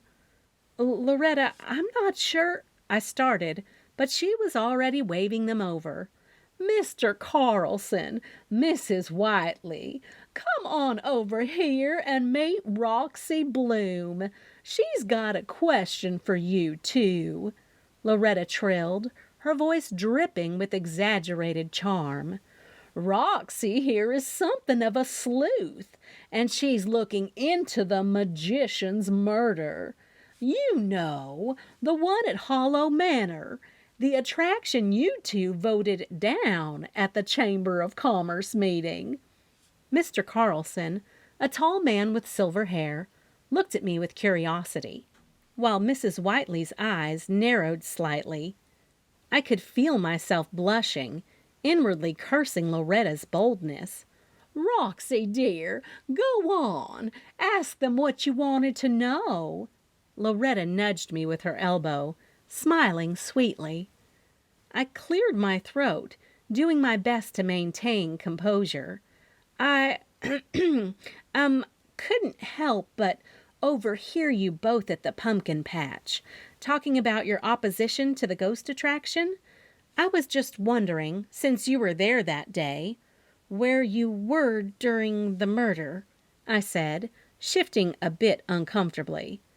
Mrs. Whiteley gasped, her hand flying to her heart. Why, I never! Are you accusing us? I didn't mean it like that, I said, all wide-eyed. Loretta waved her hand dismissively. Oh, don't be coy, Roxy. You have a right to ask, and they know it. Now, go on, you two. Tell Roxy what she wants to know. Mr. Carlson cleared his throat, looking both amused and bemused. We were at the pumpkin patch the whole time, young lady.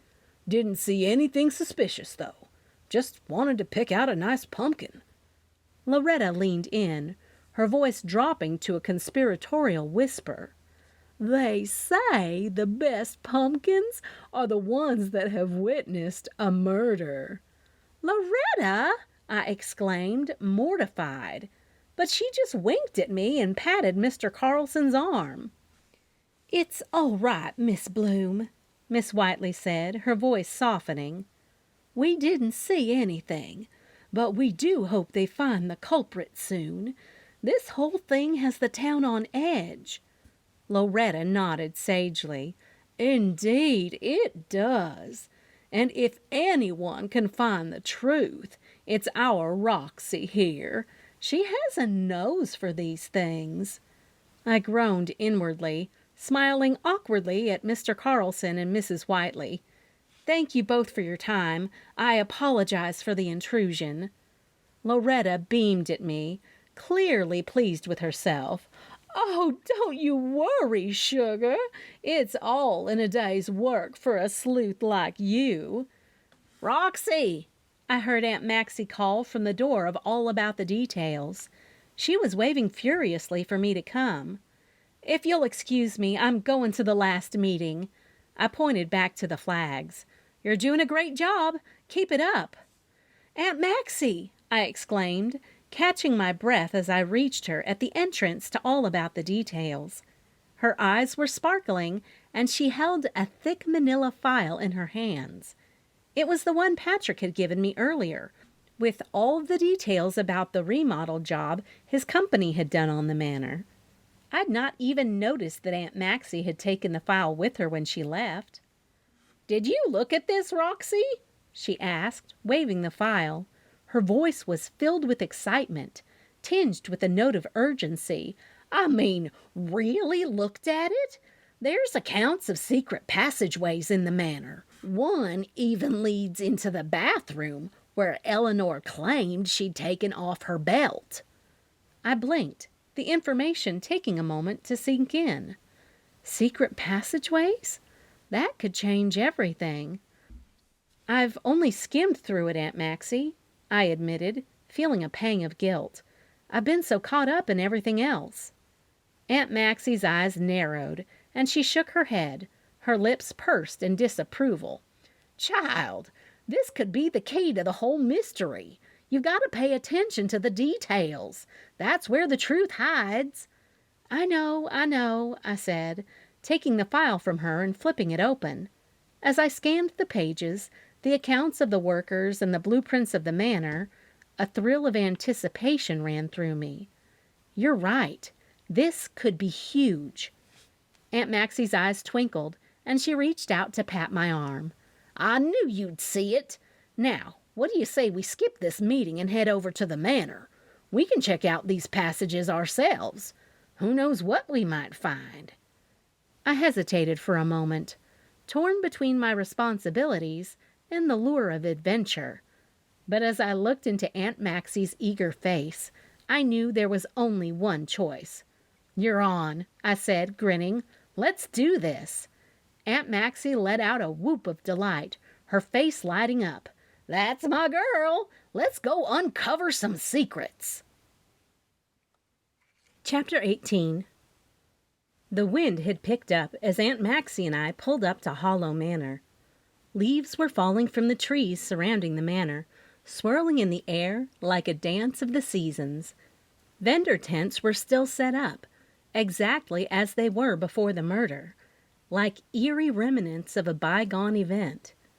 It almost looked like a ghost town, abandoned and frozen in time. Aunt Maxie glanced around, her eyes widening.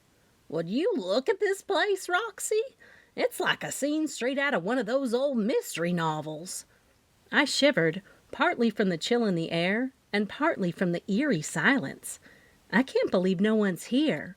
No cars, no sheriff's deputies. Aunt Maxie grinned, her eyes sparkling. "Well, that just means they've released the crime scene, doesn't it? We're free to snoop around." "And what if someone sees us?" I asked, feeling a pang of uncertainty. Aunt Maxie waved a hand dismissively, her bangles jingling.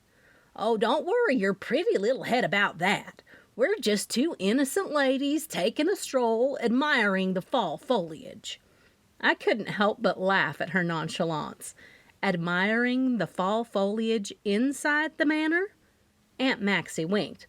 "Why not? It's a perfect season for exploration, and we just might uncover something everyone else missed. Or you're here to pick up the Bean Hive things from your tent?" I looked out at the abandoned tents, the shadows cast by the setting sun, and the way the leaves seemed to beckon us forward.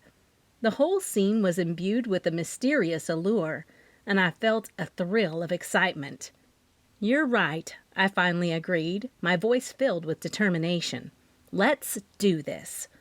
Aunt Maxie clapped her hands together, delighted. "That's the spirit, my dear. Now let's put on our sleuthin' hats and see what secrets this old manor has to offer." The crunch of the gravel beneath our feet seemed to echo in the still air as Aunt Maxie and I approached the manor. With each step, memories began to resurface, memories that I hadn't thought about in years. I was transported back to a time when Patrick and I were just teenagers, fueled by curiosity and the invincibility of youth. The anxiety and excitement of sneaking into the manor all those years ago mingled with my current emotions. Time and distance might have separated the two events, but the feelings were still the same, raw and potent. I could almost hear our teenage laughter, the thrill of the unknown, the way our hearts pounded in our chests. The shadows of the past seemed to dance with the shadows of the present, intertwining and blurring the lines between then and now. "Roxy, sugar, are you coming, or are you just going to stand there and fiddle-faddle?" Aunt Maxie's voice jolted me back to the present, her fingers snapping impatiently as she stood at the door. I blinked, shaking off the nostalgia. "I'm coming, Aunt Maxie. I was just remembering." Aunt Maxie's eyes softened, and she reached out to squeeze my hand. "I know.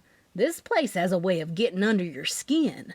But we've got a mystery to solve, and we can't let old ghosts hold us back." I smiled, strengthened by her words. "You're right. Let's do this." We approached the door, the old wood creaking ominously as Aunt Maxie pushed it open. The scent of aged wood and dust filled the air, mingling with the faint fragrance of fall leaves. The manor seemed to come to life as we stepped inside, its secrets whispering in the corners, its history etched into the very walls. I could feel the weight of the past bearing down on me, but I knew that we were here for a reason. My eyes looked past the room where Mangus's dead body had lain and toward the opening of the library. All the stories Samuel had told me and the things I'd experienced started to settle in my gut. "We'll start with those secret passageways," Aunt Maxie declared, her voice filled with determination. "If Eleanor really did take off her belt in the bathroom, we need to see if there's a hidden way in there." I nodded, my heart pounding in my chest. The adventure was just beginning, and I knew that we were on the cusp of uncovering truths that had long been buried. Aunt Maxie's eyes twinkled with mischief as she led the way down a dimly lit corridor, her steps confident and sure. I followed close behind, my senses heightened, my skin tingling with anticipation. "According to Patrick's file," Aunt Maxie said, consulting the papers she'd brought with her, "there should be a hidden door somewhere around here, right next to the bathroom where Eleanor mentioned she took off her belt." The manor seemed to respond to her words, the walls groaning, the floor creaking beneath our feet.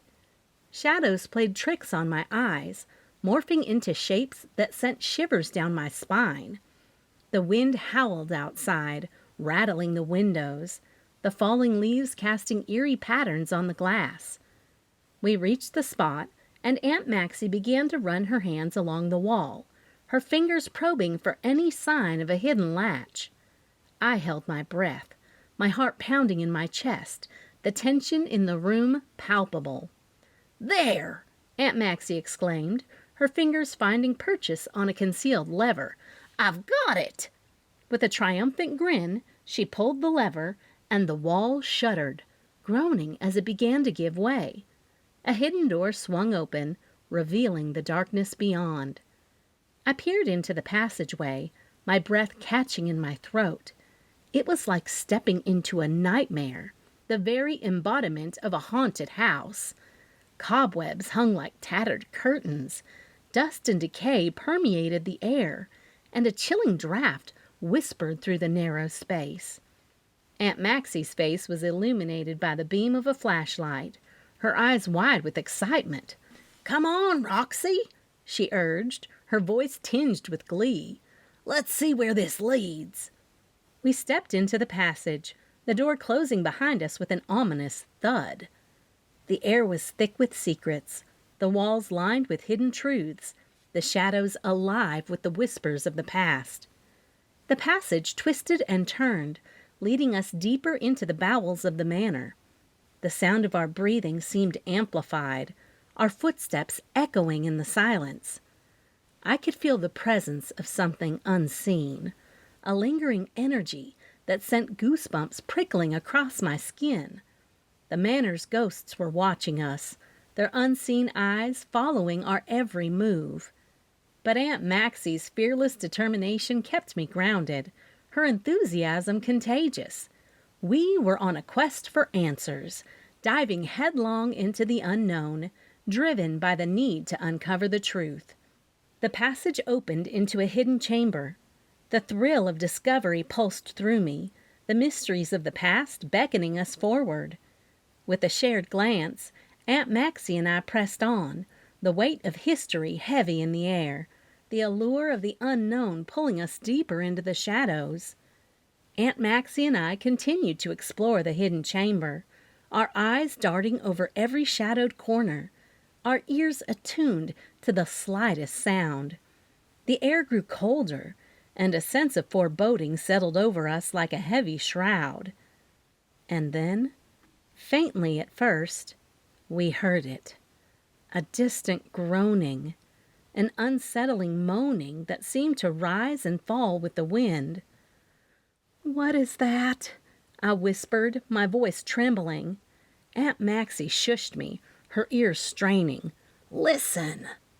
We stood still, holding our breaths, our hearts pounding in unison. And then it came, clear and unmistakable, a sound that sent chills down my spine. "Hush, my darling, don't you cry. Mama's here by your side. Sleep, my sweetheart, close your eyes. Dreams await you in the sky." The lullaby was soft, ethereal, the voice of a woman singing to her child. It was a sound out of time, a melody that transcended the years, a song that reached into the very depths of my soul. "Patrick mentioned this," I whispered, my voice barely audible. "One of his employees heard it too, and Samuel. They all heard the same lullaby. Aunt Maxie's eyes were wide, her face pale. "It's real," she breathed. "The ghosts are real." We stood there, frozen, the haunting lullaby echoing in our ears, the weight of history pressing down upon us. "Hush, my darling, don't you weep. Mama's here your soul to keep. Sleep, my sweetheart, rest your head. Dreams will find you in your bed." The singing grew fainter, drifting away like a wisp of smoke, leaving us standing in stunned silence. "What do we do now?" I asked, my voice shaky. Aunt Maxie looked at me, her eyes determined. "We find out who's singing that song. We uncover the truth, Roxy. We solve this mystery once and for all." "And how do you expect we hunt down a ghost?" I asked. "A ghost?" Aunt Maxie grinned. "Honey, someone knows we're here. That's our ghost." The realization struck me like a bolt of lightning. The absurdity of it all suddenly replaced by a very real and tangible threat. Aunt Maxie's words made sense, and a surge of adrenaline coursed through me. "You think someone is watching us?" I said, my eyes widening. "I know someone is," Aunt Maxie replied, her voice filled with conviction. "We've stirred the pot, Roxy, and now we've got attention." I glanced around the room, my senses heightened, aware that the walls might very well have ears. The singing had stopped, replaced by an eerie silence that seemed to wrap around us. "What do we do?" I asked again, this time with a newfound urgency. "We play along," Aunt Maxie said, a sly smile on her lips. "We let them think we're scared and that we're running away, but we keep digging, we keep pushing, and we uncover what they're trying to hide." Her determination was contagious, and I found myself nodding, caught up in her enthusiasm. "You really think we can outsmart them?" I asked, still feeling the weight of the unknown. Aunt Maxie's eyes sparkled. "Oh, honey, we've got them right where we want them. They're scared, they're on the defensive, and they've shown their hand." She paused, letting her words sink in, her eyes fixed on mine. "We're going to solve this mystery, Roxy. We're going to find the truth, and we're going to bring whoever is behind all this to justice." The passage wound its way through the dark underbelly of the manor, creaks and groans echoing through the narrow, cobweb-strewn corridor. Aunt Maxie took the lead, her eyes sharp, her movement sure, while I followed closely behind, my heart pounding in my chest. The dimly lit path twisted and turned, shadows dancing on the walls, the chill of the unseen sending shivers down my spine. Every crack, every noise seemed amplified, my mind conjuring up images of ghosts and specters lurking just out of sight. But it was the mystery that drove us forward, the need to uncover the truth, the desire to solve a puzzle that had wrapped itself around our minds. Finally, the passage opened up, and we found ourselves in the bathroom, the very place where Eleanor had taken off her belt, the place where the killer had to have stolen the gun that shot Mangus. I looked around, taking in the claw-footed tub, the ornate mirror, the vintage fixtures that spoke of a time long gone by. The room was filled with an aura of history, of stories untold, of secrets waiting to be revealed. Aunt Maxie was already at work, examining the walls, the floor, her eyes sharp, her mind working overtime.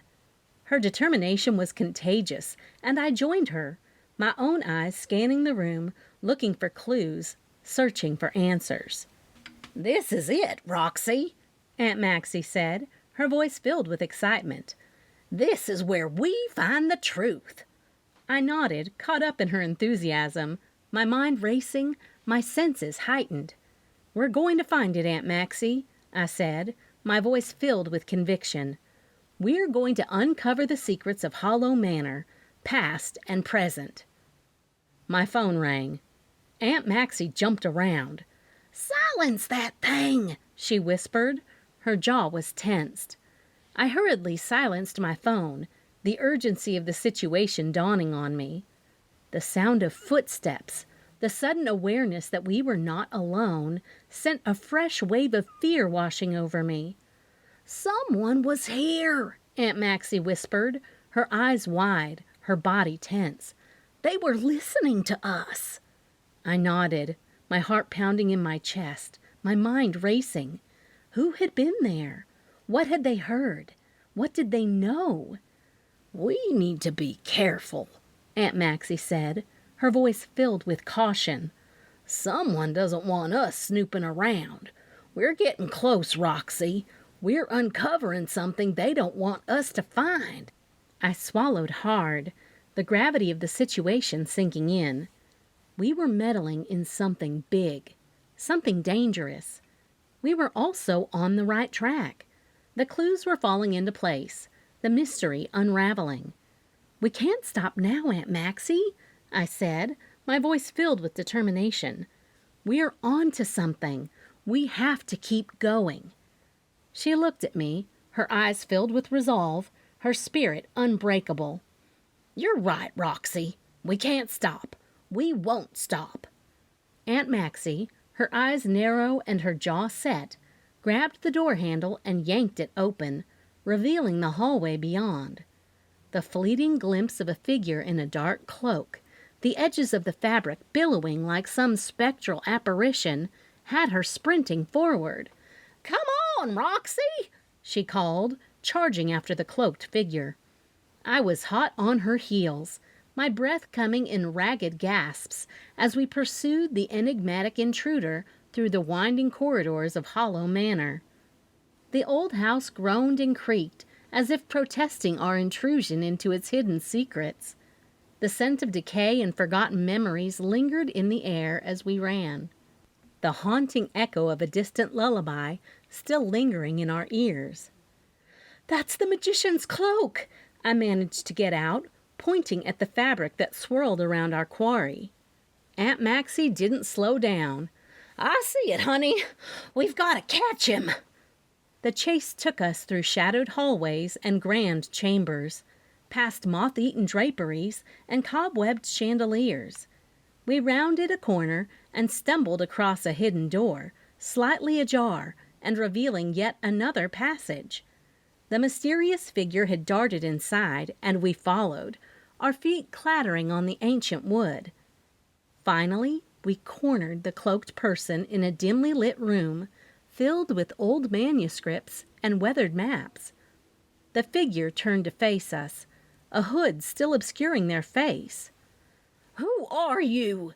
Aunt Maxie demanded, "and what are you doing in Hollow Manor?" The hood was slowly lowered, and to our astonishment, the face of Samuel was revealed. His eyes, wide with surprise, flicked between Aunt Maxie and me. "Samuel?" I exclaimed, my voice a mixture of shock and confusion. "What are you doing here?" He looked almost sheepish as he responded. "I was doing some research." "Research?" Aunt Maxie's voice dripped with skepticism. "Dressed like that?" Samuel adjusted the cloak, a faint blush creeping into his cheeks. "Well, it's quite drafty in here, you know." Aunt Maxie crossed her arms. "That's a magician's cloak. What's going on here, Samuel? What are you hiding?" He hesitated for a moment before letting out a sigh. "All right. I suppose there's no point in hiding it any longer. I think it's time you two knew the full story." My heart stopped in my chest as Samuel pulled a gun from beneath the cloak, his eyes now hard and cold. The genial, quirky author facade had vanished, replaced by something altogether more sinister. "Move," he commanded, his voice firm, the gun aimed at us. "Slowly. I want you two against that wall."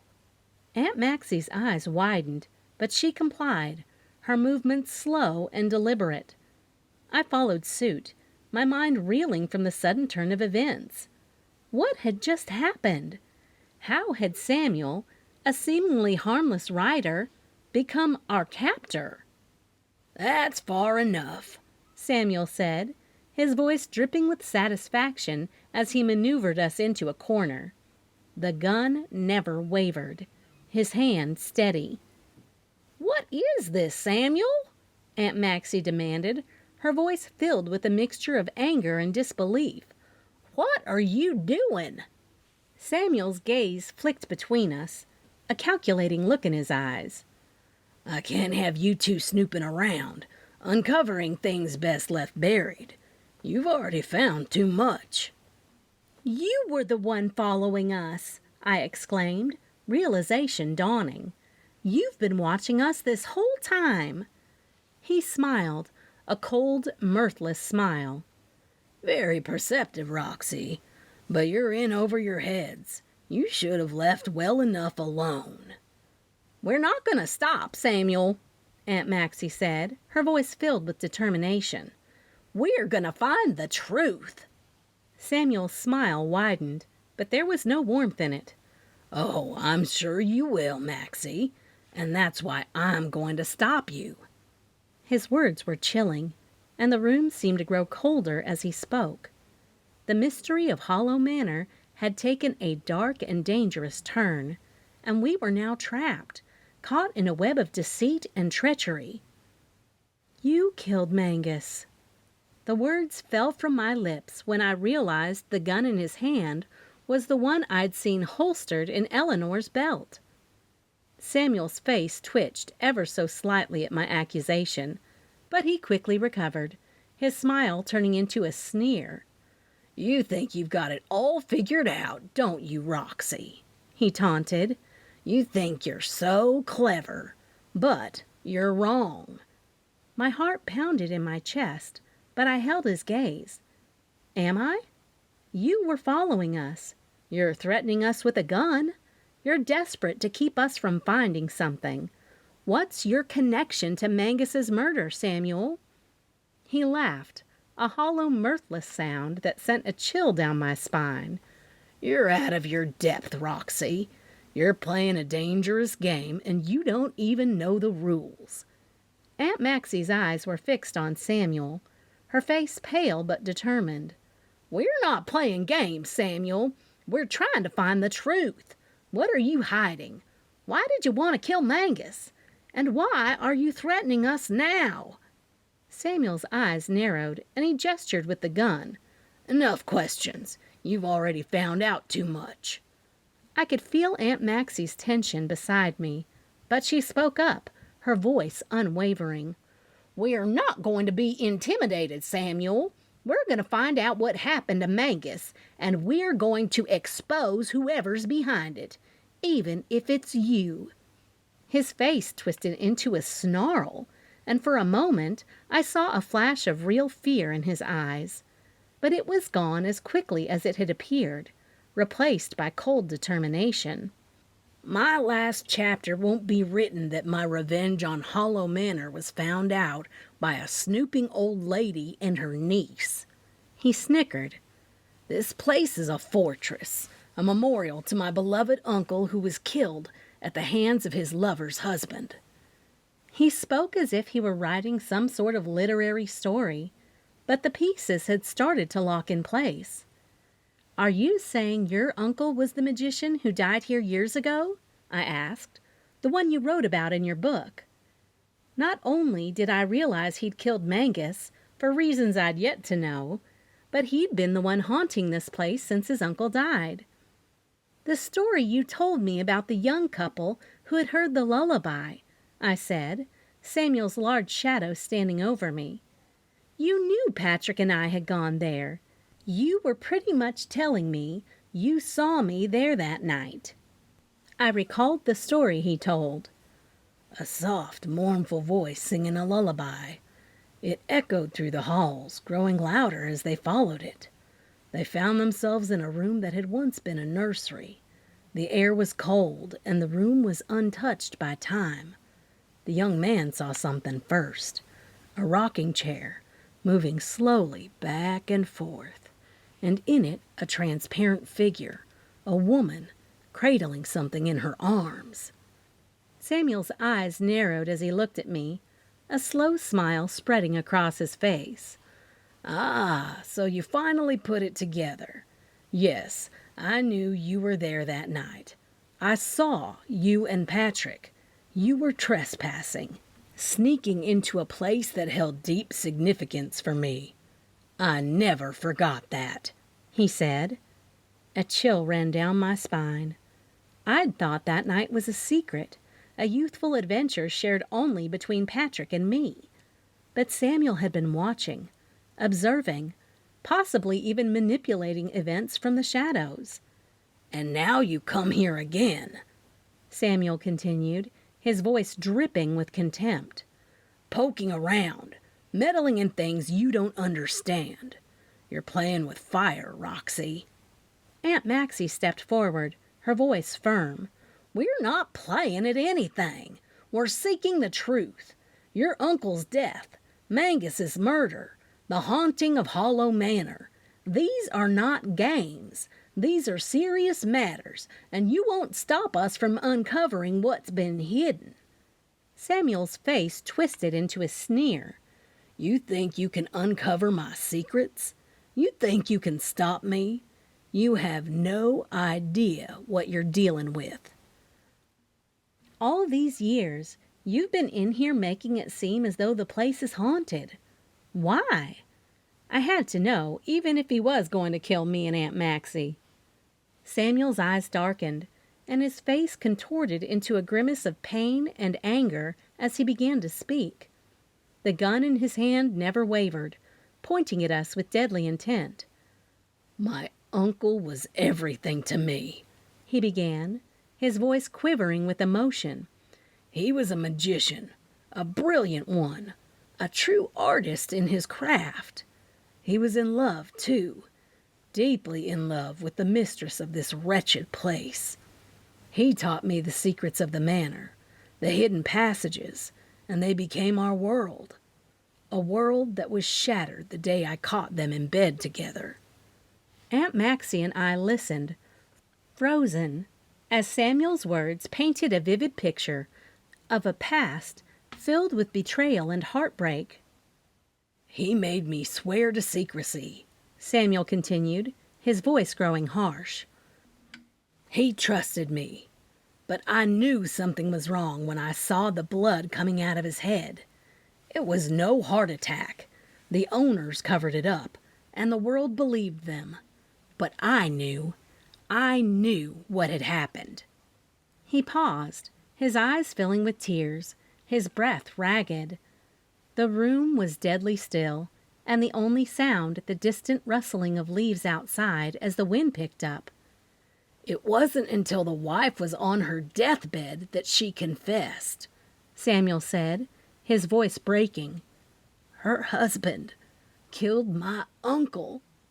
They wanted to keep their secret, to continue profiting from his murder. I vowed that they would never make another dime. I would haunt this place myself if I had to. The intensity in his eyes was terrifying, and I could feel the chill in the room as he spoke. The haunted history of Hollow Manor came alive in his words. Eleanor was stubborn, he spat, his voice filled with contempt. I had to stop her. I took her gun when she wasn't looking, and I killed Mangus. I thought she'd be pinned as the killer, and that would be the end of it. But you, Roxy, had to snoop around. You had to uncover the truth. I stared at Samuel, my heart pounding, my mind reeling from his confession. He had been the ghost of Hollow Manor, driven by revenge and a twisted sense of justice. You saw Patrick and me that night, I whispered, remembering the story he'd told me. You were there. His eyes met mine, cold and unfeeling. I was there, watching, waiting, and now I have to stop you too." The room seemed to close in on us, the walls bearing the weight of the secrets that had been revealed. Samuel's face was a mask of determination, his grip on the gun unwavering. "You won't get away with this, Samuel," Aunt Maxie said, her voice strong despite the fear in her eyes. Samuel's smile was cruel. "Oh, I think I will, Maxie. I think I will." The wind howled outside, and the leaves rustled ominously, as if echoing Samuel's dark promise. The secrets of Hollow Manor had been laid bare, and we were trapped in a nightmare from which there was no escape. "Shut up!" Samuel yelled, his voice filled with venom. "Both of you turn around. I can't stand to look at your faces as I do this." My heart was pounding in my ears, terror gripping me as I realized what he was about to do. Aunt Maxie's face was pale, but she met my eyes with a look of determination. "Roxy," she whispered, "we have to think of something. We can't let him win." I nodded, desperation clawing at me as I tried to come up with a plan. But my mind was blank, frozen by fear. "Turn around!" Samuel screamed, his finger twitching on the trigger. We started to turn, tears stinging my eyes, when a loud crash shattered the silence. The door to the room burst open, and a figure appeared in the doorway. "Victor the Visionary!" I exclaimed, my voice a mix of shock and relief. Samuel's face went white, and his hand wavered for just a moment. But that moment was all that Victor needed. With a roar, he charged at Samuel, his powerful frame knocking the gun from Samuel's hand. "What are you doing here?" Samuel yelled, his face twisted in rage. "I've been tracking you, you sick fiend," Victor growled, his voice filled with contempt. "I knew there was something off about you from the start." Aunt Maxie and I watched, paralyzed, as the two men struggled. Samuel was wiry and quick, but Victor's strength was overwhelming. "You won't get away with this," Victor bellowed, his eyes filled with righteous fury. "You won't hurt these women, and you won't tarnish the legacy of Hollow Manor any longer." The room was filled with the sounds of grunting and thumping as they fought, the dark secrets of the manor seeming to echo in the very walls. With a flourish of his hand and a magical flip of his fingers, Victor the Visionary summoned a magical binding around Samuel's limbs. The author struggled against the restraints, but they held firm. "Roxy," Victor commanded, his voice filled with authority. "Go call the police. We've got him now, and he won't be going anywhere." I nodded, my legs feeling weak but my resolve strong. "Thank you, Victor," I said, my voice trembling with gratitude. "I don't know what we would have done without you." "Thank goodness I was here, because Eleanor agreed to sell me the joint last night. I came to take a look around. I heard that ridiculous moaning and singing before I found the tape recorder on replay up in the rafters." Victor gave me a reassuring smile, his eyes still fixed on Samuel. "Go, Roxy. We'll be safe here." I turned and raced down the dark hallways of Hollow Manor, the wind howling outside as if in approval of the turn of events. The past and the present had collided in that room. The truth finally unearthed, and justice was within our grasp. As I reached for my phone, my thoughts turned to Mangus, to Patrick, to the magician who had died so long ago. The mystery had woven its way through the lives of so many, but it was finally coming to an end. Dialing the police, I felt a surge of triumph mixed with sorrow. The secrets of Hollow Manor were no longer hidden. The ghosts finally laid to rest. But at what cost? With a sigh, I spoke to the dispatcher, my voice steady as I relayed the events of the night. Samuel's reign of terror was over, and Hollow Manor could finally begin to heal. But the memories, the emotions, the scars, they would remain, a permanent part of the legacy of a place that had seen so much pain and betrayal. Aunt Maxie emerged from the corridor, her eyes wide and her face pale but resolute. I could see the weight of what had just transpired in her expression, the realization of Samuel's betrayal, the relief at Victor's intervention, and the lingering tension of danger averted. "The police are on their way," I said, nodding toward the distant sound of sirens that were growing louder by the second. She nodded, her hand trembling as she brushed a strand of her hair from her face. "Good. Samuel will face justice for what he's done." We began to walk toward the entrance of the manor, each step a release from the nightmare we'd found ourselves in. The vendor tents still stood, frozen like ghosts in a celebration turned to horror. The wind had picked up, and the leaves were falling from the trees surrounding the manor, swirling in the autumn breeze like the unsettled memories of the past. As we reached the front door, Aunt Maxie turned to me, her eyes softening. "Roxy, dear, I can't thank you enough for not only your love of me, but Honey Springs," she said. I squeezed her hand, smiling through the tears that had welled up in my eyes. "You are the reason I love Honey Springs, and even this old house kinda held a fond memory for me and Patrick. But we've put an end to a terrible chapter in this place's history." She nodded, her eyes glistening with unshed tears. "Yes, we have." We stood there on the porch, listening to the sirens growing closer, the wind carrying the promise of a new beginning. The haunting secrets of Hollow Manor had been laid bare. Justice was on its way, and we were free to move on. As the first police car turned up the driveway, Aunt Maxie turned to me and smiled, her face filled with a newfound serenity. "We've done it, Roxy. We faced the past, and now we can look to the future." I smiled back, feeling a warmth in my heart that had nothing to do with the crisp fall air. "Yes, Aunt Maxie, the future is ours."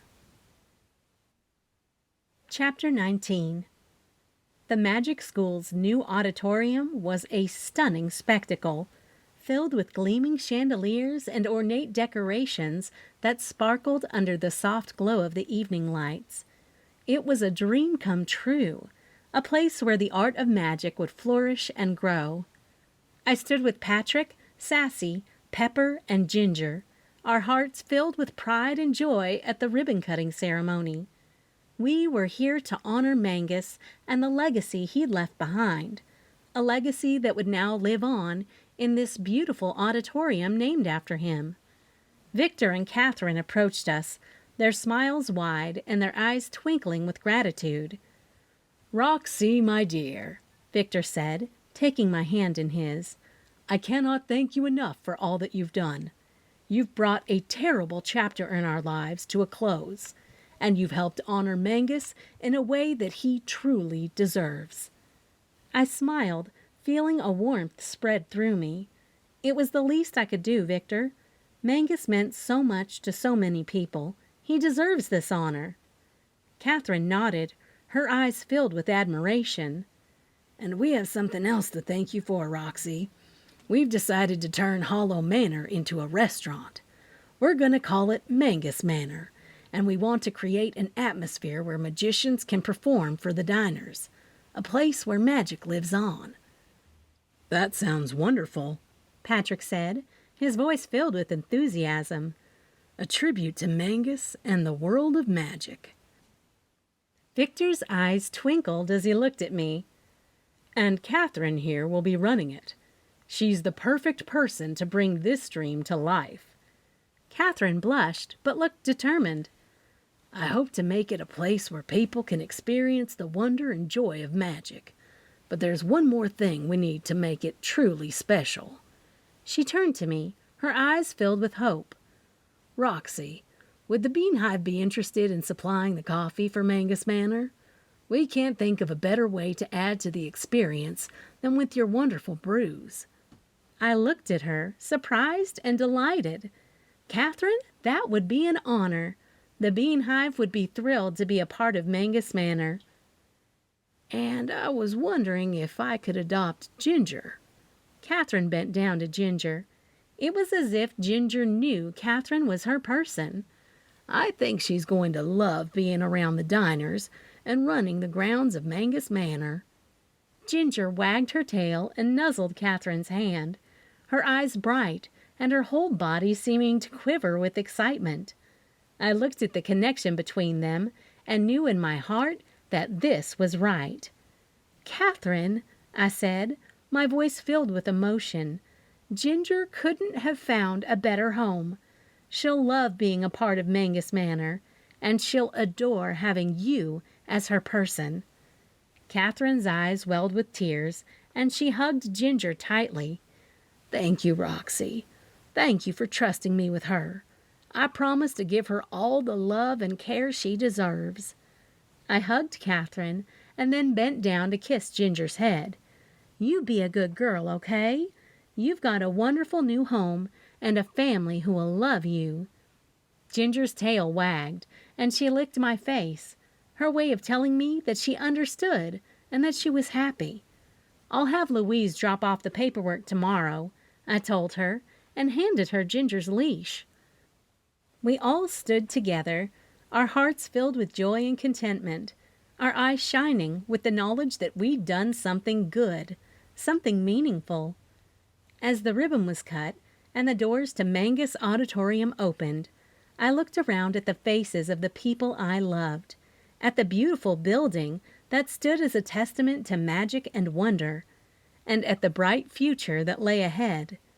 We'd solved the mystery, we'd honored the past, and we'd created a beautiful present. Mangus Manor would be a place of joy, of laughter, of love.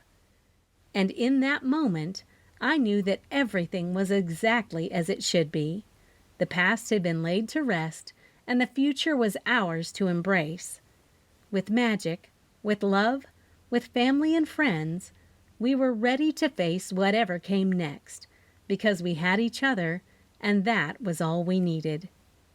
The end. Recipes from the Bean Hive. Fall Leaf Crunch Cookies. Ingredients: 1 cup unsalted butter, softened. 3/4 cup brown sugar, packed. 1/4 cup granulated sugar. 1 large egg. 1 teaspoon vanilla extract. 2 cups all-purpose flour. 1/2 teaspoon baking soda. 1/2 teaspoon salt. 1/2 teaspoon ground cinnamon.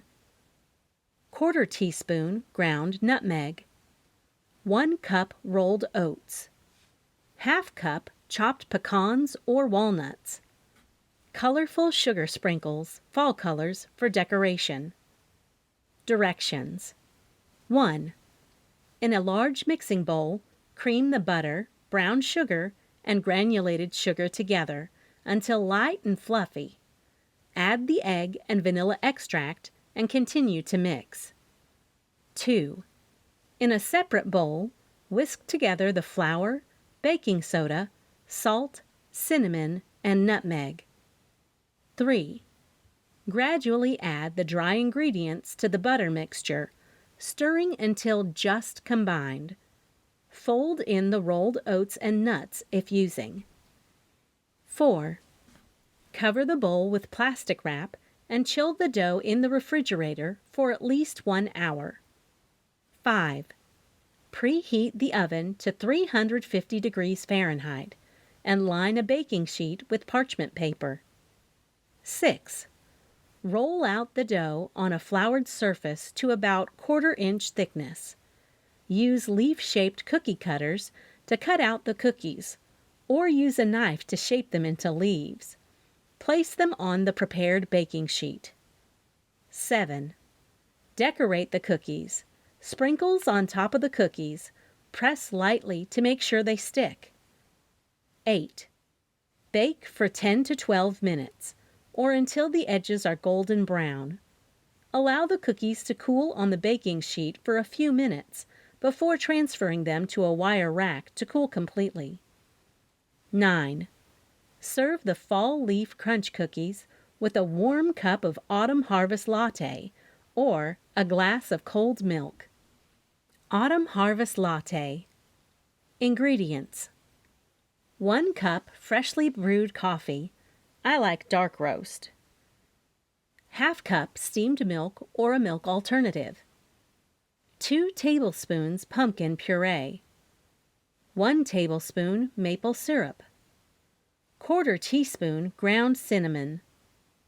1/8 teaspoon ground nutmeg.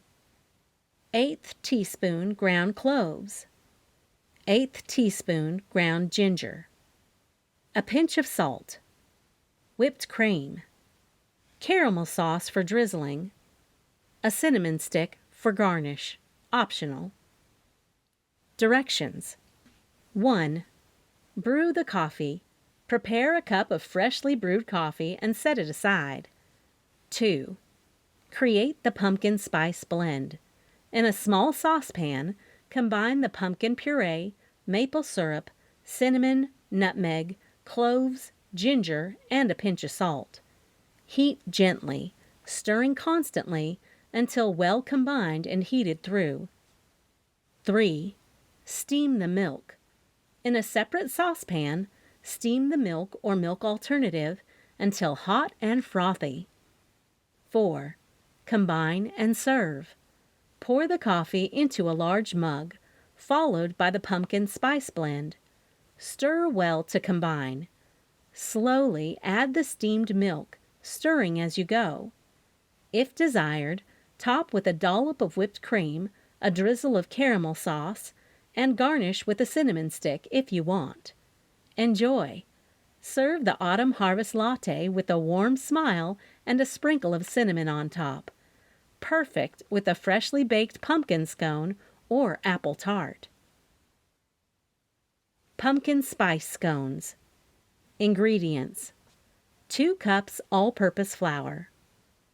1/3 cup brown sugar. 1 teaspoon baking powder. 1/2 teaspoon baking soda. 1/2 teaspoon salt. 1 teaspoon cinnamon. 1/2 teaspoon nutmeg. 1/2 teaspoon ginger. 1/4 teaspoon cloves. 1/2 cup unsalted butter, cold and cubed. 1/2 cup canned pumpkin.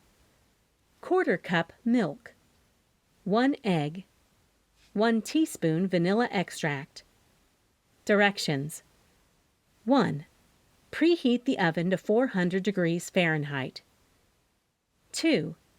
In a large bowl, whisk together the flour, sugar, baking powder, baking soda, salt, and spices. 3. Cut in the cold butter until the mixture resembles coarse crumbs. 4. In a separate bowl, whisk together the pumpkin, milk, egg, and vanilla. 5. Add the wet ingredients to the dry and stir until combined. 6. Scoop the dough onto a parchment-lined baking sheet, shaping into scones. 7. Bake for 15 to 18 minutes, or until golden brown. 8. Allow to cool slightly and enjoy with your favorite coffee, especially one from the Bean Hive. Books by Tonya. Southern Hospitality with a Smidgen of Homicide. Camper and Criminal's Cozy Mystery Series. All is good in the camperhood until a dead body shows up in the woods. Beaches, Bungalows, and Burglaries. Deserts, Driving, and Derelicts. Forests, Fishing, and Forgery. Christmas, Criminals, and Campers. Motorhomes, Maps, and Murder. Canyons, Caravans, and Cadavers. Hitches, Hideouts, and Homicides. Assailants, Asphalt, and Alibis. Valleys, Vehicles, and Victims. Sunsets, Sabbatical, and Scandal. Tents, Trails, and Turmoil.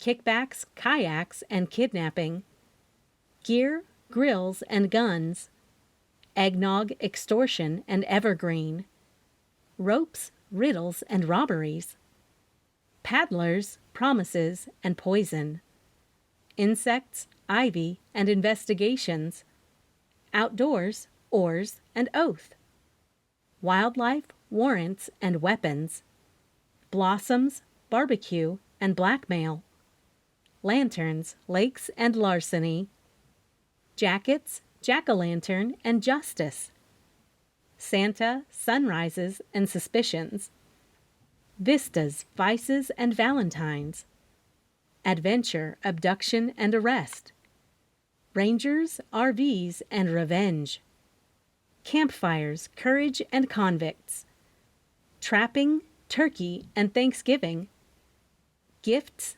glamping, and glocks, zoning, zealots, and zip lines, hammocks, handguns, and hearsay, questions, quarrels, and quandary, witness, woods, and wedding, elves, evergreens, and evidence, moonlight, marshmallows, and manslaughter, bonfire, backpacks, and brawls. Killer Coffee Cozy Mystery Series. Welcome to the Bean Hive Coffee Shop, where the gossip is just as hot as the coffee. Scene of the grind, mocha and murder, freshly ground murder, cold-blooded brew, decaffeinated scandal, a killer latte, holiday roast mortem, dead to the last drop, a charming blend novella, crossover with magical cures mystery, frothy foul play, spoonful of murder, barista bump off, cappuccino criminal, macchiato murder, holiday cozy mystery series, celebrate good crimes, four-leaf felony, Mother's Day murder, a Halloween homicide, New Year nuisance, chocolate bunny betrayal, 4th of July forgery, Santa Claus surprise, April Fool's alibi. Kenny Lowry Mystery Series. Mysteries so delicious it'll make your mouth water and leave you hankering for more. Fixin' to Die, Southern Fried, Axe to Grind, 6 Feet Under, Dead as a Doornail, Tangled Up in Tinsel, Diggin' Up Dirt, Blowin' Up a Murder, Heavens to Bribery. Magical Cure Mystery Series. Welcome to Whispering Falls, where magic and mystery collide. A charming crime, a charming cure, a charming potion novella, a charming wish, a charming spell, a charming magic, a charming secret, a charming Christmas novella, a charming fatality, a charming death novella, a charming ghost, a charming hex, a charming voodoo, a charming corpse, a charming misfortune, a charming blend, crossover with a killer coffee cozy, a charming deception. Mail Carrier Cozy Mystery Series. Welcome to Sugar Creek Gap, where more than the mail is being delivered. Stamped Out. Address for Murder. All She Wrote. Return to Sender. First Class Killer. Post-Mortem. Deadly Delivery. Red Letter Sleigh. About Tonya. Tonya has written over 100 novels, all of which have graced numerous bestseller lists, including the USA Today. Best known for stories charged with emotion and humor and filled with flawed characters, her novels have garnered reader praise and glowing critical reviews. She lives with her husband and a very spoiled rescue cat named Ro. Tonya grew up in the small southern Kentucky town of Nicholasville. Now that her 4 boys are grown men, Tonya writes full-time in her camper she calls her shamper, She Camper. Learn more about her. Be sure to check out her website, TonyaKappas.com. Find her on Facebook, Twitter, BookBub, and Instagram. Sign up to receive her newsletter, where you'll get free books, exclusive bonus content, and news of her releases and sales. If you liked this book, please take a few minutes to leave a review now. Authors, Tonya included, really appreciate this, and it helps draw more readers to books they might like. Thanks. This has been Macchiato Murder, Killer Coffee Mysteries, Book 13. Written by Tonya Kappas. Narrated by Christina Sagnameni.